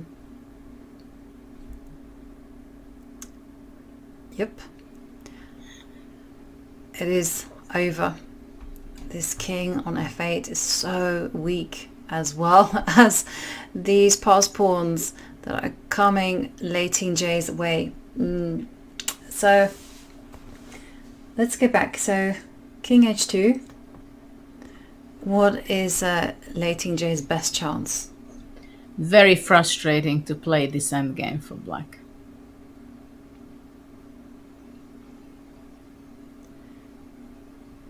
Yeah, somehow or other I feel like she has to do this. But then okay, but if you e5. go there, rook e5, bishop goes wherever, let's say to b1, still f4. Yeah, and how can there's you just stop no time. f5? Well, this is the only way that I can potentially stop f5, but I see But that you I don't don't- stop it. I don't Yeah, stop I'm anything because afraid- even g6 is coming. Yeah, I No, think there, f5. that's f5, and then we're going to back that up with g6, and this pawn on h6, 2 squares away from queening. And You're not everything gonna is survive that prepared one. for that, having the bishop on f6. Mm-hmm. And let's go back to the player's position, king h2, and for the first time we can confidently read the body language. Lei Tingjie, did you just see she was like clearing her throat? She was gulping. she is feeling the pressure, whereas Wenjun calmly sat back in her chair feeling confident. Well, of course she's confident, not necessarily because she sees that 100% it's winning, but she knows that she's going to sit there for a long time if it's needed. And she has 2 pawns up, right? And it's going on the right direction for her. And something else that's going in the right direction for Ju Wenjun is Lei Tingjie's clock time. I mean, take a look at it now. She's now ticking very close to 3 minutes. There is no bonus time anymore. They just have this 30-second increment per move. And this is going to make Lei Tingjie's life extra difficult. I see somebody nicknamed Ju Wenjun to Ju Wenjun. Ju Wenjun. Ju Wenjun. Ju Wenjun. Ah, very good. And of course, you know, if Ju Wenjun gets this much desired win, well, anything can happen. 8 games into the match, and there we see Lei Tingjie give a check, and now she retreats the rook to d3. Well, rook e5 will be there, but maybe she wants to go after rook e5, bishop h3 check, and after king h2, rook king f7, and then come in again. Well, I don't know. Yeah, I would probably play rook e7, king g6, rook g7, and maybe after king f5, g6, just to make it the cruel way. Just is a cruel game. Yeah, because after rook h7, you might go bishop g4, bishop f3 or something.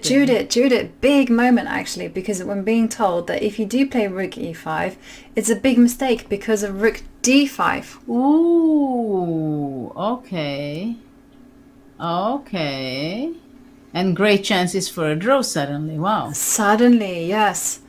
So because rook d7, rook d5, So f3 after all. Maybe what was my original plan. Definitely. So you can go here and you can carry on chasing. Wow, big possibility for Ju Wenjun to throw away the win here by playing the very natural rook e5. And f3 would of course keep the winner very much in Ju's control. But rook e5, natural move, mistake. Yeah, because the thing is that after f3, bishop g6, I think rook g7 wins on the spot. F3 definitely feels natural, and great just trap, quickly, it is a fantastic trap. It is unbelievable possibility to blunder. And f3, bishop to g6, rook g7. And after bishop goes f5, g6 already. And that is going to... Oh no, but there's a mistake. Why is there a mistake? Yeah. Why are we making mistakes, Judith? I don't know.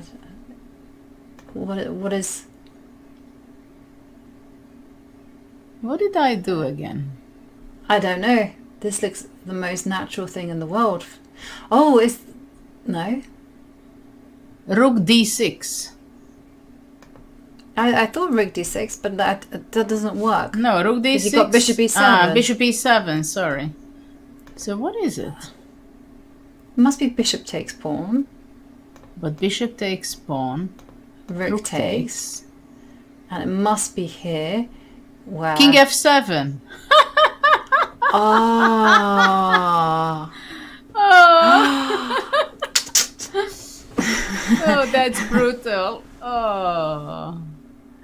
That, yeah, you don't want to be stumbling into that trick. So it does, again, look like bishop g6, rook g7. This is very natural. Bishop f5, and it looks like white can put it away immediately on the spot with g6, but that would be a huge mistake because of bishop takes.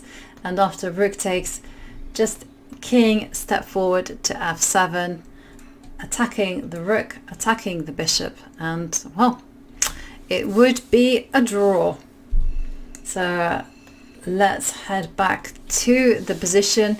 King f7 not being a human move, and we see Ju Wenjun, she's taking her time, She's under 15 minutes, but she has to spot that rook e5 is not a good move because of the magnificent defensive try rook to d5.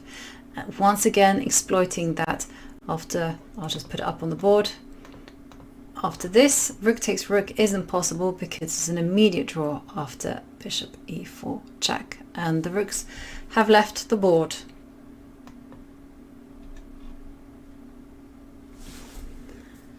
f3.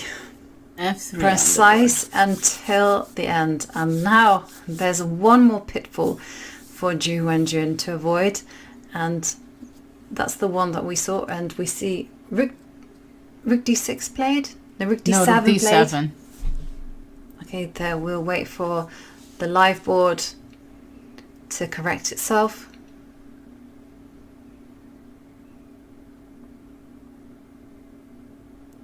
And there. Well, Ju Wenjun is getting very close to equalize the match. Very close. And I don't see what Lei can really do about it. f4, f5. Maybe. It is coming. Yeah, but the thing is, what about bishop g6 and f4 maybe is a mistake again to bishop to rook d5?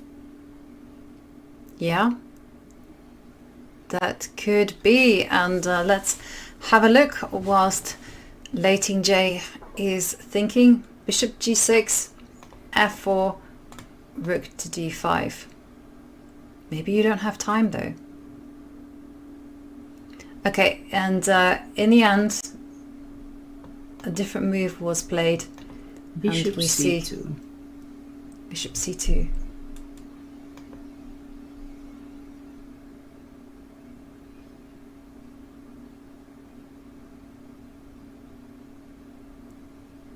Yeah, the question is, what is the best? I would, of course, go king g3 simply to improve my my king play.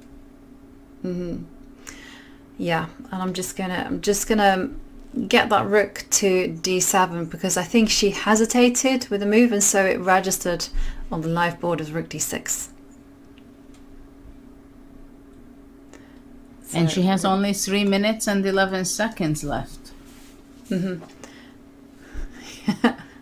Yes, not a lot of time.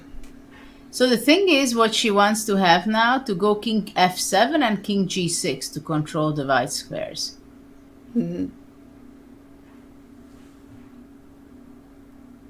So maybe rook c5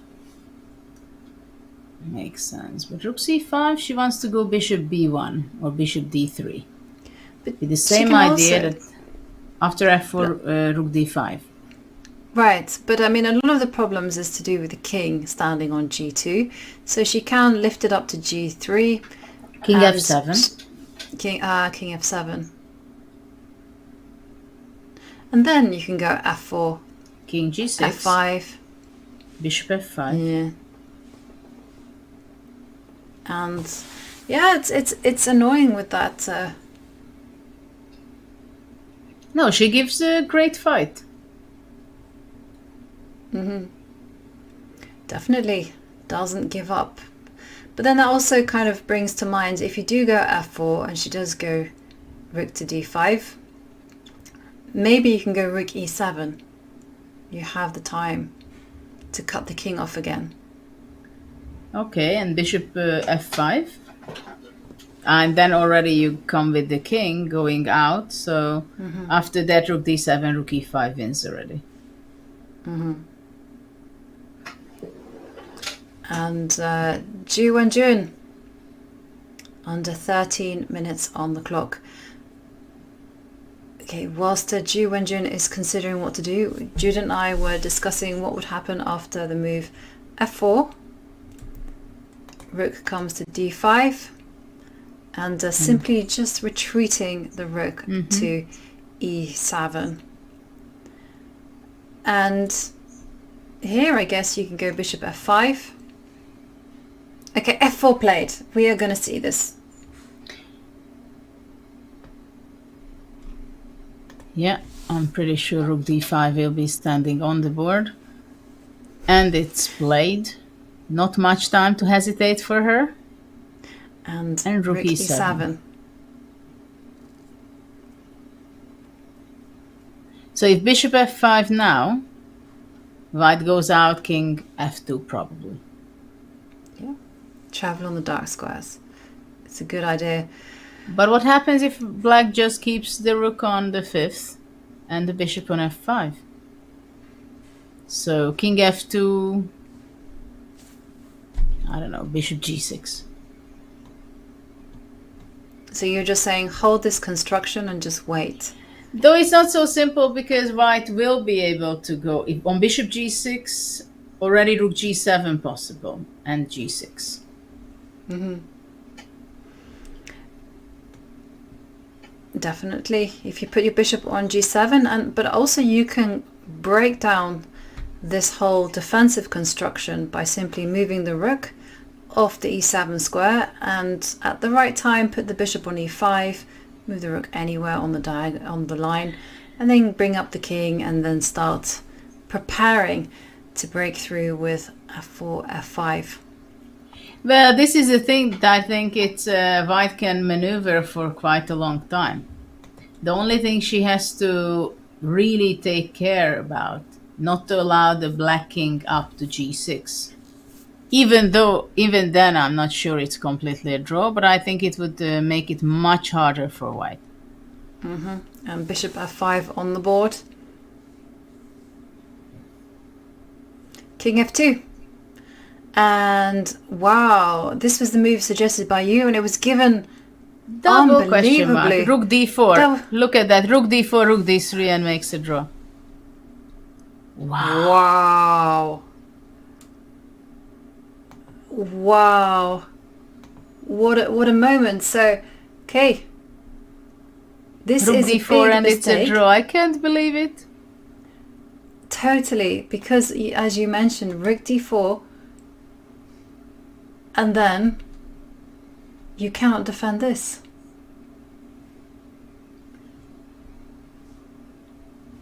Incredible. You simply cannot defend the f4 point. And I have the feeling that Lei Tingjie, she will play it. Of course. No. And she plays rook d2, check. But maybe this is also a draw? It is also a draw, because still the fact of the matter is that black can attack the f4 point. So if you go king f1, rook to d4. If you go king e3, you can simply rook be d3 checked. check. Yeah. King e2, rook d4. Wow. Yeah. And now the question is whether Lei Tingjie sees this opportunity to go rook to d4. This tactical trick that saves the game. And yeah, and suddenly we see Wenjun thinking, it's dawning on her that she just made a mistake. Wow. If Lei Tingjie can spot rook d4, which is such an important resource in the position, in 2 minutes, I hasten to add, then this is going to be such an escape for the challenger. And there we see Wenjun walk the king to e3. We are expecting rook to d3 check from Lei Tingjie. Even if she doesn't see rook d4, she would play rook d3, but I think she sees it. Mm-hmm. She's so tactical. Check. She is very tactical. And she spotted the idea of playing rook to d5. So this concept is very much on her radar. Wow. What a moment. Well, to win a winning position, it's another chapter in everybody's life. And not very few can fill it up with good examples. And Lei Tingjie now ticking to over a minute. But she has to find this one idea in the board, and that's simply to give a check. And once she's done that, Force the king back. Okay. And she hasn't. She didn't find it. Oops. Whoa. Okay. And, well, what can we say? It was a fantastic resource. Lei Tingjie not having enough time on the clock, not sensing that one small window of opportunity that she had been granted. And now we also only found it because we saw the bar that it's a draw. So and the this game is the problem. review telling us this is the problem, that nobody mark. is knocking on your shoulder that, hey, you have an opportunity here. And there we can see that White's best move is probably just to avoid this rook d4 idea, get that rook away from e7, make it more stable. At the same time, it's still not clear because if rook goes a7, rook a7, rook d5, rook a5. Okay, so that works. So what does she have in mind after rook a7? Rook d5 probably. Okay, and there we see Lei Tingjie. Well, Wenjun moves the rook away from e7. And, well, this will be very d3 painful for Lei that she missed it. And, well, you got to spot the opportunities that come past you. And there we can see rook to d3 check. The king is going to step back. Yeah, and rook goes back to d5. Still, it's but maybe going to be a task ahead. Maybe the simplest way to win for White is to replace her bishop to e5 and to go rook c6, rook f6. Maybe that will be the option. That definitely looks like a winning attempt. I really like putting the bishop on e5 because it, first of all, it disrupts the coordination between this rook that is was going to be sitting very nicely on d5 and the bishop on f5. And where to put the king? Where should you travel? And it moves to e2. Rook d5.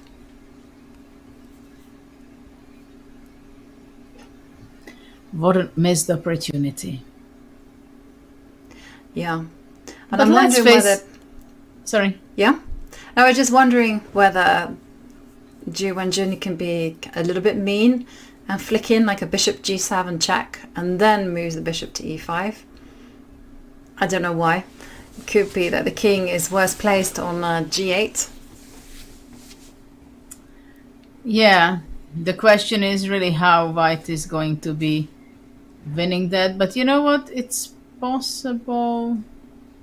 Yeah, after bishop e5, it's kind of a Zugzwang, don't you think so? Yep. Bishop e5 looks good. I think you because can after king go bishop g7. If king g8, then rook g7 and g6. Okay, yeah, yeah, exactly. That's why I wanted to play bishop g7 check. Actually, it's not so even there I can blunder, you know? Because after... Really? Yeah, I can blunder everywhere. If bishop e5, king g8, g6, bishop g6, rook g7, king g8, rook g6, and it's not winning. It is winning, sorry. Yeah, no, I thought rook e5, king g7 saves it, but it doesn't. No. Because the other passed pawn is queening. 2 passed pawns is going to save the day. And okay, let's go back to the game position, and we see bishop c3 played. And Lei Tingjie not having too much time, making a very quick move, no? Yeah, she played this because after rook d7, rook c5 attacks the bishop immediately, while if the bishop would be on e5, it would be in the way in some ways. Time is ticking. And for Lei Tingjie, she's going down. Yeah.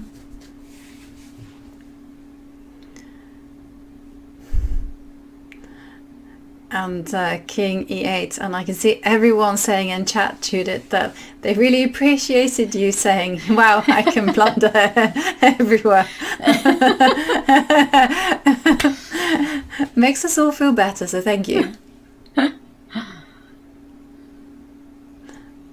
King e8. Good try. It is a try. And the question is, though, how is white going to break through? I mean, g6 is not possible. Rook g7, you're going to be met with rook d7. You don't want that. Are you looking at bishop e5? Are you looking at rook c6? Okay, rook, what did we get? King f2. Waiting some more. By now, it's not a big risk.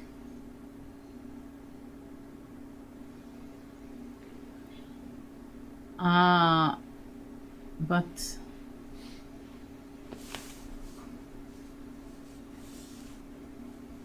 yeah, eventually she will have to win the game somehow. No, it is not a boring game at all. There's been so many traps. There's been a lot of pitfalls for both sides to avoid, and in the end we see Lei Tingjie. It is her turn to move, and she has just under 1.5 minutes. It's now ticking down. Well, you know, close. The thing is, I think king f8 would lead to some opportunity for white going bishop b4. So you cannot go to g8 because rook g7 and bishop c3, or rook g7 and rook f7 wins. While after bishop b4, king e8, white would go rook e7, pushing the king to d8, and then already rook g7 and g6 wins. Well, we're going to see it because king f8 has been played. Will we see your suggestion? Bishop b4 check. Wenjun now under 9.5 minutes. She has time to figure it out. I liked your bishop. I also wondered, okay, so I wanted to play this a move ago and it wasn't possible. Rook g7. First, threaten g6. And then if rook d7, hang on, then you have your bishop b4 idea. Okay, maybe that's what she wants, actually. I like that. Actually, I like that better than bishop b4 immediately. I think rook g7 is the move. Because g6 is a threat.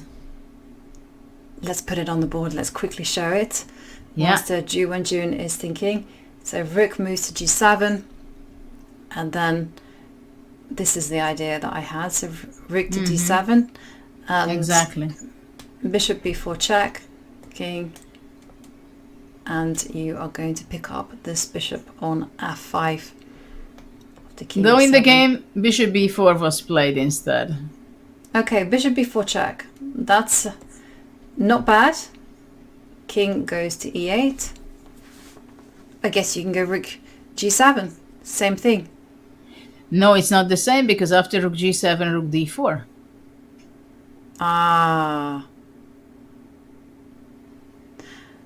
Yes, and this so is why your rook g7 was much better there. And okay, you need to be precise here then.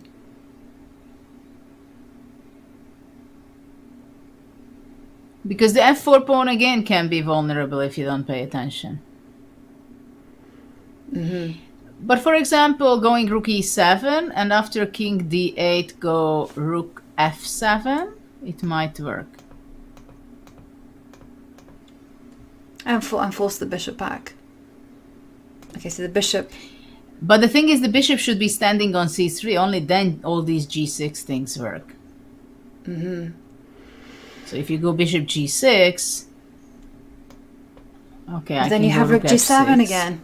Now you go rook g7. F7. Yeah. Bishop f5. Okay, so let's head back to the position. Bishop b4 check, king e8. This is the game position as it stands. We are expecting rook e7 check. Drive the king 1 Okay, rook e7 on the board, forcing the king to go to d8. Well, this game is still not over. This is the only thing I can tell you. And now rook f7, as you predicted, Judith. Things are happening still. f7. Of course, if this game is not won by Wenjun, then practically I would think that the match is over. Because this would be such a painful story for her if she cannot convert to victory, that from there it would be extremely hard to stand up and score a full point and equalize the match anymore. It would be a huge shock for me if after Wenjun yesterday, didn't win this game. Yesterday is a bit more understandable because the position where she chose to simplify was wild. Her king was exposed. It was a time scramble. I can very much understand this. This one, on the other hand, it would all boil down to a failure to convert a winning position. And that is especially painful. And in addition, tomorrow it is a rest day. So she would get extra time to brood over this result. But Wenjun still doing the right things. Rook f7 with the idea of retreating the bishop to c3 and then backing that up with bishop e5 and king e8 on the board. Yeah, Lei Tingjie, she's going under a minute. Went under a minute, but she got back some of it. Mm-hmm.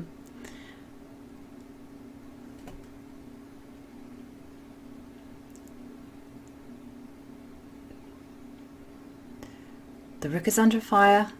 Wenjun has to move it. Will she play?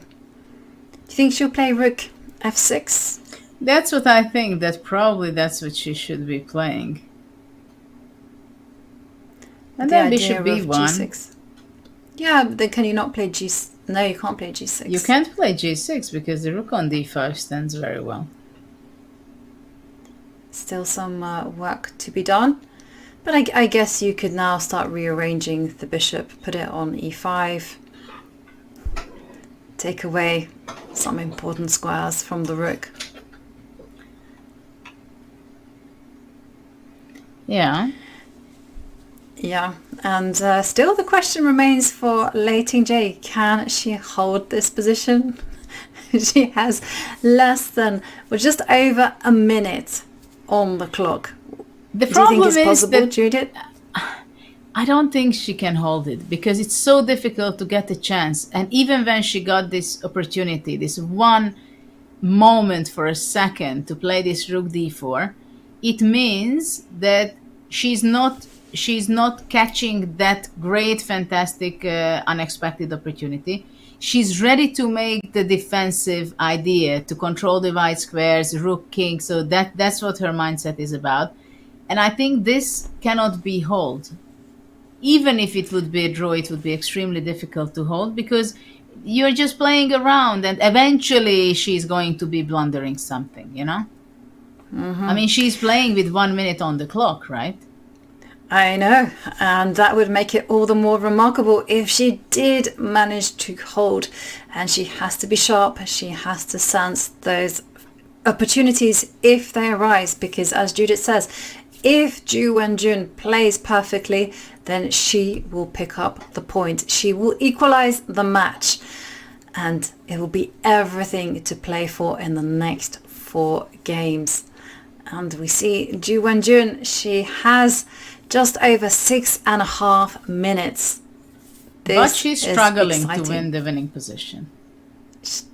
Yeah, she's not quite stumbled upon the winning technique, but often in this type of games, you don't need to kind of have a concrete idea of how you're going to win. Normally what happens is that you try out a few moves and then the light bulb switches on in your head and you say, aha, that is the way forward. And then you crash through. And we see bishop c3 being played. She wants to put the bishop on e5. She wants to discoordinate the rook on d5 and the bishop on f5. Okay, Lei Tingjie. The ball is in your court. What is the best try for defense? And then she drops the bishop back to g6. Bishop e5, right? Bishop e5 is the move that I would definitely play. Just simply because white wants to play rook f6. That could be a way that one kind of makes a small inaccuracy, because rook f6 will be met by rook to d6. After bishop e5, maybe already f5 immediately is the threat, but rook g8. Rook g8. Okay, big threat on the board of rook takes bishop. So, and it's not only that, but yeah, but if the bishop goes away, then g6 can come. You still have the rook coming to h5. But the bishop is on c3 already. Bishop is on c3. Oh, well, then it's curtains. Well, black can go rook d6 now, but after that, bishop f6, bishop f5. And Lei Tingjie now under the minute, and she realizes she cannot move the bishop because of this incoming g6, and she moves the rook back to d6.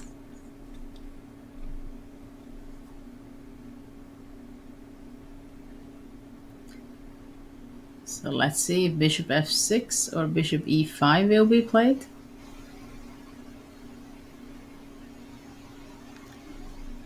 Well, bishop e5 looks good. Bishop e5, rook goes away to a6. You can go, of course, rook g7, pushing back the king to e8. But somehow I like pushing the rook away from the checking squares of d2 and d3, because it was annoying me. But there are checks on a2 and a3 that may annoy you as well. That is Don't true. You think so? Yeah, but I have a feeling that it's going to be more annoying for Lei Tingjie, and that's why, okay, we see Wenjun, she says the same. Bishop goes to e5, get that rook off the d line, and move it to some other square. I wonder where she's going to put her rook, c6 or a6, or possibly e6. I think a6. Yeah, that's what I would think also, that because rook e6, then I mean king, maybe just simply king g3 comes and king g4. Yeah, if you go passive, then like you mentioned, king f3, king Time g4. is ticking.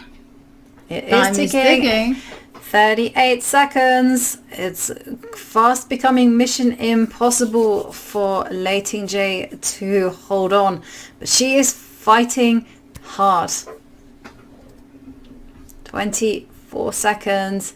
23. Oh, the big countdown. And Lei Tingjie throws a check, but the king is just simply going to walk up. It can walk King up to g4, e1, right? I think king e1 and it's over. Right, king e1 and e1. rook h2, rook h2, hold on. But rook h2, well, The king e1, rook well, or h2. king g3. Well, maybe king g3 is the best. Yeah, I liked king g3 or king f3. Primarily because I wanted to get my king to g4. I've been wanting to get to that square for a long time. Yeah, maybe king g3 is the best, and then rook g6, or after bishop f5 to play g6 to give the final blow. There are tricks still, you know. I mean, I see some tricks. For example, king g3, bishop f5. Let's say bishop f5, and we have king f3 on the board. King f3 is still the same idea. Yeah, but black can go... you cannot go rook h2 because of f5, check, and king g4. Okay. So rook h2, f5. f5. And whoops, this is a problem. The bishop is attacking the rook on h2. We are getting to the finish, I'm afraid. And the big question though is after bishop f5, g6, it looks to my eyes to be a killer. And 10 seconds for Lei Tingjie, and well, she gives a check, but the king is gonna hide away on g4.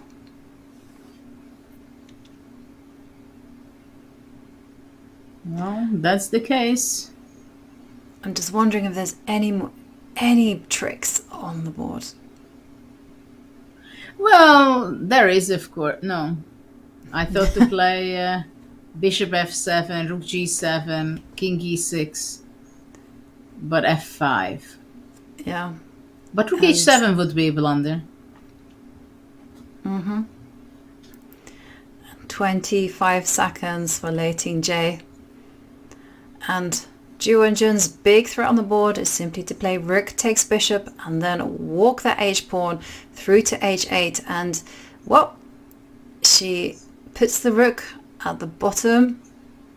And hang on a second, isn't rook takes g6 going to win the game on the spot? That's the case.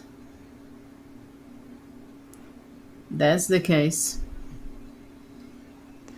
And Wenjun taking She a also pause, knows it. just doing some final calculations before she executes the move, and it's there on the board. And pawn takes rook at h7. And that is it. We see a handshake from Lei Tingjie. She resigns, and wow, what a game from Wenjun as she equalizes the match in this really instructive rook and bishop endgame. Wow. What a drama. I know. It's been such a fantastic spectacle to see. It's been so tense at stages, and it felt like both players, it could have finished in either way. It could have been a draw for Lei Tingjie, and we saw she had been given a golden opportunity just a few moves ago, but it slipped past her. But at the same time, let's face it, I mean, Wenjun played a very good game. She outplayed her. She gave a very difficult time during all the game, practically from move 12 or something. From starting the surprise, after that, there were nothing special going on. But she outplayed Lei. She was really fighting very well, having great ideas, but she was all the way, the whole game, she was behind. Yeah. But she had the opportunity to save it, and she couldn't. Yes, she did have the opportunity. But I have to say, let's take a look at the scoreboard in the meantime. The scores are now 4 games apiece. And Lei Tingjie has had some great moments. She's found some excellent resources. But ultimately, as Judith highlighted, she did not manage to save this game. And the scores are 4 points each. And tomorrow, let's have a look at the schedule. It is a rest day for both the players. They will just have that day to recoup, to rest, to regather their strategies, because the strategy is going to be very important in the coming rounds. 4 games remaining. And Judith, what would you tell each player? First of all, let's deal with Lei Tingjie. She's just come off a loss. The match is now even.